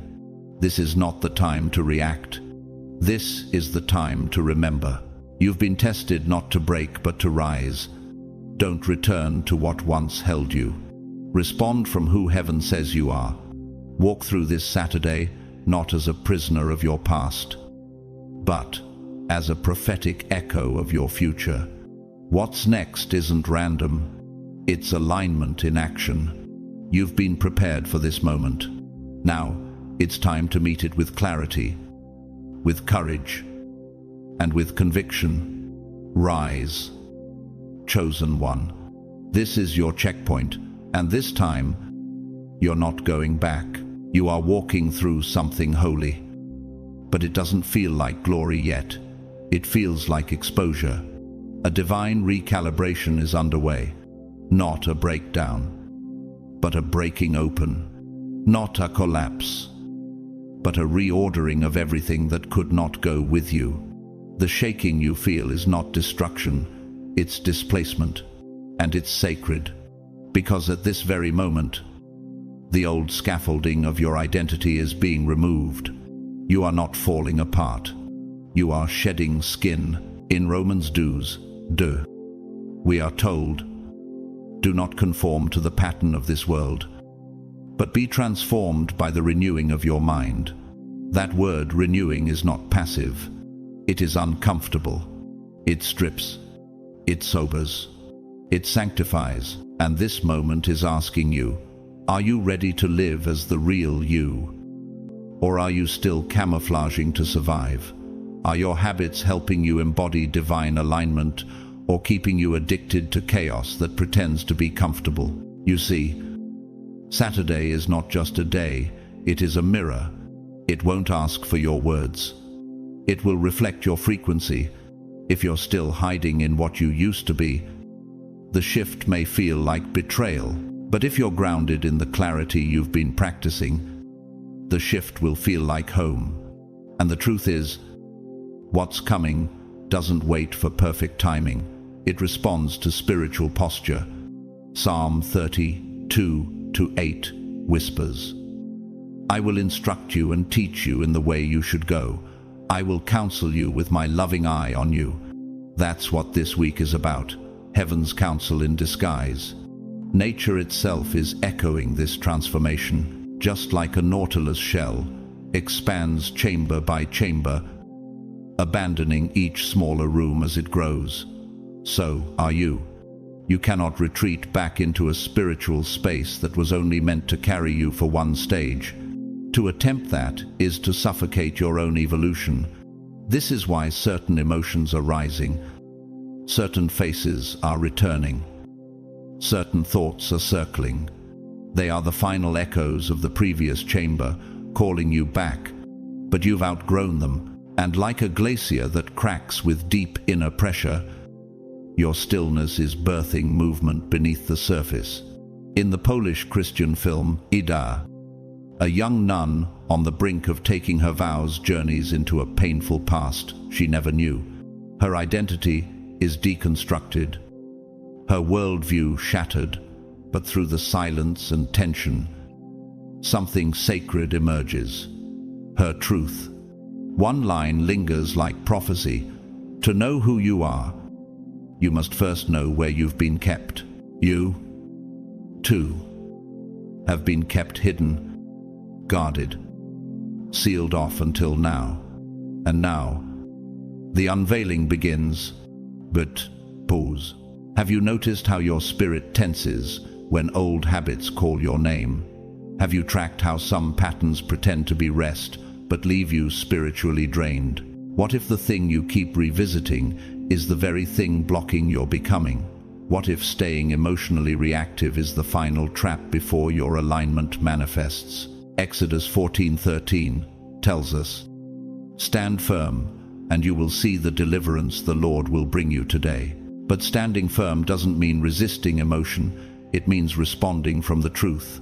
The shift is not looking for your feelings, it's waiting for your embodiment. And once you align with heaven's rhythm, the doors you were once locked out begin to sense your vibration and open, not because you forced them, but because you finally matched their frequency. Saturday is a portal. Yes, but not one that waits for everyone. It is more like a tidal bloom. That rare moment in the ocean when phosphorescent plankton light up the water, not because they were forced, but because the conditions aligned. Your life is approaching that same glow. Your transformation will not be loud. It will shimmer quietly in alignment.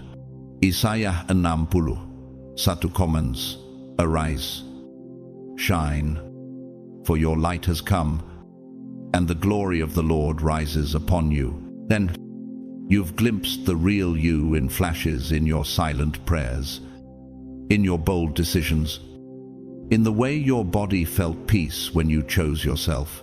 But now that version isn't just a glimpse, it's the destination. And to get there, you must move through this portal, not with panic, but with presence. So, here's what's next. I'm going to walk you into clarity.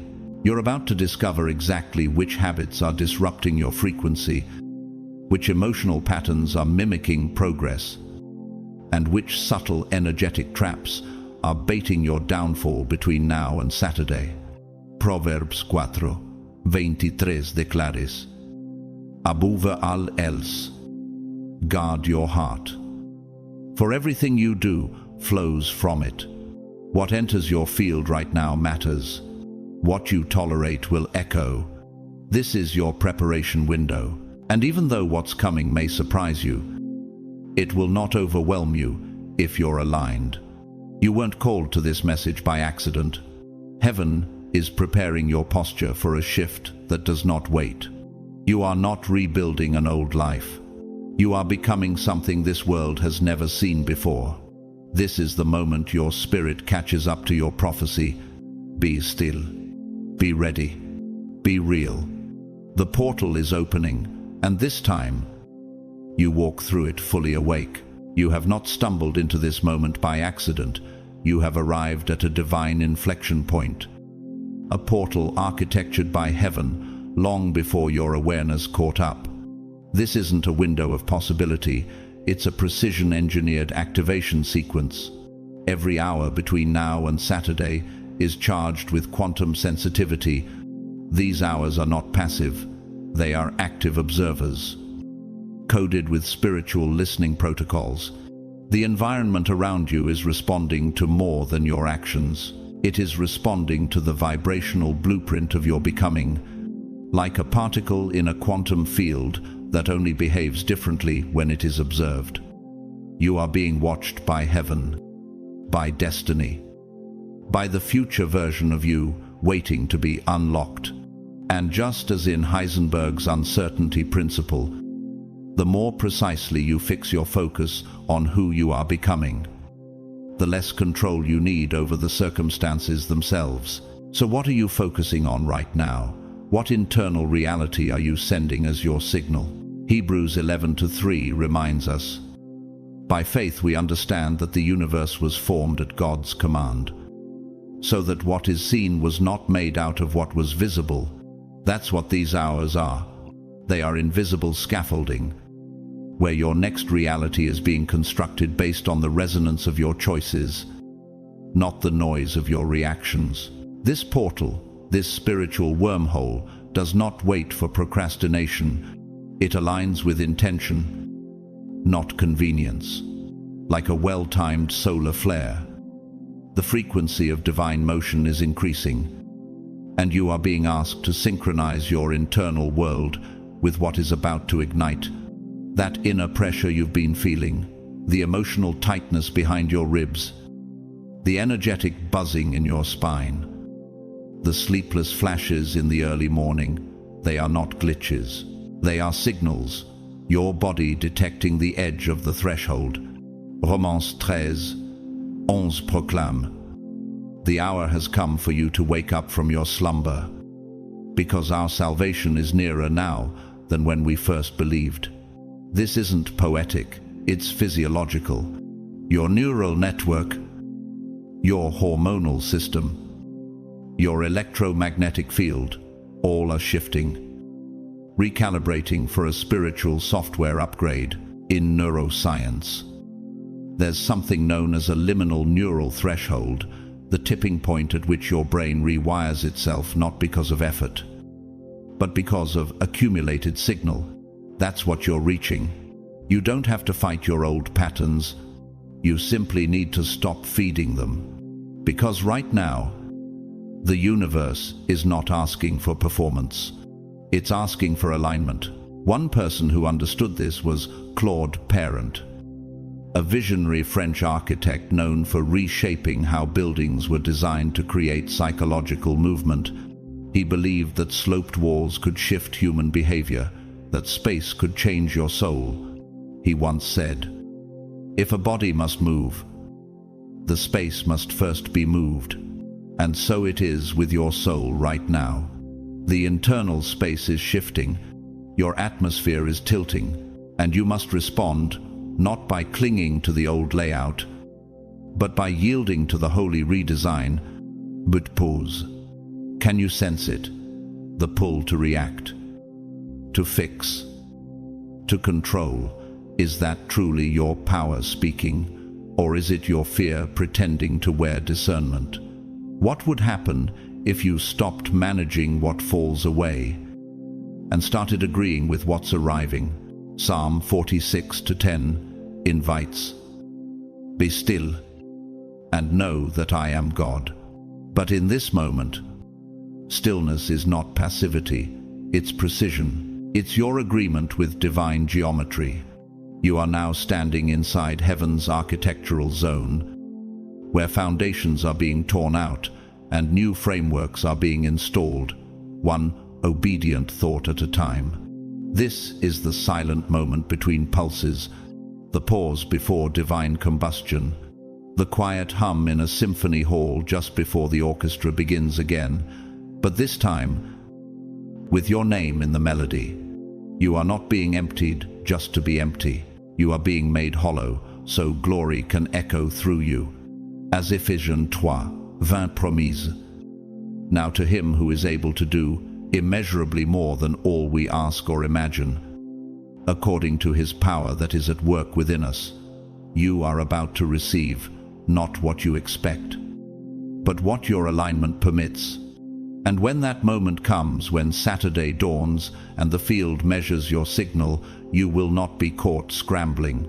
You will be still, clean, anchored, precise. Not because you forced anything, but because you surrendered to everything holy. You have reached the edge of the divine equation, and the numbers are aligning in your favor. This is not about effort, it's about energy. You are the signal. You are the sanctuary. You are the blueprint heaven is building upon. So hold steady, stay present, and rise into the structure God is now unveiling in you. This moment is not demanding your perfection, it's requiring your honesty, the kind of raw, internal truth that doesn't need applause to feel real. This isn't about how clean your image looks or how polished your plan sounds. It's about whether your inner atmosphere is aligned with what heaven is now releasing. Because when Saturday arrives, it won't scan your persona. It will read your spiritual pulse. And here's what few admit: energy doesn't lie. You can fool others with a smile. You can fool yourself with productivity. But frequency is spiritual currency, and right now, the gate that's opening can only be accessed by those who've surrendered the weight of the old costume. Ephesians 4:22-24 says it clearly. Put off your old self, be renewed in the spirit of your mind, and put on the new self, created to be like God. That transformation doesn't happen by force, it happens by release. But release isn't always dramatic. It doesn't always look like deleting someone, making a speech, or crying on the floor. Sometimes, it's the still power of not replying, the quiet revolution of letting go without explanation, the sacred discipline of watching an old identity rise up in your nervous system and not responding. These moments are sacred architecture. These are the bricks of your new becoming. But can you tell when your trigger is speaking instead of your truth? Can you feel the subtle craving to be validated rise up? Like muscle memory, these are not signs that you're failing. They are signs that you're shedding. Isaías 43:18-19 declares, "Forget the former things. Do not dwell on the past. See, I am doing a new thing." But what happens when the past doesn't forget you? What happens when old fears disguise themselves as logic, and trauma dressed up as strategy tries to whisper you back into safety? Real-life speaker and advocate Wade Davis, a former NFL player turned equality leader, once said, "Masculinity has taught me to hide, but evolution taught me to feel." His story reminds us, what once helped you survive is now what must be released for you to live. Armor is heavy, and now your destiny is asking you to walk without it. But in contrast, history shows us the danger of clinging to familiar patterns. Gérald Galland, once a feared hitman in Quebec, lived decades clinging to a distorted sense of identity built on survival, fear, and power. He masked trauma with violence. For years, he was untouchable until the very people he once served turned against him, betrayed, exposed, and imprisoned, not because of what he did last, but because of the false self he refused to let go. His consequence, a lifetime behind bars. Not just physically, but spiritually. Locked in the cell of the man, he refused to evolve beyond. This is your moment of holy separation. Not from people, but from patterns, from responses that no longer match your maturity, from the self that was trained to keep peace by staying small. Galatians 5:1 says, "It is for freedom that Christ has set us free. Stand firm, then, and do not let yourselves be burdened again by a yoke of slavery." That yoke is not always external. Sometimes it's internal programming, disguised as personality. Will you choose what's familiar or what's aligned? Familiarity whispers comfort, but alignment births transformation. One lets you breathe. The other teaches you how to fly. But will you recognize the moment when the craving to explain is a trap? When the urge to fix is actually fear trying to keep its seat at the table? Romans 6:6 reminds us, our old self was crucified with him so that the body ruled by sin might be done away with. So why keep entertaining a self that's already been buried? You may feel it now, that buzzing under the surface.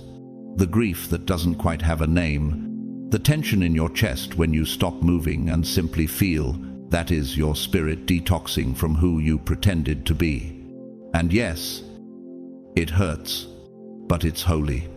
Because right now, God is not asking you to try harder. He's asking you to drop the mask. He's not looking for your proof.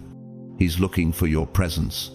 The version of you that can walk through this gate without apology, without pretense, without self-sabotage. And once you release that final layer, you'll feel it. The shift, the breath, the alignment. Let this be the moment you stop defending your old self and start declaring your real one. You weren't called to survive cycles. You were called to break them. You don't need permission to rise anymore. You've already been stamped by heaven. So take a breath, choose alignment, and walk through the gate as the one you were born to be. Right now, the divine doesn't need you to sprint. It needs you to stand still with the truth. Not the kind of truth that performs well under pressure, but the kind that sits quietly in the back of your mind and gently says, "You know better now." This moment is not about speed, it's about sacred presence, about moving in rhythm with what is real. And what is real isn't always loud. Sometimes it's a quiet nudge beneath the surface, a hum in your chest, a knot in your gut that says, "This is no longer who you are." Heaven, you don't need to rush into a revelation. You don't need to post your transformation or prove your growth. You only need to be with yourself fully, to observe the patterns rising like mist from the ground, to notice how they formed, what they fed on, and how they kept you in cycles too small for your spirit. Can you see them now? The ones you once called survival, the habits you used as armor, are they still protecting you, or are they quietly suffocating your expansion? Ecclesiastes 3:1 says, "There is a time for everything, and a season for every activity under the heavens." And right now, this is your season of sacred pause, of divine stillness, not because you're stuck, but because you're being prepared. Saturday isn't just a moment in time, it's a mirror in motion. It will reflect not your public persona, but your private residue. And what you've been carrying in silence will show up in clarity. The question is, will you recognize it as residue or identity? This kind of stillness is not stagnation, it's metamorphosis. like the moment before a cicada emerges from its shell, still and unassuming, yet internally shifting at molecular speed. What if your quiet was not delay, but design? What if your calm was the bridge between who you were and who you're becoming? Isaiah 30:15 whispers, "In quietness and in trust is your strength." Yet so many fear the silence, mistaking it for weakness. But in heaven's economy, silence is voltage. It's the sacred interval where old patterns collapse and spiritual intelligence sharpens, and that's exactly what's happening to you. You've been walking with grace through a fog that others can't see, carrying a weight that doesn't belong to you anymore. But Saturday is coming to measure your frequency, not your volume. And when the field aligns, it won't ask you to explain. It will ask you to embody, to respond, not react. And your response, your grounded calm, your centered knowing, is the initiation your destiny has been waiting for. In the Italian Christian film La Notte di San Lorenzo, The Night of the Shooting Stars, a village girl escaping war says, "God was not in the thunder, he was waiting." That line isn't just poetry, it's prophecy. You don't need thunder. You need discernment. You need stillness that holds the weight of glory without dropping it for applause. But as the hours pass, subtle things will begin to shift. Conversations that once pulled your energy will now feel hollow. Habits you indulged in for comfort will start to taste bitter. Your environment may feel unfamiliar. Not because it's changed, but because you have. Can you feel it? That inner dissonance when you try to pretend you're still fine doing what you've already outgrown. Hebrews 12:1 instructs us, "Let us throw off everything that hinders and the sin that so easily entangles." That includes self-betrayal disguised as peacekeeping. That includes spiritual shrinking disguised as humility. This is your unraveling, but it's not death, it's departure. And like a tree shedding leaves before winter, you're not dying, you're preparing for a deeper bloom. The things falling off you were never meant to last. They served a chapter, not your destiny. So breathe into this moment. Let it hold you like the earth holds a seed in the dark. Let it strip you of what no longer sings, in tune with your spirit. Let it reveal the places where you still perform, still cling, still pretend not to know what you've always known deep down. You were made for more. When the energy cracks open and Saturday arrives, there will be no more rehearsals, only revelation. And the version of you that shows up, let it be the one that knows peace. Not just survival, power. Not just noise, presence. Not performance.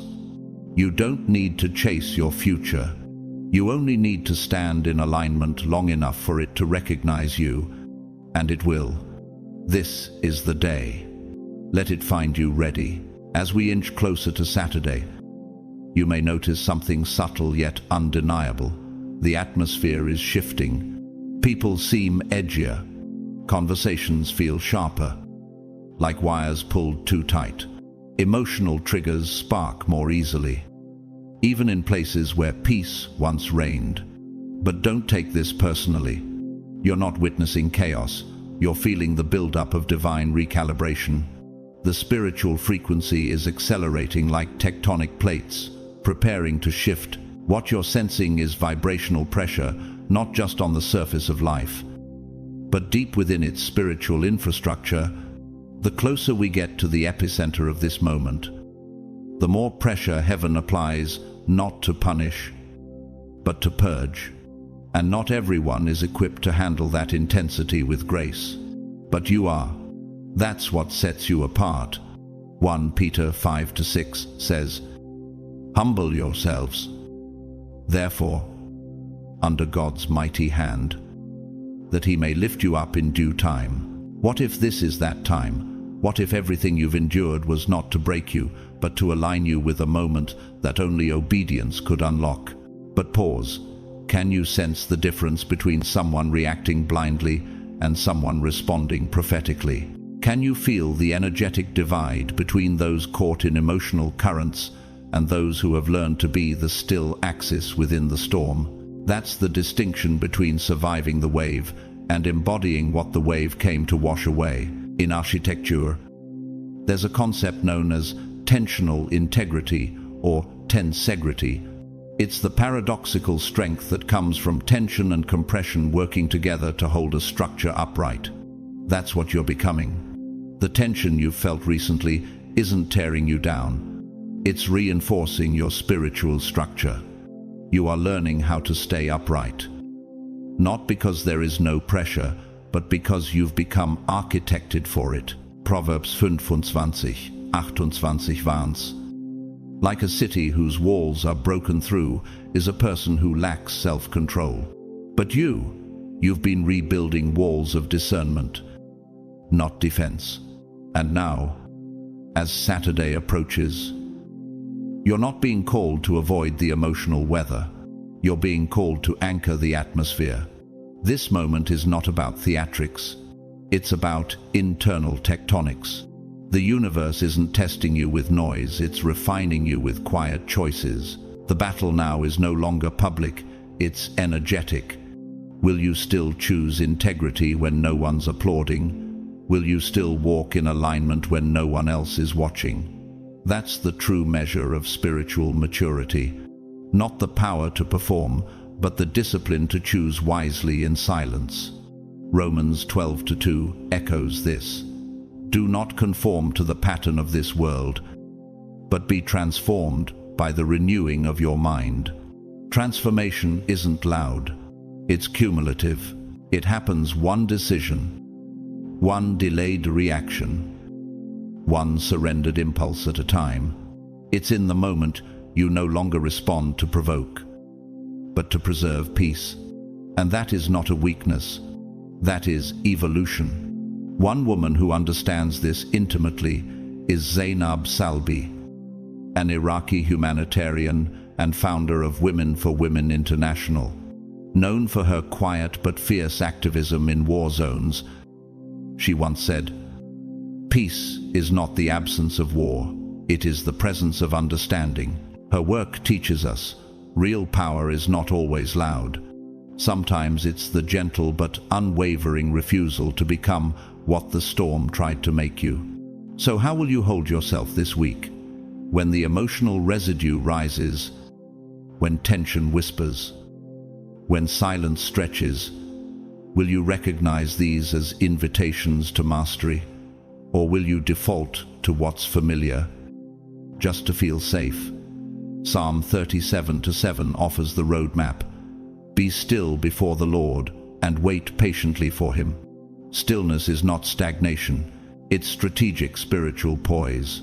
This is your window to move from unconscious reactivity to conscious sovereignty, from pattern to presence, from internal war to divine architecture. Saturday will not ask for your resume. It will reflect your readiness. It will not reward your noise. It will echo your alignment.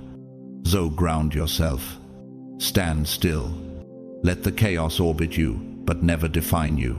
You were born not just to endure pressure, but to recalibrate the spiritual grid around you.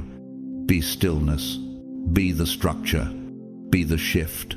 Sometimes alignment doesn't look like a dramatic transformation. Sometimes it's as simple as quietly declining a conversation that always leaves you depleted. It might mean putting your phone down before it hijacks your peace. It might mean walking away from a room where you're always shrinking just to make others feel more comfortable. These choices may seem small, but they carry spiritual weight. They are sacred signals to the universe about what you're truly ready for. Deuteronomy 30:19 echoes this urgency.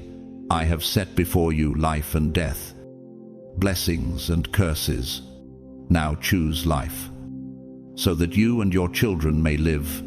That choice isn't made in grand gestures. It's made in micro moments, in the decision to stay with discomfort instead of distracting yourself, in the bravery to let someone go, not because they're evil, but because they no longer carry the frequency of your future. But what if the tiredness in your bones isn't laziness? What if it's your spirit detoxing from everything you've tolerated too long? Can you recognize the heaviness in your chest as divine data? The tension in your neck as the weight of unspoken truth? What if your body isn't breaking, it's finally speaking? And what if these physical signs are the mercy of God alerting you before you get too far off path? Romans 8:14 reminds us, "For those who are led by the Spirit of God are the children of God." And to be led by the Spirit often means surrendering what you once used to soothe your soul. It means stepping away from a familiar rhythm that no longer serves your new song, because the wrong pattern can become a silent prison. And this week, heaven is watching which key you pick up. That's not a threat. It's an opportunity. The universe is not punishing you, it's mirroring you. And on Saturday, energy will do what words cannot. It will reveal your alignment in ways you can't hide. If you've been waiting for a sign to shift, this is it. Not the flash of lightning, not the voice in the clouds, but the quiet truth that no longer lets you pretend. And this sensitivity you're feeling, it's not fragility, it's spiritual exposure. You're not weak, you're finally awake. Awake to the grief you buried under performance. Awake to the fatigue that comes from constantly betraying your inner knowing. Awake to the deeper pull of truth that won't let you keep walking a path that's expired. One woman who knew this intimately was Antonia Rados, an Austrian war correspondent known for covering conflict zones across the Middle East. She once shared in an interview, "Silence in war is not peace, it's pressure waiting to detonate." Her wisdom reminds us, your silence isn't weakness, it's a ticking awareness. A build-up of wisdom that can no longer be ignored. But while some listen to that inner signal, others drown it out until the damage is irreversible. Take the example of Patrick Balkany, a former French politician who rose to power with charm but fell with arrogance. He ignored every internal warning, silenced critics, and surrounded himself with flattery instead of truth. Eventually, he was convicted of tax fraud and abuse of public funds, stripped of title, legacy, and credibility. His fall wasn't sudden, it was the slow decay of someone who refused to course correct. Will you keep betraying what your soul already knows, or will you honor what your spirit is trying to show you? Proverbs 3:5-6 says, "Trust in the Lord with all your heart, and lean not on your own understanding. In all your ways submit to him, and he will make your paths straight." But submission starts with honesty. It begins with admitting the path you're on doesn't fit anymore. There is no need for perfection to walk into your next season. You don't need a flawless resume. You don't need every answer. You just need to be real. You just need to listen. You just need to stop pretending that you're okay, staying where your soul is dying. This is the hour where micro-decisions birth massive shifts, where alignment happens one surrendered moment at a time. You don't have to prove anything to anyone, but you do have to be honest with yourself. If the road beneath your feet no longer feels right, it's not. And that awareness, it's your invitation. Choose it. Honor it. Walk away from what no longer carries your becoming. Let your next season find you already rising. That's all this week is truly asking of you. Honesty, stillness, and readiness. Not grandgestuures, not performance. Just the quiet courage to sit with truth long enough for the old illusions to fall off. Because the moment the vibration spikes, and you will feel it, there won't be time to untangle the past. There will only be clarity, immediate, non-negotiable, prophetic, That familiar fear, the one that's wrapped around you like an invisible cloak, whispering doubts when you try to rise, it can't come with you. That identity you've clung to, built out of necessity, but now weighing like armor, it won't pass through the door. That role you kept playing for others just to be accepted, it's dissolving, not because you failed, but because it was never the real you. Isaiah 43:19 reminds us, "See, I am doing a new thing, now it springs up, do you not perceive it?" And this week, perception is everything, because the atmosphere around you is shifting faster than your mind can analyze, and you won't reason your way into this new realm. You'll resonate into it. You're entering an energetic climate that is clearer, lighter, and spiritually faster. It's like the atmosphere at high altitude, beautiful, but stripped of the oxygen that sustained lower level functioning. And anything in your life, be it a relationship, thought pattern, behavior, or belief that cannot breathe in this higher dimension, will begin to fall away. Not because it's wrong, but because it's expired. Have you felt it yet? That strange weightlessness after releasing something heavy, the way silence sits, longer than usual, less awkward, more sacred?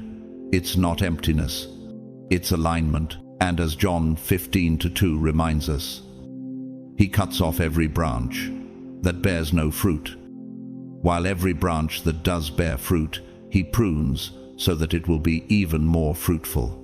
Let the pruning happen. Let the plans dissolve. Let the conversations end mid-sentence.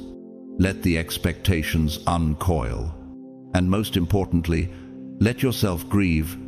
Grieve the version of you who tried so hard, who held so many things together when no one else saw, who absorbed chaos and still smiled. That version deserves your love, but not your future.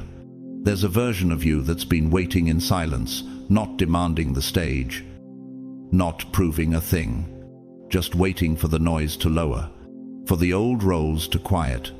And when you stop fighting, striving, explaining, that version will speak. And when Saturday comes, it won't come with thunder. It won't come with applause. It won't be introduced with cosmic fanfare. It will slip in like sunlight through a curtain, in a decision you weren't planning to make, in a moment where you catch yourself doing something new and realize you're no longer who you were even yesterday. 2 Corinthians 5:17 says, "Therefore, if anyone is in Christ, the new creation has come, the old has gone. The new is here." The shift is not just philosophical, it's cellular. It changes how you see, how you speak, how you sit with yourself. And this week, the earth reflects your soul. Have you noticed how snakes don't shed their skin in noise? They slither into still places, crack the old casing against something solid, and emerge slowly, silently. Your stillness is your shedding. As in the Czech spiritual drama, Jatreba zabit Sekala, Sekal has to die. A story about redemption buried beneath layers of silence and betrayal. There's a line that lingers like scripture. The moment you stop hiding from yourself, the war ends. And that is what this week is about, ending the inner war. So, what will you choose when the noise quiets and the mirror is held up? Will you mourn the noise, or will you recognize the sacred invitation in the silence? Will you try to drag the old into the light, or will you honor what the light is ready to reveal? Jeremiah 29:11 assures us, "For I know the plans I have for you, declares the Lord. Plans to prosper you and not to harm you. Plans to give you a hope and a future, but to receive the future." You must release the script that was only meant for rehearsal. This is the shift. Not coming, already happening. Not waiting for your perfection, waiting for your surrender. You don't need to hold it all together anymore. You only need to step aside and let the real you emerge. Let what cannot survive fall away. Let silence become sacred. Let your soul breathe new air. And when Saturday arrives, walk through as someone reborn. You didn't just witness the shift, you became it. You didn't survive the frequency drop, you stabilized it. And when the field resets, and it will, don't expect fireworks, the change won't announce itself with noise. It will land like precision code written into the grid, silent, exact, transformative. Most of the world will miss it entirely. They'll feel the tremor in their bones, but not know how to interpret it. So, they'll keep moving in loops, repeating patterns, chasing timelines built on expired data. But you'll feel the silence differently. It won't feel empty. It will feel architectural, spacious, intelligent. You'll begin to sense what physicists call quantum collapse. The moment infinite possibility reduces into one activated reality, and in that collapse, something sacred will emerge. You. Unbordent. Isaiah 26:3 speaks directly to this moment. You will keep in perfect peace those whose minds are steadfast, because they trust in you. This peace won't be loud. It will be layered, etched into the empty space where noise used to be. And suddenly, your thoughts will breathe. The air will feel cleaner. Even your emotions will move with more grace. Like waves that no longer drown you. But pause here. Can you sense how light your inner world is becoming? Can you tell the difference between mental silence and spiritual alignment? Are you beginning to trust the peace, or are you still bracing for pain because you've mistaken suffering for safety? The truth is, this time you didn't resist. You let go. And in doing so, you activated something ancient and holy. You made space, and space is the birthplace of all creation. Genesis 1-2 reminds us, the earth was formless and empty, and the Spirit of God was hovering over the waters. That's where creation begins, not in noise, but in stillness. And now that you've cleared the density, the divine blueprint rushes in, not with thunder, but with clarity. In architecture, there's a concept known as sacred geometry, the understanding that certain spatial proportions carry a divine resonance. That's what your soul just did. You restructured your internal space into something heaven can now build upon. The collapse of your noise created a resonance chamber for revelation. And revelation doesn't arrive in force, it arrives in flow. Unexpected phone calls, glimpses of synchronicity, dreams that feel like instructions, ideas that don't need to be chased, they just land. Already formed, already clear. Moments of peace so unfamiliar. You might initially flinch because you're not used to living without internal war. That's the beginning of the new frequency. And Romans 12:2 confirms this. Do not conform to the pattern of this world, but be transformed by the renewing of your mind. This transformation isn't cosmetic. It's cellular. You're not just thinking differently, you're resonating differently.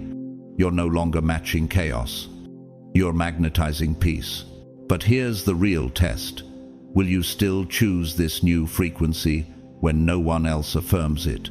Will you still walk in this clarity when others are stuck in confusion? Will you continue to embody light when darkness demands your reaction? The new frequency doesn't respond to drama. It doesn't fight for validation. It holds its shape. That's why it's holy.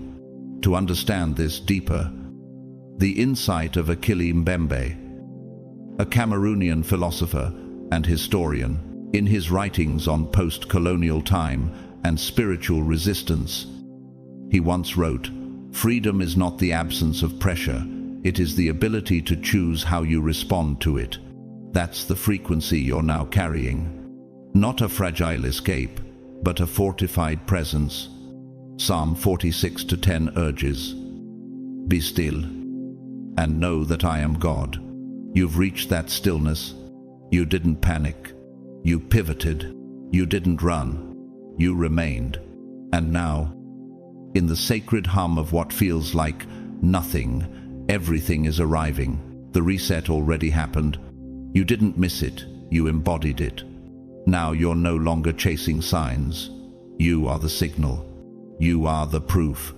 You are the resonant frequency of heaven's new architecture in motion. So trust the quiet. Trust the weightlessness. Trust the instruction wrapped in stillness. And when the next instruction arrives, walk into it like someone who knows the old world, doesn't own them anymore. Here's the secret most people won't tell you after a major spiritual shift. The real test begins after the breakthrough. Elevation is never just about what you receive, it's about what you can protect without needing to perform. And now that the veil has lifted, your next assignment is not to prove the change, but to preserve it.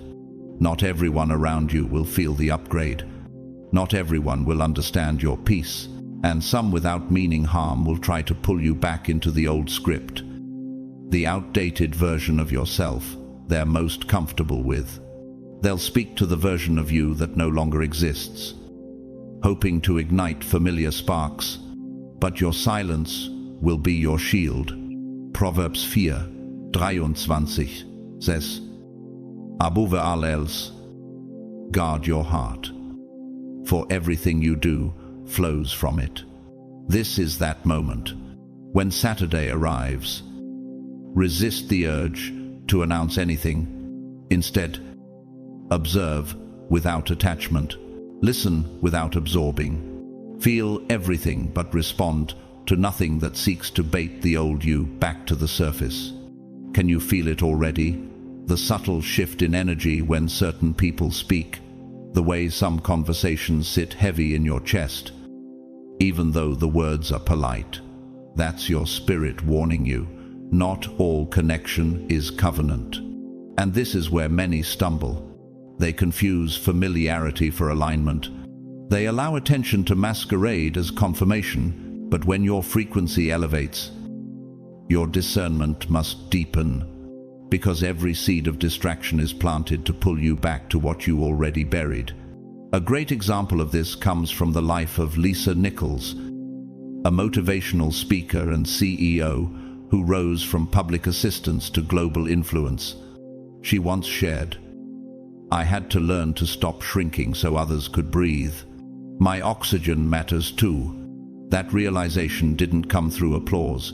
It came through pressure, through the painful awareness that not everyone would clap when she finally took up space. And neither will they for you. But where there are those who resist your elevation, there are also those who resent it. Take the case of Luis Bárcenas. Once the treasurer of Spain's ruling political party, a man trusted with legacy, entrusted with loyalty until he was caught in a massive corruption scandal. His refusal to evolve, his need to manipulate behind closed doors, led to a historic prison sentence and permanent disgrace. His fall was public, but the true collapse happened long before, in private, when he refused to let go of control. Let that be your warning. Not every connection is meant to continue. Some exits are sacred, and some silences are strategies from heaven.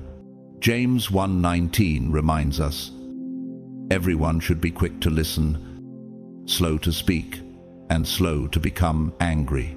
This week, embody that. Let people talk.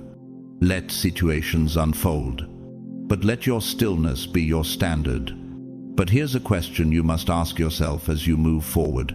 Are you interpreting peace as unfamiliar because you're used to earning your safety through chaos? Are you resisting the stillness because it feels too empty, or is it actually too clean for the clutter you're used to? When your frequency changes, life doesn't argue, it reconfigures. People will leave without drama. New faces will arrive without effort. Opportunities will find you like magnets. Patterns that held you hostage for years will shatter with no warning. That's how you'll know this wasn't just an emotional surge. This was a transformation. And yet, don't rush to fill the space that freedom created. Don't scramble to explain your evolution to those who didn't even see your healing. Don't dilute your frequency just to make others comfortable. You don't owe anyone a seat in your peace if they contributed to your pressure. Isaiah 30:15 says, "In repentance and rest is your salvation. In quietness and trust is your strength." This is your quiet now. This is your sacred reset. And silence is not absence, it's architecture. It's the divine blueprint being redrawn around the new you. Don't rush to speak. Don't rush to explain. You are not the same. Let the stillness breathe. Let the silence settle. Let the new atmosphere wrap around you like a prophecy fulfilled. Because now, it's not about who sees you, it's about who aligns with you. Rise without needing to be noticed. Move without needing permission. You're no longer echoing the old. You've become the frequency of the new. The mind will always try to protect what it cannot predict. It will reach for frameworks, timelines, and titles to ease the discomfort of divine ambiguity. It will whisper questions like, "What's next?" before your spirit even finishes processing what's now. But this moment, this silence is not asking for answers. It's asking for presence. Stay longer in the emptiness. Let the dust settle. Let the divine mist thicken around you. There's no need to name what's unfolding. The unnamed often carries the most power. You are not lost in the void. You are being reintroduced to who you've become within it. You are not merely a seeker anymore.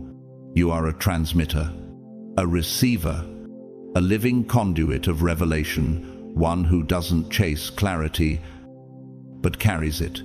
Ephesians 3:20 speaks to this becoming.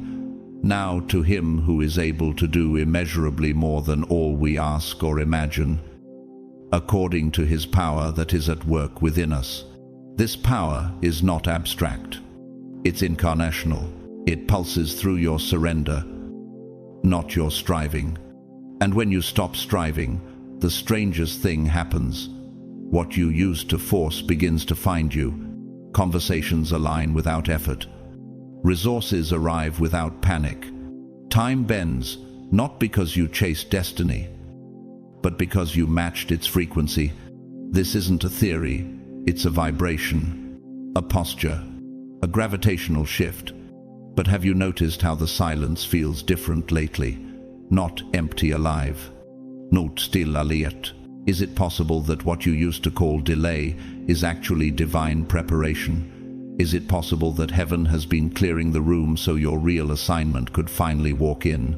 Psalm 27:14 whispers back. Wait for the Lord, be strong, and take heart, and wait for the Lord. Waiting, in this context, is not weakness, it's worship. It's the reverent pause before you pass through the gate. Because the portal won't wait. The energy won't ask twice. This moment you're standing in is not a beach wave to ride indefinitely. It's a divine hinge in your story. One that opens in stillness and closes in resistance. One that requires your yes, not your perfection. Think of the sundew plant, a silent predator of the plant world. It looks harmless, even delicate, but responds instantly when touched. It doesn't chase what's meant for it. It doesn't shout. It simply prepares, stays still, and responds when the moment arrives. That is what this week asks of you. Not noise, not explanation, but readiness. And in the French Christian musical Sur le chemin de la vie, on the path of life, a humble shepherd sings before crossing a perilous mountain pass. La lumière ne me suit pas, elle m'attend. Translation: the light doesn't follow me, it waits for me. That is your confirmation. The door is waiting, but it will not remain open forever. What happens next won't be about dramatic change, but about internal readiness. The universe doesn't respond to what you say you want, it responds to who you are when the shift comes. Romans 12:2 reminds us, "Do not conform to the pattern of this world, but be transformed by the renewing of your mind." And this renewal, it's already happening, not in your calendar, but in your consciousness. Not when Saturday arrives, but when your energy says yes. You don't need to be fearless. You only need to be honest. Let your integrity whisper through your actions. Let your yes sound louder through behavior than performance. Let your silence become sanctuary, not because you're hiding, but because the old noise no longer fits the clarity within you. Philippians 4:7 affirms it best. "And the peace of God, which transcends all understanding, will guard your hearts and your minds in Christ Jesus." This peace isn't passive, it's protective. It builds walls around your clarity so the outside noise cannot breach it. So what will your next move echo? Will it honor the revelation you've received in silence? Will your boundaries reflect your spiritual promotion? Will your posture mirror your readiness? You're not waiting for the shift anymore. You are walking as it. You're not the echo of your old story. You are the frequency of your new one. Let the silence be sacred. Let your actions be aligned. Let your yes be unmistakable. And when the gate opens, walk through it as the one you were always meant to be. Above all, let this shift be felt, not explained. Let it root itself in the marrow of your moments, not in your performance. This next dimension of your becoming isn't asking for a speech. It's asking for presence. You don't need to justify what's changing inside you. You only need to embody it.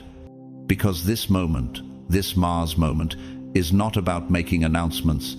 It's about aligning architectures. You are no longer building from fear. You are building from resonance. And that kind of construction doesn't begin on the outside. It begins in the blueprint of your spirit. 2 Corinthians 5:17 reminds us, "Therefore, if anyone is in Christ, the new creation has come, the old has gone, the new is here." This isn't metaphorical, it's structural. The framework has shifted. The scaffolding of your old reactions, old insecurities, and old rhythms has been removed.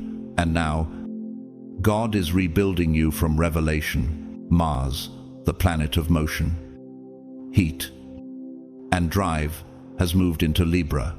On the surface, that sounds astrological, but spiritually, this is a tectonic redirection. Libra doesn't dull Mars. Libra focuses on it. It is the architecture of balance, the celestial tuning fork that echoes justice through every energetic field it touches. You are not just moving, you are being retuned. But have you noticed the difference in the pressure this week? The way your intuition whispers before your logic can speak. The way your emotions no longer spiral but rather surge with strange clarity. Could it be that the internal battlefield has relocated?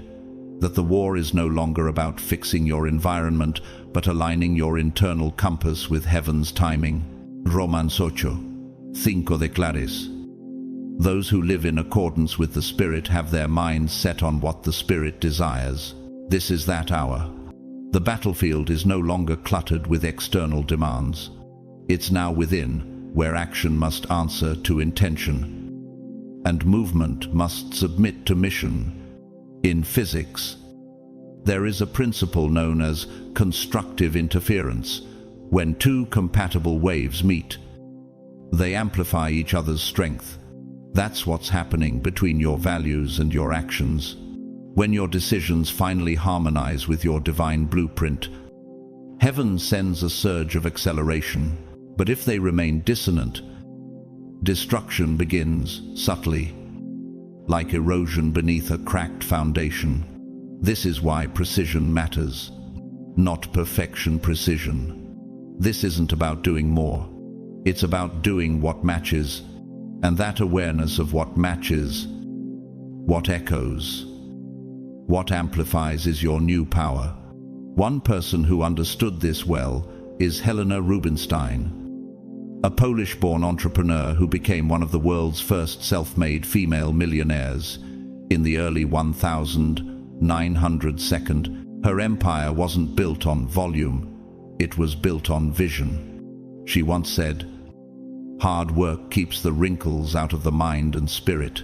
But for her, that work was not chaos. It was a disciplined alignment. She didn't chase everything. She moved when it matched. That's what Mars in Libra demands of you now. Are your current moves based on truth or just your old tempo? Are you still responding to life from the pressure to fix, or have you shifted into the peace of obedience? When someone invites you into urgency, is your spirit aligned or is your nervous system triggered? Galatians 5:25 offers the rhythm. Since we live by the Spirit, let us keep in step with the Spirit. Notice, not in step with pressure, not in step with performance, but with the Spirit. And that's the entire assignment now, to let your action be Spirit-born, not stress-driven. To walk into each decision not based on optics, but based on vibrational truth.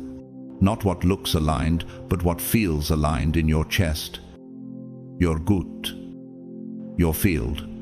Isaiah 30:21 confirms this divine navigation. Whether you turn to the right or to the left, your ears will hear a voice behind you, saying, "This is the way, walk in it." That voice is getting clearer, and it won't always speak in words. Sometimes it will speak in tension, sometimes in release, but it will always point you toward wholeness. This is not the time to act out of habit. This is the moment to move from divine symmetry. Let your action flow from integrity. Let your rhythm come from alignment. You are no longer performing momentum. You are embodying precision. Now move like the frequency already shifted, and heaven is watching your form. This is not dramatic warfare. This is a sacred strategy. This is not a war waged in the open. This is spiritual diplomacy. The kind where heaven doesn't yell to assert its will. It whispers to see who's really listening. Mars in Libra doesn't stomp. It calibrates. It doesn't launch chaos. It positions with poise. And that's the energy you're being summoned into, not reaction, but reverent rhythm, not noise, but precision, not defense, but the divine discernment. Proverbs 16:32 reveals the divine heart of this posture. Better a patient person than a warrior, one with self-control than one who takes a city. That's the kind of mastery you're being refined into. A spiritual commander who doesn't react to every sound, but moves only when heaven stirs their spirit. And now the atmosphere is shifting. Can you sense it? The pressure is real. Yes, but not all pressure is your enemy. What if this pressure is not to crush you, but to clarify you? What if the emotional waves rising right now are not signs of weakness, but signals, guiding you into higher internal authority? As Mars enters Libra, you're not just being asked to act, you're being called to filter your fire through alignment, to move with intention, not impulse, to speak with clarity, not control, to decide with your spirit, not your trauma. Ephesians 6:12 reminds us, "For our struggle is not against flesh and blood, but against the spiritual forces of evil in the heavenly realms." And in this kind of battle, restraint becomes a weapon, stillness becomes a signal. You no longer need to prove your power, you need to preserve your peace.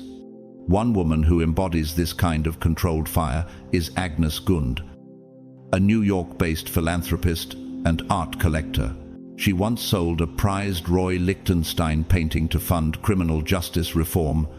When asked why she made such a bold move, she replied. You act when your values speak louder than your comfort.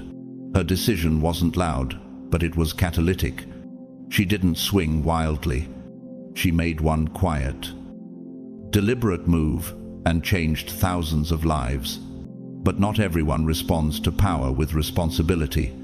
Carlos Ghosn, once hailed as the savior of Nissan and Renault, is a stark contrast. He climbed to global acclaim by blending ambition with authority, but eventually his unchecked control led to legal scandal and an international manhunt. He fled Japan in disgrace. Then inside a cargo box. His downfall, refusing to bow his fire to accountability. Mars without Libra. Drive without balance. Can you feel the difference between force and flow, between reaction and revelation? What would shift in your life if you stopped treating urgency as truth and started using stillness as strategy? James 1:19 says, everyone should be quick to listen, slow to speak, and slow to become angry. And now, the battlefield has changed. You're no longer being trained to fight. You're being commissioned to filter, to refine, to pause, not in fear, but in reverence. This pause is not a delay. It is a throne, and only those who can sit in it without flinching will be entrusted with the next move. Psalm 37:7 commands, be still before the Lord and wait patiently for him. Stillness is not passivity. It is posture. It is the exhale before the execution. And when Saturday arrives, when the cosmic current peaks and a new message or opportunity appears, you will not be pulled by your past. You will not flinch. You will feel the decision approach like a tide, but you will remain grounded because your fire has bowed to clarity. Romans 8:14 confirms it. For those who are led by the Spirit of God are the children of God. That's you now, not a reactor, but a responder, not a servant of pressure, but a steward of presence. This isn't about becoming louder. This is about becoming undeniable. You are no longer available for chaos. You are no longer swayed by emotional bait. You are the stillness in the storm, the balance in the battle, the frequency that refuses to fracture. Now move, not because the world demands it, but because heaven whispered it. There is a holy hush in the atmosphere, one so subtle that if you blink too quickly or distract your soul too long, you might miss it. But it's here, and so are you, standing just hours before a divine threshold opens beneath your very feet. This isn't just another weekend or a sentimental turning of the page. This is the moment where your inner world begins to sound like heaven's voice print. You've been feeling it, haven't you? The sudden emotional currents, the vivid dreams that linger in your spirit long after you've opened your eyes, the strange waves of peace, followed by a flicker of panic, and then silence again. What if I told you none of that has been random? What if the tension in your chest wasn't anxiety, but the stretching of your spiritual skin, expanding to hold the next version of you? Romans 8:18 reminds us, the sufferings of this present time are not worth comparing with the glory that is to be revealed in us. You're not falling apart. You're being refitted for glory. You're not being punished. You're being prepped for precision alignment. Like a falcon adjusting its wings against the wind currents of a rising storm. Your inner being is synchronizing with heaven's forecast. Is it possible that what you've called confusion is actually calibration, that your disorientation is divine realignment, meant to shake off the static of old programming, like mushrooms breaking through underground networks before ever surfacing into light? You're awakening to the network of revelation, long hidden under your routine. You are becoming aware of the unseen, and here's where it gets sacred by the time Saturday fully unfolds. A layer of your consciousness will quietly unlock, not like a trumpet blast, but like a memory that was always there, waiting in the stillness for your awareness to catch up. Isaiah 30:15 whispers, In returning and rest you shall be saved. In quietness and in trust shall be your strength. This isn't something you learn. This is something you remember. The peace of walking in your own God-given frequency, the boldness of choosing stillness, even when the world demands reaction, the liberation of feeling safe, not in the world, but inside your own body, under the shelter of the Almighty. When was the last time you trusted a silence that didn't come with answers? Can you sit in the pause without running from it? The world teaches you to panic in the stillness, to chase noise like it's oxygen. But heaven has a different rhythm. Psalm 46:10 declares it simply, "Be still and know that I am God." Knowing doesn't come from striving. It comes from standing, from breathing, from yielding. And while the outer world may continue to swirl with digital distractions, rapid changes, and echo chambers of fear, something in you is quietly rebelling. Something in you is saying, "No more." You're shedding like the African baobab tree, which drops its leaves to survive drought, conserving water in silence to protect its sacred reservoir. You're no longer trying to bloom for the wrong season. You're learning to rest on purpose. This is the real shift, not in your paycheck, not in your followers, not in your circumstances, but in your perception. Luke 11:34 says, "Your eye is the lamp of your body. When your eyes are healthy, your whole body also is full of light." Once your lens is cleared, everything you see and how you interpret what you see begins to change. And when your inner lens shifts, reality bends with it. Doesn't it stir something in you to realize your greatest breakthrough might not look like fireworks, but like fall lifting it down, soft, still, irreversible, like the sound of morning dew evaporating off the petals of a flower that bloomed overnight in secret, like the hush in a courtroom just before the final verdict is read. In the French Catholic film Des Hommes et des Dieux, of gods and men, a monk whispers before facing death, "Never have I felt more free than in the silence of surrender." That silence wasn't fear, it was transcendence. And that's exactly the kind of sacred remembering heaven is offering you right now. You are remembering how to move without proving, to discern without explaining, to exist without shrinking, because Psalm 121:3 says, "He will not let your foot slip. He who watches over you will not slumber." Even when you are still, God is active. Even when you feel forgotten, heaven is working. So, as the threshold approaches, don't rush the process. Let the fog rise naturally. Let the veil lift slowly. Ecclesiastes 3:11 declares, "He has made everything beautiful in its time." That includes you. Not when you're louder, not when you're busier, but now quiet, whole, aligned, and watched over. You are not waiting for a sign. You are the sign. You are not being delayed. You are being divinely calibrated. The shift is not something that will happen to you. It's something already rising from within you. Don't shrink back now. Don't explain away your transformation to make others more comfortable. Because once you remember who you are, you'll never apologize for it again. Now, rise. The threshold is opening. The world will catch up. There is something sacred about the final few hours before a cosmic shift. Not because everything around you gets louder, but because everything inside you gets strangely still. The sacred hinge between what was and what is about to be doesn't creak, it whispers. And this Saturday, the gate won't open with applause. It won't demand your performance. It will open with one thing: truth. The truth about who you've finally become when no one was watching. The truth about the toxic agreements you're no longer available to renew. The truth about what you are now ready spiritually, emotionally, even cellularly to receive. Can you feel it rising like heat from the pavement after a summer storm?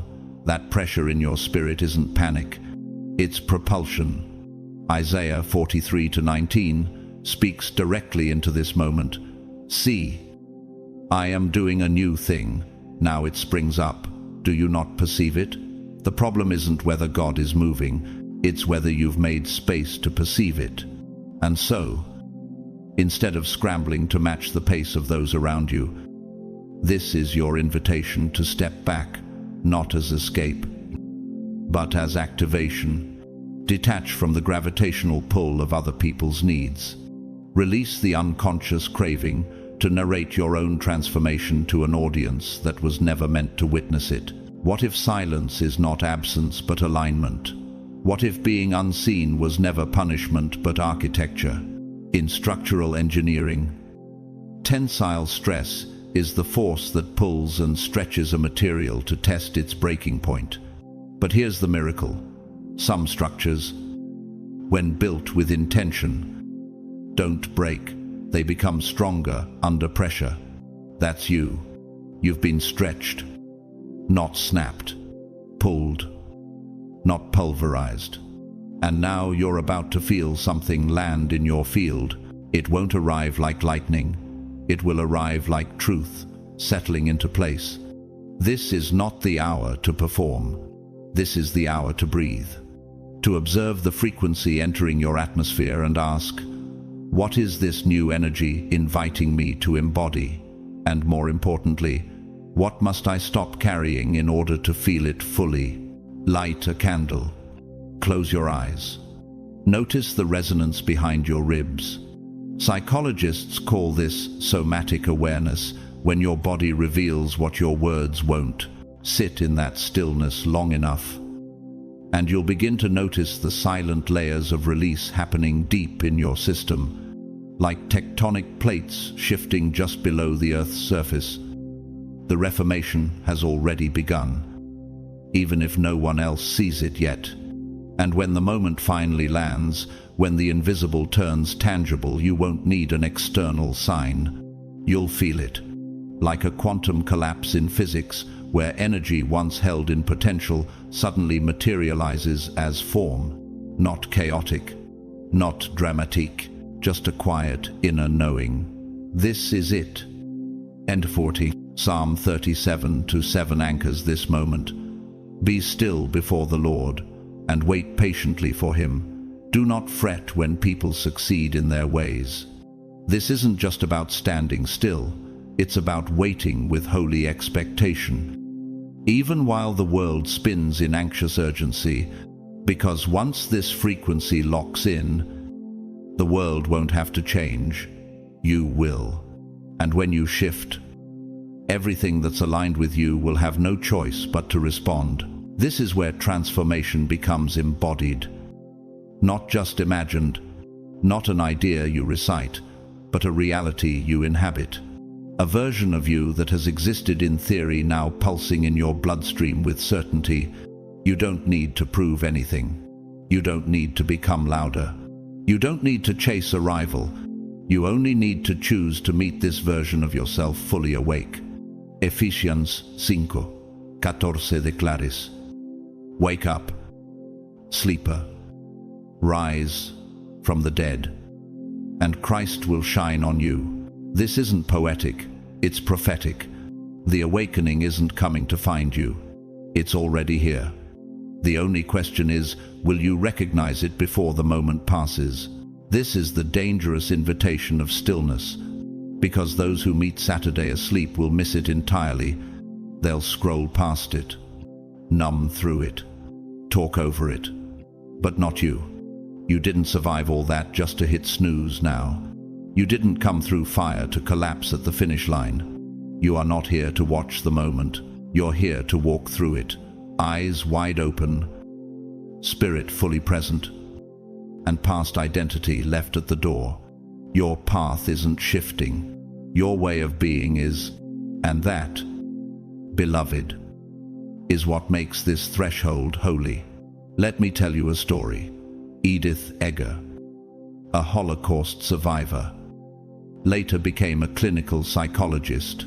In her 82nd, she wrote The Choice, where she said, "We don't change until we're ready to stop running." She had spent decades walking through trauma, but it was the stillness, choosing to face herself without flinching, that led to the deepest freedom. Not a crowd, not a miracle, stillness. So maybe the transformation you've been begging for isn't something to chase, it's something to finally sit still long enough to let it rise. This is not a suggestion. This is a divine appointment. You're not just crossing into another day. You're walking into the dimension you were born for. This is your activation moment. So meet it awake. Honor your frequency. And do not look back. There are moments in your life that feel less like time and more like frequency, not just passing through your days, but penetrating every dimension of your being. And what you're feeling now isn't just emotional noise. It's a divine signal. It's sacred energy, moving like lightning, encoded with divine memory, streaming directly into your breath, your thoughts, your dreams. This isn't abstract. It's personal. It's cellular. Whether or not your conscious mind understands what's happening, your spirit already knows. You feel it in the heaviness behind your eyes. You sense it in the strange ache in your chest that has no medical explanation. You notice it in the unspoken desire to break down and cry, but not from sadness, from a holy undoing. These aren't symptoms of something being wrong. These are sacred notifications that something ancient is being awakened and something heavy is being released. Why do you think fatigue has a weight that even 10 hours of sleep can't touch? Because you're not just tired, you're shedding. Isaiah 40:29 reminds us, He gives strength to the weary and increases the power of the weak. You are not depleted because you're weak. You're depleted because you're expanding. The light frequencies currently flooding your soul aren't here to pamper your comfort zone. They're here to dismantle the lie that survival is your only option. And as this energy moves deeper, it goes surgical. These aren't surface-level transformations anymore. These are soul surgeries happening in silence. The energy is targeting the old timelines, the outdated beliefs you inherited but never questioned. And now those dusty drawers in your subconscious are opening, and the Holy Spirit is saying, choose. Keep this, or finally release it. But what if anxiety isn't a warning sign? What if it's a recalibration process? What if the very pressure that's pushing you is also positioning you? Your body is speaking in new dialects. The sudden buzzing in your ears, the twitch behind your eyes, the inexplicable nausea. After conversations with certain people, these aren't glitches. They're divine diagnostics. Your nervous system is adjusting to a new resonance of truth. You're not just sensing the shift, you are the shift. And here's what nobody warned you about. As your frequency rises, the purge begins, not just physically, but emotionally, socially, and relationally. Your thoughts begin to detox. Your friendships begin to unravel. Your inner compass begins to shift directions with a strange, divine clarity. That urge you've had to clean your closet, to delete that thread, to cancel a call last minute, it's not random. It's a spiritual boundary setting in real time. You're not disconnecting, you're returning to your divine center. You're not antisocial. You're becoming sacredly selective about your atmosphere. Let's be clear, what's happening is sacred. It's not a failure. It's a spiritual excavation. Luke 8:17 declares, For nothing is hidden that will not be made manifest, nor is anything secret that will not be known and come to light. You're experiencing that prophecy in your own soul. Everything that's buried, whether pain, purpose, or power, is rising to the surface. But this time, not to haunt you, to free you. And in this holy moment of elevation, I need you to hear this. You're not falling apart. You're falling open. Now let me show you both ends of the spiritual spectrum. Because while some rise, others refuse to evolve and collapse under the weight of their own deception. Take Bernie Madoff, for example, once praised as a financial genius, he manipulated thousands with an illusion of abundance, hiding his fraud under polished charm and calculated silence. But eventually, truth caught up. The very system he built to look powerful became the trap that caged him. He died imprisoned, disgraced, and completely isolated, reminding us that manipulation may gain control, but it never inherits legacy. In contrast, Ai Weiwei, the Chinese artist and activist who was imprisoned, silenced, and exiled for exposing injustice, but never stopped creating. Even when the world tried to erase him, his art grew louder. In exile, he once said, "Your own acts tell the world who you are and what kind of society you think it should be." His resistance wasn't loud, it was persistent, and that persistence became prophetic. Which version of yourself are you feeding, the one breaking through or the one clinging to control? Even now, memories are surfacing, faces from your past, unresolved emotions you thought you buried, names you haven't whispered in years. They're not accidents, they're energetic echoes, asking, will you release this for good or drag it into your future? Because you can't build your new timeline on an unhealed foundation. This is why you feel so raw, so porous, so alert. This is why you're crying for no reason, or waking up at 3 a.m. with tears in your throat. This is why your soul craves solitude, not to escape, but to breathe. Romans 8:18 carries this truth like thunder. I consider that our present sufferings are not worth comparing with the glory that will be revealed in us. Yes, you're in transition. Yes, you're in discomfort. But don't mistake this holy disorientation for danger. It's a spiritual dilation. You are being prepared to birth something glorious. This is not dysfunction. This is integration. Your body is catching up to the light you've invited in, and it speaks through the shaking, the buzzing, the sudden silence. Your vessel is not malfunctioning, it's recalibrating. And the urge to rest? It's not laziness, it's sacred labor. You're not stuck, you're seeding. So honor it. Say no without guilt. Rest without apology. Cry without shame. Purge without needing permission. This is your cocoon moment. And when it ends, you won't recognize yourself. This isn't spiritual theory. This is a full-body metamorphosis. So stay awake. Stay open, stay present. What's coming isn't light, it's glorious.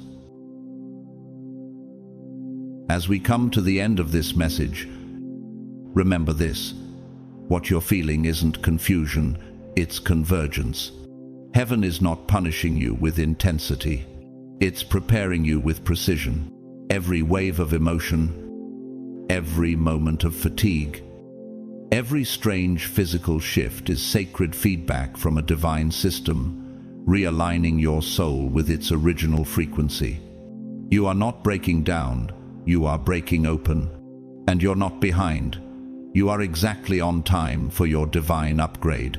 This is not the season to shrink, second guess, or explain your evolution. This is the season to honor it, to breathe through it, to choose silence when noise offers you nothing, to choose stillness when the world demands motion.